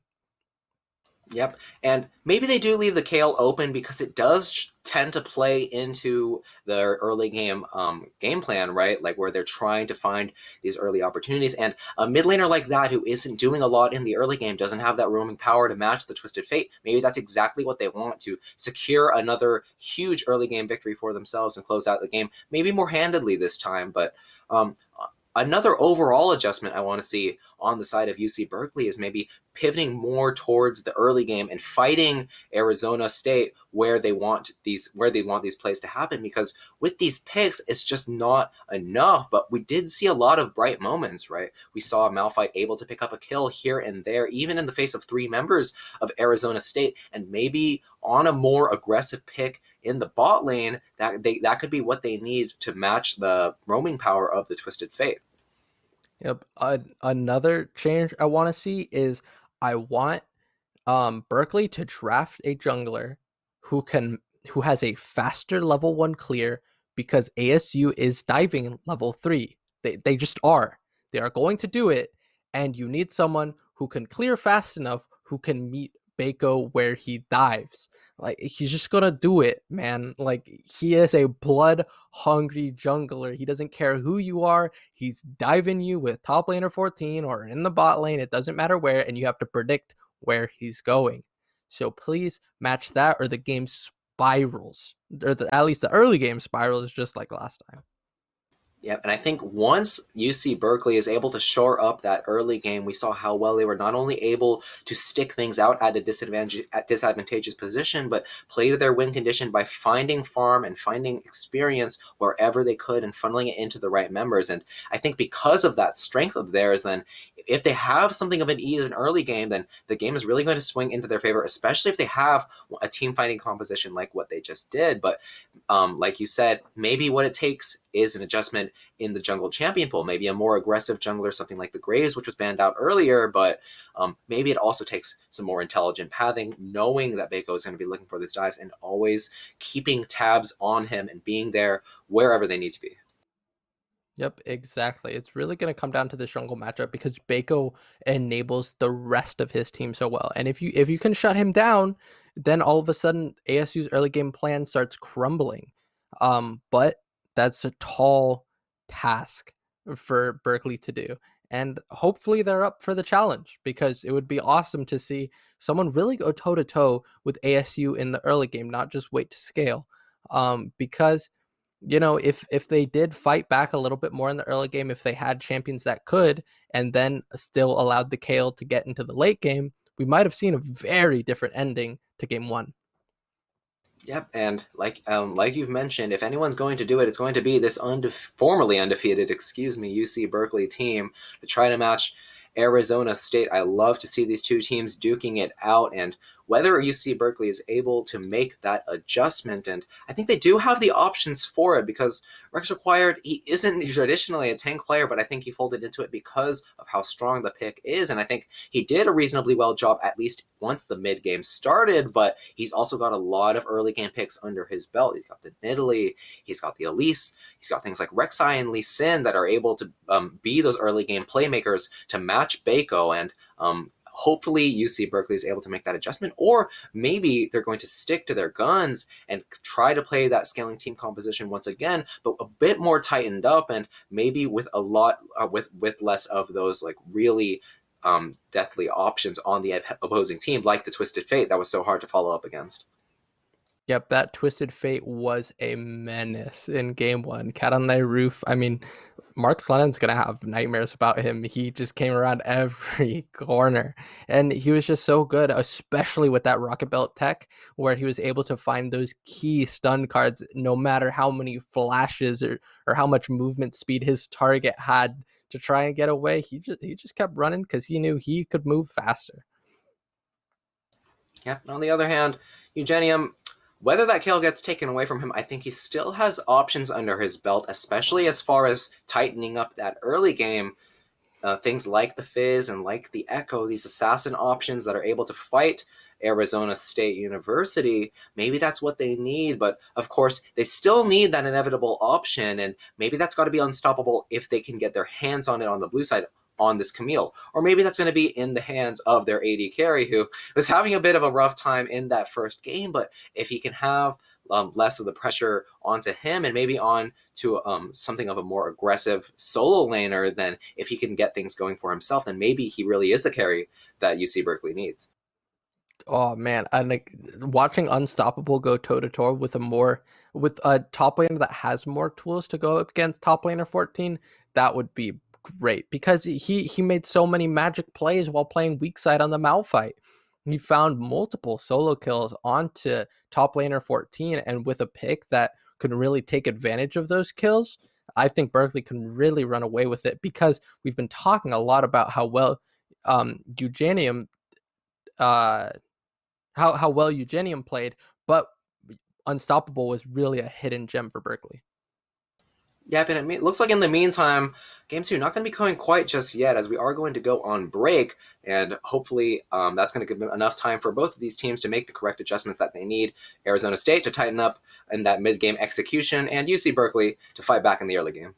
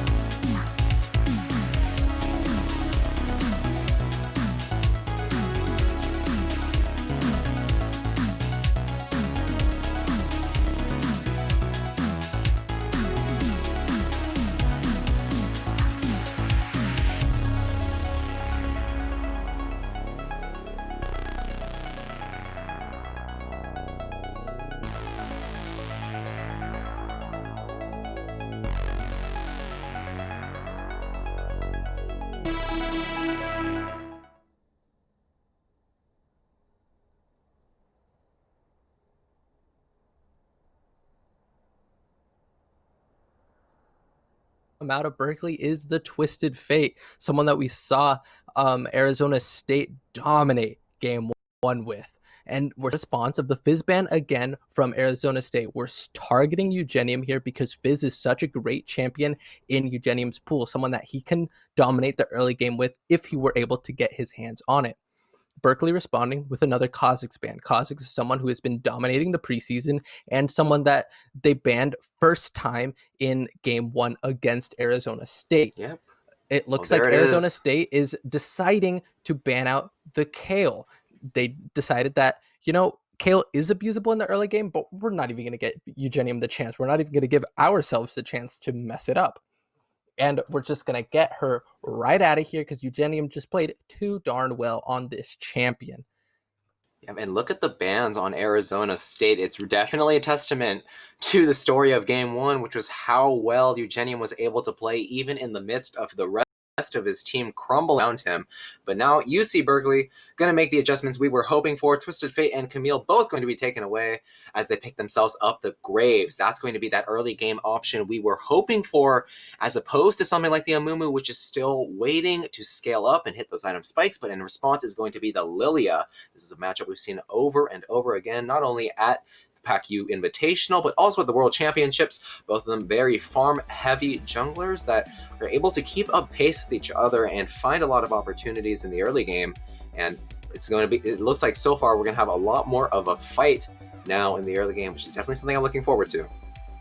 Yep, this Lilia pick is really nice because in the preseason, Lilia stays winning, where now with the combination of Leandri's Anguish and Demonic Embrace, she's got that triple burn going on. With the inclusion of her passive, she just gets through so much max health damage. Lilia just is doing so great in the preseason. And another champion that's doing amazing is Jhin, who Berkeley are able to get their hands on. And maybe we can see Marks Lennon have a bit better of an early game without Cat on Thy Roof constantly ulting into him. And we've got Berkeley not laying down, not going for a late game comp, and instead we're getting the Kiana in the mid lane, where we're going to see pick. Eugenium on an assassin, very different from the Kale of game 1. Oh yeah, and we've got triple AD lock-ins on the side of UC Berkeley in this first draft phase. Going to be interesting to see how they decide to route out this composition, because they still need a frontliner, but they also need that AP option. It looks like Arizona going to try to take away the Malphite to limit the kinds of frontliners that they have available to them. But in response to the Jhin, it's going to be the Swain once again. Marks Lennon, he's back with a vengeance. Put me in once again, coach. I need to show this guy that my Jhin is not that bad. It was just the TF, and maybe he's going to be able to play into this Swain a bit better this time around without so much mid lane presence. But a colleague going to be taken away from UC Berkeley. Looks like they're expecting that this Kiana isn't actually going into the mid lane, might even be going to the top, as 2 AP mid laners going to be banned out in response. And now the Pantheon going to make sure that the Jhin isn't getting leaped on as much as he was in game 1, excuse me.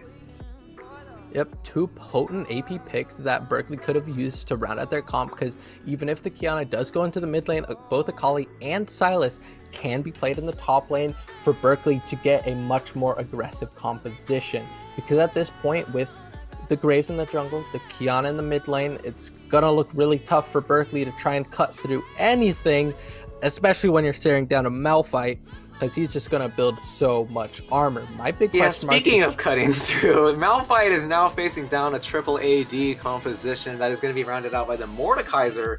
Hopefully he's going to be the one to take out this frontliner on the side of Arizona State. If he can bring him into the death realm, then he's not going to be that tanking option there to apply the unstoppable force onto Graves and Jhin and take up so much of that AD damage and leave the rest of UC Berkeley available to cut through the squishier sides of Arizona State. Lucian, Lilia, and Swain, not the tankiest in the world. Swain, he can still build some health, but now it's going to be Corgi coming out on the side of UC Berkeley, potentially in the mid lane. Is that a Kiana support? Am I looking at a Kiana support? I think it might be a Kiana support. I'm looking at a Kiana support.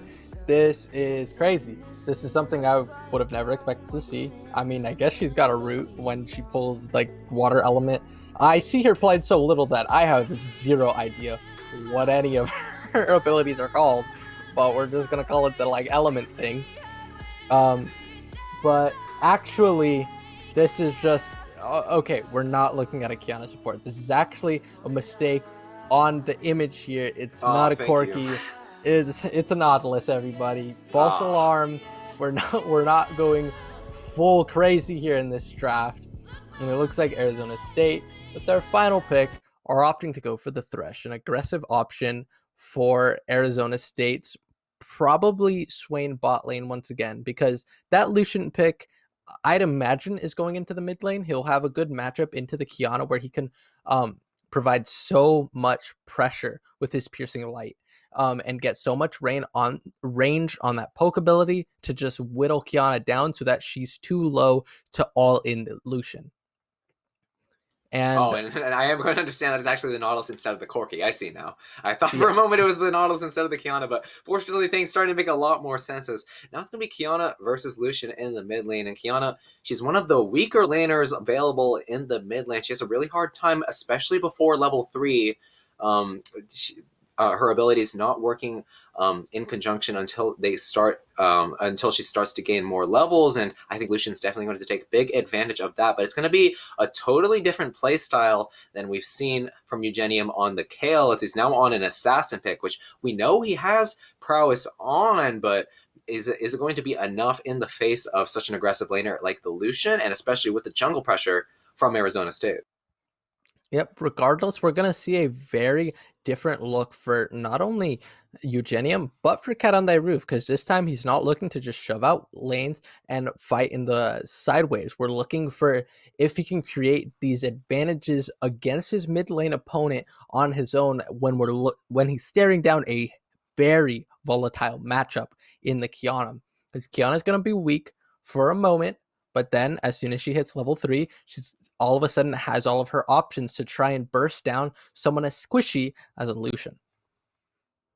Yep, and speaking of different dynamics, now in the top lane we've got Mordekaiser versus Malphite, and Malphite not on the same team that it was before. It's actually going to be the Camille player swapping over to the other role, and maybe he's going to show his opponent that he can do it better. But I think Mordekaiser, he's got a pretty good matchup into the Malphite, since Malphite tends to pivot around building armor and working against those AD opponents on the side of UC Berkeley, but Mordekaiser has a lot of shredding potential. Not only can he buy the Leandri's Anguish, he's also a user of that Rift Maker and even the Nashor's Tooth if he so opts for it, and a lot of consistent AP damage for him. But like I said, it's also a great option because it removes that single frontliner from the Arizona State University composition and leaves the rest of these squishy opponents up for grabs from the Kiana.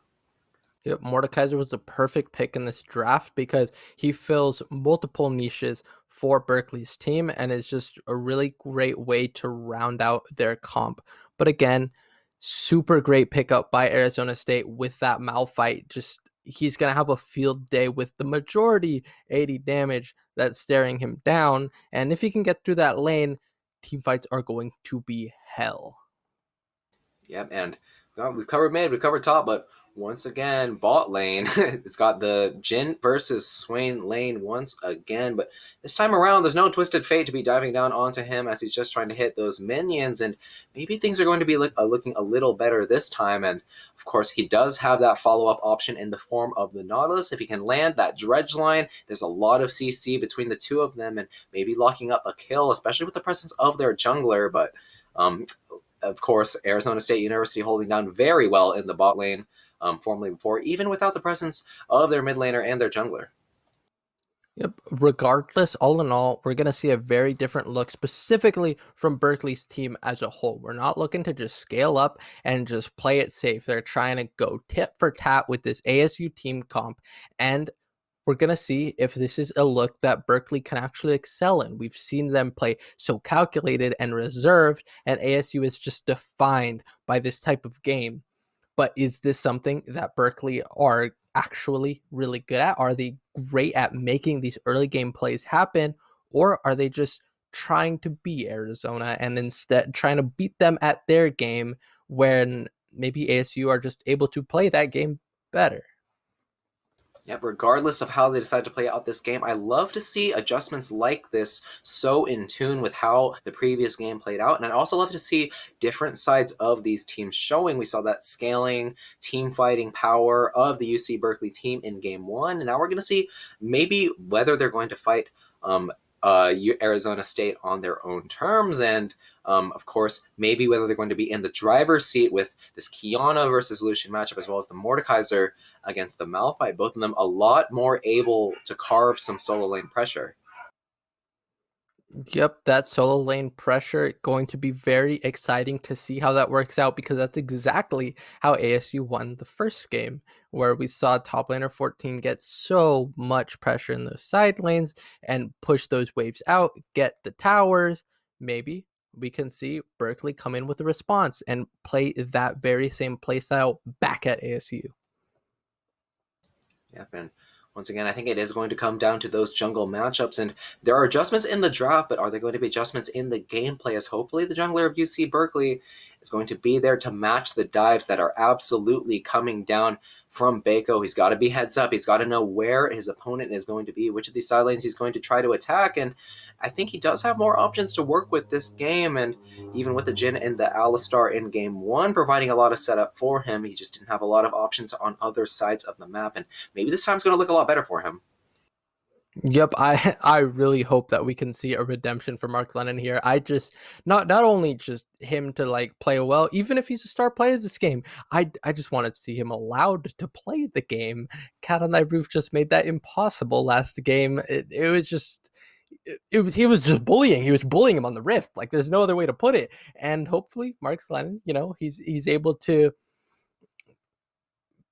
find opportunities to scale up, get these items, and start really throwing out damage. Because I mean, unfortunately for him, he doesn't have the giant front line tank wall like he had last game that maybe he could have abused. But this time, maybe he can just have an opportunity to breathe at all. He'll probably gladly trade out a front line for just a chance to play the game. Yeah, and I think this game he might have the opportunity for it. Lilia not quite as adept as the Jarvan is diving onto those immobile 80 carries and being followed up by the Destiny Gate and of course the hero's entrance from Galio, and maybe this is what it needs. Maybe this is what he needs. Maybe he's got the movement speed to kite out his opponent in the Lilia and have the opportunity to outplay the Swain and the Thresh, and I think that's going to be one spot to look at. Is I really want to see what this player has to offer to show us what it means to be an undefeated team so far. Yep, I think that will be really interesting, because one thing that from game one that was nice was Mark Lennon didn't just get like hard gapped by the Swain Galio matchup. He was doing fine. He wasn't getting hard picked. He even got the first blood with that flash fourth shot onto Pseudo immediately as we jumped into the game. That was great. That was a flash of excellence from Mark Lennon. However, from there, it wasn't the duo of ASU that really put him down. It was just that extra pressure from the roaming team that ASU had going on. So let's see if this time we're actually going to see a different bot laner this game. It isn't even Mark Lennon. It's Izzy's Cutie. Someone that we've this seen. Is their starting AD carry, it looks like, and maybe University of California, Berkeley putting on their try-hard pants for this game around. And regardless, we're going to see a different face down there in the bot lane, and here to redeem University of California, Berkeley potentially, and the pinks were coming down for a moment onto that bot side jungle. It looks like both teams backed away from it, and normally with the Lilia, we tend to see these teams opt to invade the opponent's Raptors, but it looks like Arizona State just going to try to keep things under lock, just kind of try to make sure that there's no uncertainty here in this early game. And you mentioned Bako is always looking for those early game plays, but this time around he's on the Lilia, and he doesn't have a lot of options to follow up with on those dives, apart from maybe the Thresh Hook in conjunction with the pull from Swain. And that might mean that we're seeing a slower early game from Bako that is going to be focused more on the farming. But here it is, the invade is going to come out a bit later than usual, always with the Lilia trying to follow up on those Raptors, but the cleanse is going to be forced out from Izzy's Cutie as he looks for the 4th shot onto Pseudo. Arizona State is not giving up. They want these Raptors. They know how much advantage they stand to gain from it, and Rex acquired. He's trying to keep things up as Izzy's Cutie gets pulled in. He's forced to flash away, but 3 members are there to follow up. First blood going to go the way of Arizona State, but Pseudo going very low. Ignite is on him. Hook does not connect, and Rex required is going down very low as well as Bako going to have the Ignite falling down on him. Double kill going the way of the mid laner of Arizona State. Lilia with one last blooming lows trying to keep herself alive, but that's a triple kill going the way of Cat on the Roof on this Lucian. They didn't get Raptors, but they got way more. 3 kills, 0. One assist going the way of Arizona State's mid laner, and that is a huge early game advantage for them. Let's just say I don't want to be Eugenium right now because I would have to lane against a 3-kill Lucian. Cat on Thy Roof is going to have so much pressure in this early game, and it looks like Unstoppable is going to have a lot of pressure in the top lane. Looking almost unstoppable in the top lane. Just one more Q would have done it, but fortunately top laner 14 flashed away from it in time, as now that's a play happening in the bot lane maybe. Aftershock doesn't connect onto Pseudo, but health bars do go low, and Izzy's Cutie going to brush things off after that rough early game patch and try to fight back here in the bot lane and show how the Jhin is really meant to be played into the Swain. But like you said, things are looking devastating for Eugenium on this Kiana. Like I mentioned earlier, one of the weakest laners in the mid lane, and now he's going to be abused by this 3-kill Lucian. Doesn't even need to have back yet, but I think he's looking at something like a 7-minute mythic item at this rate. Yeah, Cat on Thy Roof is going to look huge, and now what we want to see is that right now he just shoved in the mid wave, and he's going to get that back. He's going to back on so much gold with that 15 CS, but with those 3 kills, he's got anywhere upwards of 1,300 gold, which it looks like with that Noon Quiver buy, he's going to come up so huge on that against Eugenium, and I would imagine that this wave bounces back into Cat on Thy Roof, and he's just going to freeze Eugenium out for the rest of the lane. Yep, Eugenium, we thought he might have had an opportunity to show his stuff in the early game, but after a botched counter invade, things are looking so difficult for UC Berkeley at just 3 minutes into the game. And for those of you who might not be following the preseason as closely, this Noon Quiver is a new option for early game AD carries. It's providing attack damage as well as attack speed, and is building out of some smaller components to make that 1,300 gold mark easier to hit, but not even an issue to Cat on Thy Roof. Could have bought a BF sword if he so wished. Yep, it's just another early game option for ADCs. You know, they're getting more variety in how they build the game. It's no longer just rush IE every game, and it looks like Rex required trying to give some relief to Eugenium. Not quite enough damage as of yet to finish off Cat on Thy Roof, but good on him to try to alleviate the pressure on Eugenium here in the mid lane, and maybe that health advantage is what Eugenium needs to carve back his advantage here in this lane. He's still 10 CS down, and with that gank happening, it's going to mean that Rex Required is starting to fall a bit behind as far as camps, but with all those bot lane camps still up, I imagine he's going to be back on pace. And now Arizona State's bot lane starting to posture up a little bit, but Izzy's Cutie not a stranger to the Swain. Is going to dodge out on that one, but the play is going to come in. The root is going to land onto Pseudo as the Aftershock to try to keep himself alive. The Dark Harvest stack is going to almost land onto Pseudo, who has the Ignite taking down on him. Weatherman Gosu getting a bit too close though, and maybe a couple more auto attacks is going to do it. It's going to force the flash away from Weatherman Gosu, and Summoners being used on the support. Wudo not using this flash though, as Izzy's Cutie already had to use it earlier, and support flash for support flash is not going to be a big deal for either of these supports, as they do have the Hex Slash available to try to find these hook opportunities. One interesting interaction there at the very end of that exchange is that when Izzy's Cutie went for that aggressive flash 4th shot trying to pick up Pseudo, what he actually did is he pulled minion aggro away from the giant wave that was pounding on Weatherman Gosu and potentially would have gotten him the kill, but it looks like they're trying to get a kill on Unstoppable. Pressure of a gank, and he's got the shield to almost keep himself alive, but does not pop it yet. Bako with the blooming blows is going to pick himself up a kill, and now is 2, 1, and 3 in this jungle matchup. It's not just the mid lane, but also the jungle. It's starting to look like a repeat of game 1, but at an incredibly accelerated pace.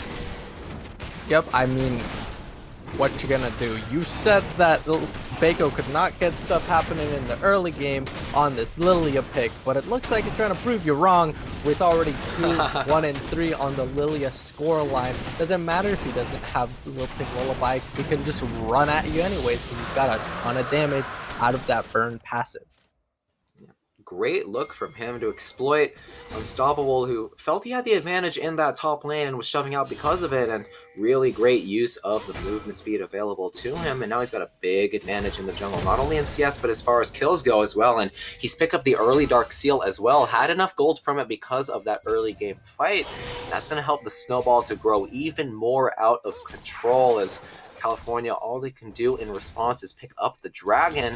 Just a Cloud Dragon, though, not the best in the early game, and maybe the play's happening once again in the top lane as Unstoppable looks for the trade. It looks like he's losing out on it, though.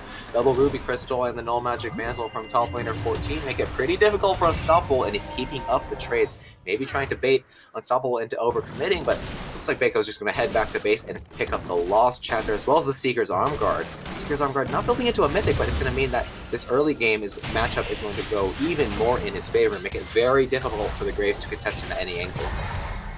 And it'll give Baco a really easy fight if he is ever looking to create pressure on the bot side, because he potentially could send that to the Graves. Oh, and speaking of fights on the bot side, the root is going to land onto Pseudo. The Dredge line is there, but Izzy's Cutie is going to go down to Pseudo. Looks like they would not actually want this fight. The root was enough, and Rudo picking up the second kill. That's a solo kill in the bot lane on the side of Arizona State. Looks like jungle pressure and mid pressure meant nothing, as no matter who the opponent is, whether it's Izzy's Cutie or Mark's Lennon, it is going to be Arizona State's bot lane coming out on top there. And Eugenium in the mid lane too has to run away from the calling, but Baco might be looking for the play here. He's waiting in the wings. He has the Swirl Seed. He doesn't have to use it, but the Blooming Blows actually misses, so the sun's going to come down onto Baco, and that might have been a bit of a botched play as he picks up the shutdown onto the opposing jungler. The cat on that roof is going to not go down as well. Pseudo's there just in time. The Hero Lantern allowing him to walk forward on the slept Kiana and pick himself up the kill and walk away with it with his life. And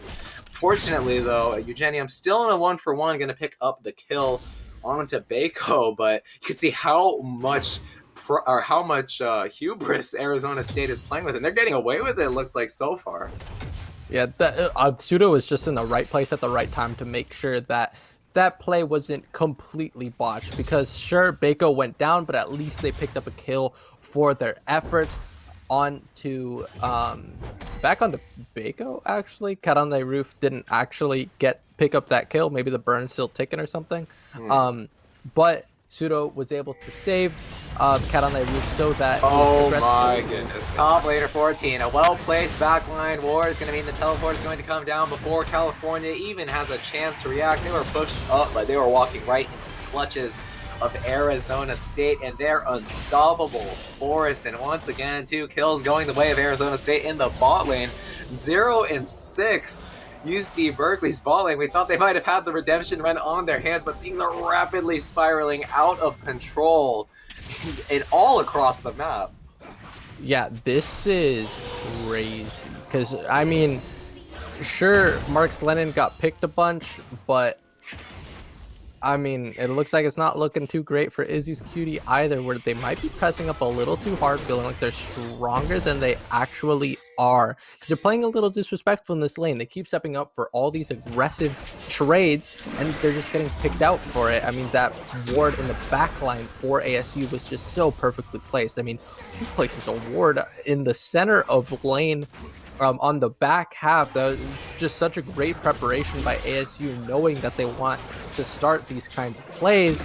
And we're also seeing the power of this Swain bot lane, where Swain earlier picked up the kills right at level 5. You know, he's got 3 points in that Death's Hand. He can just output so much damage so much earlier than these AD counterparts that he'd end up facing in the bot lane. So he's able to put up so much more damage in these early levels. And now he can do even more with 2 kills and 6 assists under his belt, as he has the Sorcerer's Shoes now, a more aggressive start for this bot laner. Richer going to get richer as that Rip Herald goes uncontested for Arizona State, and the full mid lane turret going to be cracked as now the curtain call is going to open up in the bot lane. Widow all by his lonesome is just going to walk it out as all 4 shots are not going to connect. California just not able to find these opportunities for return kills, and the second crack even going to have an add insult to injury for you see Berkeley, and the Coleman going to come down to force Eugenium out of lane. There's actually required force to pull his attention away from those Raptors. There's Ford's Cat on that roof, who's once again walking away. The sleep is going to come down onto Weatherman, goes in the bot lane. Another kill onto that support as Izzy's cutie doesn't look like he's long for this world. He's chasing down Wudo, who has no health in his pocket. But Izzy's cutie is just trying to get away, but maybe not get away for much longer as he tried to find the cheeky kill onto the lane, but it was just not going to happen. And Mako looks like he's going to find himself a kill once again. Dark Harvest stack going his way. Izzy's cutie just going to accept his fate. That is a 5, 2, and 3 Lilia running around this map. The top lane's ahead, the jungle's ahead, the mid lane's ahead, the bot lane is very far ahead, and the things are really rapidly slipping out of California's hands. Yep, we're already staring down a 5,000 gold lead for the side of Arizona State. Not too dissimilar from last game, but definitely a more exaggerated version where we're getting this early action out faster, because we didn't really see these early leads in game 1 before the 10-minute mark, but now that we're already at 12 minutes, it's already 5,000 gold up. It's spiraling out of control so much faster, and it's looking like now that Berkeley is look at this. I love this from Eugenia, looking for the play, who knows that Baco's here for the blue buff, and he's able to find the perfect combo to set up the collateral damage to finish off that kill, get the shutdown. Originally not going to connect onto Catapult Root, but they're going to send the rest of the team at Pseudo's head, who has the aftershock to keep himself alive, and Stubble here with the teleport. He's locked Cat on that roof into the Shadow Realm, but does he have the rest of the damage that he needs? Wudo picks up the kill onto Graves, who thought he might have had the advantage, but finally the shutdown going to go the way of the top laner of California, who's going to get hooked up by Pseudo. He's keeping himself alive though. He has the Conqueror, he has the Leeching Leer, and he's doing so much to keep himself alive. Fine time for Izzy's cutie to get in, but Wudo picks himself yet another kill. Unstoppable with just a sliver of health is walking right into the clutches of Wudo as Eugenio picks himself yet another kill. Current call will come down, and the slam is going to land onto Wudo as well. The flash going to be used to make sure that Unstoppable does not give up any shutdown he might have, as Eugenio is keeping up the chase. He has the grass element, he has the stealth, but double root going to land, and the pull is going to come through as now Lilia is here back to enjoying the battle. The shutdown is going to go down onto Swain, but the sleep is here as well as Bako picks himself up another kill, and Eugenium, one more hit, it could do it, but it's not going to be enough. His top laner 14 has decisive trying to keep himself alive in a hugely back and forth fight for California and Arizona State, but it looks like Arizona State still managed to come out on top, but California, if that fight turned out just a little bit more even, then they're totally happy with that, given how far behind they are.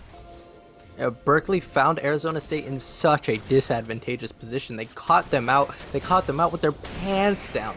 But Arizona State just so much stronger with that 5k gold lead from before. They were just able to outmuscle Berkeley, even though they were so far behind, because the second Voodoo showed up into that fight, he did so much damage. He hit 3 members of Berkeley with Vision of Empire and Death's Hand at the same time, and all of a sudden all 3 of those members half health. So bad for Berkeley, and then Arizona State just kind of had to play it slow and end up going advantageous in that fight. It's like you said, even with Wudo absolutely tearing apart the rest of Berkeley's team, Unstoppable was there, as well as Eugenia with a huge performance on that Kiana to find those shutdowns, and because of those kill advantages that Arizona State was entering the fight with, it ended up being Berkeley coming out hugely ahead on top, and now Root is going to land onto Izzy's cutie, walks right into the Visions of Empire, and Wudo, look at that, Death's Hand blows him up, the shockwave not even going to be needed from the demonic form of Swain as Unstoppable tries to make the play happen on the other side of the map. But there's Bako waiting in the wings. It looks like Unstoppable tipped off to his presence, is not going to follow up on this much further. That's an 11 kill advantage and 5,000 gold ahead for Arizona State. Yep, and now that we're looking at the gold graphs, it looks like we're about every laner except for Malphite is about 1,000 or more than 1,000 gold up against their lane opponents. All gonna have to drop right there. The play is happening on to Cat on that roof, and now the swirl seed going to miss, but Luke is going to land on the Weatherman Gosu as the Grace gets annihilated by Bako in the Malphite. Eugenia not going to last for much longer as he is revealed by Bako, and a double kill for the Malphite, who is now 4-0-2 as Widow finds yet another kill. How does he do it? Where does he find these people at? And now 4 members of Arizona State are barreling down the mid lane. It's barely 15 minutes at this rate, but there are 3 members of California dead, and now there's not a lot they can do there, especially with one of their strongest members in the form of the Mordekaiser in the top lane. That's going to mean that Arizona State is going to continue the play. The hook is going to land, but it'll be cleansed out almost immediately by Izzy's cutie, but the double root from Swain. He was not in range for the pull, but you can see just how deadly powerful this man is on this Swain pick. He knows the champ so well, and he's always able to find these straggle kills in these fights. Yep, Voodoo is putting in so much work here, but it's not only Voodoo. I mean, we're seeing stellar performances all across the board from ASU, and sure, we're seeing some people fight back toe for toe. Maybe Unstoppable's having a pretty good game. Eugenium's trying to find picks where he can, but it just feels like at every position, Berkeley are just outclassed this game. Yeah, man. I mean, when you're 14 kills down and almost 6,000 gold down at just 16 minutes into the game, it's hard to wonder how you're getting back into this game. But, I mean, there are tools here and there. They've got catch potential in the form of the Nautilus and the Deadly Flourish from the Jhin. And, of course, I think one of the biggest ways they can get back into this game is a massive supreme display of talent from Eugenium on this Kiana. But it's going to be so difficult, even if they find themselves that miracle fight, because not only are Arizona State so far ahead in terms of damage and items, but they're also so tanky, even the Swain. But now they're going to try to force something here in the top lane as Eugenium puts down this display of talent to get the shutdown onto Malphite, but they contributed 4 members to that play and almost lost Rex Required life because of it. And in the meantime, Arizona State getting a lot of advantages on the other side of the map as they're looking to break down this bot lane turret and getting a lot of bot side camps for their troubles. Yep, that is not a net loss at all for Arizona State, because where Berkeley are committing so many people into one place, Arizona State are able to pick up gold everywhere else and this tier 2 turret in the bot lane. They know that Voodoo is the strongest member by far on Berkeley right now, and they're just going to play around him because wherever Swain goes, danger follows. Yeah, but here's the trouble though. Rex Required narrowly dodges out on a hook. Good presence of mind from him, but like you said, it's so difficult. But the sleep is going to come down at last onto just one member as the rest of the team piles on him. He gets blown up immediately. Rex Required goes down in an instant, and Weatherman Ghost is going to be followed up as well. That's a tank, by the way, going down in just an instant, and still 5 members of Arizona State here for the play. Malphite's looking to break the top lane turret, and Arizona State, they're fishing for an inhibitor before even 20 minutes, and it looks like instead they're just camping outside the base of their opponents trying to fish for a hook, and they're going to find him once again. So much damage on the side of Arizona State, but not enough to follow up onto the kill for Unstoppable, and even without the lilting lullaby, it's going to be really difficult for UC Berkeley find their way back into this play. Dark Harvest stack even going the way of Bakos. Now the curtain call is going to be sent out to try to zone away Arizona State, but it's a bit too little too late. It's almost going to set up the kill onto him as the Swirl Seed almost connects with Eugenium, looking for the play onto the enemy support, but the Unstoppable force is there to keep Eugenium locked up. A massive supreme display of talent finds 5 people stunned up, but it's all for naught. They only picked up a single kill onto the support. That was the miracle that they need, but no one was there to follow up on it, and you can just see how far ahead Arizona State is at this raid, and they've got to do something. They've got to try and make something happen. I don't know where, to be perfectly honest. The solution is looking so difficult to kill with that Immortal Shield Bow and the Ninja Tabi on him, and it looks like they're just going to give up on the play, and except I think they traded mid lane for the support and maybe try to look for something out of the Dragon. Yep, we're looking at about 9,000 gold lead now for Arizona State, and one of the issues with their comp, especially with picking the Swain, is that you don't have the greatest siege potential, right? You can't take down these turrets too easily. But what you can do is, now that it's 20 minutes, is force Berkeley away, take that Baron, and have the minions do the sieging for you. So that's probably where the ASU is going to look after taking this easy Mountain Drake to get some tanky stats under their belt to make themselves even harder to kill. Maybe Weatherman Gosu finds himself dead at the hands of Voodoo once again. Yeah, but instead he might be looking for the Dredge line into the root, connecting. The Smoke Screen is going to go down as well, and the Deadly Flourish not even going to take Swain below 80%. Weatherman Gosu just trying to make something happen, but it's just not enough. He's 0-8 in this game. He's trying to fish for these opportunities, but Arizona State is not letting up an inch as they make their way over to the Baron Nashor. They don't want to play this game for much longer. They've got places to be, and maybe Berkeley, do they have what it takes to try to follow up on this Baron retake? Maybe the Supreme Display of Talent is what they need, as now Arizona State going to start it up. Eugenium is looking for the opportunity. He's got the stealth at the ready. He's going to try to find his way into the pit, and this pit fight is what Kiana wants. He needs walls all around him to make the Supreme Display of Talent work, and now Unstoppable is baiting the opponents into his mid laner. Supreme Display of Talent is not going to come out, as the mid laner is going to abandon his fellow solo laner and leave the rest of the team to dry. Then he knows that this is not the opportunity that they need, but if you're not going to pull the trigger here, then where are you going to pull it? UC Berkeley force Arizona State off of the Baron Nashor. Maybe that was their goal, but they're not finding much more than that, as top laner 14 is waiting in the wings in this bush. He has the rest of his team here to regroup.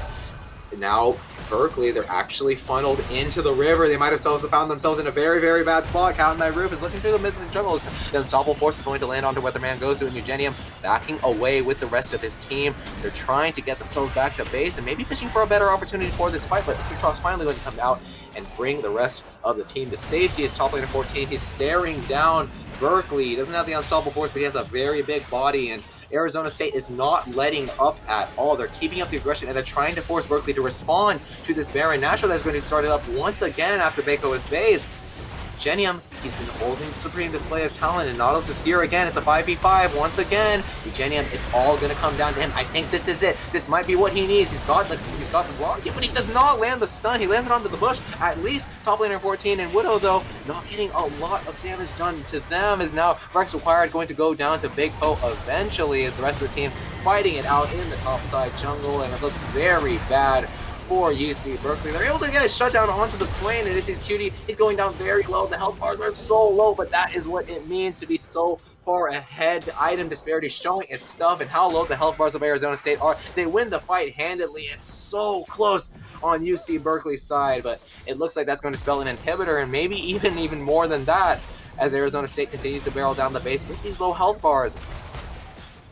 You gotta commend Berkeley for that fight. They're so far behind, but they almost killed all of them. All three members that were left up at the end, they were so low. All their health bars so close to dying, but it just wasn't enough. Maybe if they play that fight out again, where the gold gap is at least maybe 5,000 gold less or something, Berkeley comes out ahead, maybe even handedly that fight, because they played it so well, separating the Lilia away from the entire fight, where Rex Required was just splitting them, and then the other four were just going toe for toe, and it was an alright fight, especially with Unstoppable putting in so much work.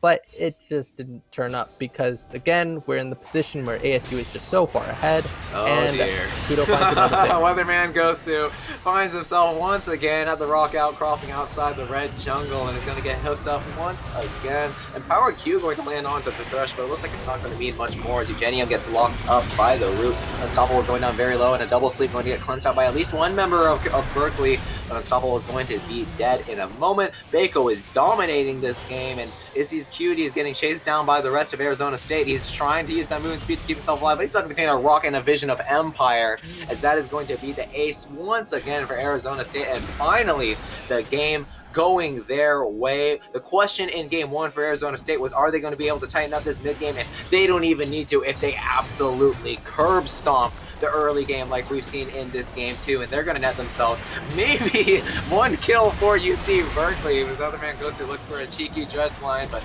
that's going to be a yet another ace for Arizona State, and a 2-0 commanding victory in this best of 3 series to close out this PACU Invitational. What a great job by Arizona State, and what a banger of a game to close out the final week of PACU, where our showcase matches are all done with, as these fall semesters for most of these schools are winding down, and a lot of people are getting into final season or even going off to their winter break. But that game, what a great performance by ASU, really taking so much action right off of level 1, getting 3 kills to Cat on Thy Roof, another for Bako, and them just running away with the game, where Lilia got so much action done in the early game, finding herself at 2-1 and 3 within like 5 minutes, where Lilia, before she could even get her lilting lullaby up, before she could even get that sleep, that acts at such great gank assist, but she didn't need it. She just ran over the map, and then Swain just got so many grasps. His Death's Hand started doing so much damage so early, and just completely abused the Berkeley bot lane. It was such a spectacular performance from Arizona State University. You might think that the game was already over once 3 kills were handed into Cat on Thy Roof on that Lucian, but he ended up not even being the focal point of that game. It was an absolute masterclass from every single member of that ASU team. We had top lane win, and we had Bako with an absolute standout performance, showing that he doesn't need to be cheesing these dives with things like Jarvan or the Rek'Sai to win these games out. He can absolutely demolish you and dismantle you with these early game picks like the Lilia, and of course bot lane all over and over with these solo kills. The Swain was so beautifully played in both games, and that's going to spell a massive victory for ASU and showing why they are such a great team and such a great team for us here to watch. Yep, and I want to commend Voodoo for obviously doing his research of pulling out the Swain. Swain is doing so well in solo queue, and he converted that into such a great performance in these coordinated 5v5 matches, doing so much work in the laning phase, getting all this damage up so early because of his lead. Like I was mentioning before, in these fights, if you hit anyone with a Vision of Empire, hit him with a Death's Hand, they're half health immediately. Then he just goes up into Demonic Ascension and runs through the rest of the fight. There's nothing that Berkeley could have done because he was just so giga fed by the time they were fighting 5v5. Yep, it was just absolutely superb League of Legends being played on the side of Arizona State University. Like advantages being created at every inch, and being like converted into these objectives, into these picks. And I think that's why Arizona State is showing up as one of the best teams here at this Invitational. But that's going to do it for us here at the PACU, not only for tonight, but for the rest of the Invitational. And as with this being the final game of our final week here at PACU, and I want to thank not only my co-caster here for providing such a great experience for our viewers, I also want to thank the people at production here at PACU working around the clock to make sure that this production goes seamlessly. And I want to thank all of you here watching for always tuning in, supporting us as we try to keep things together, keep people connected, and keep these great games going of League of Legends. Thank you, everyone, and have a good night.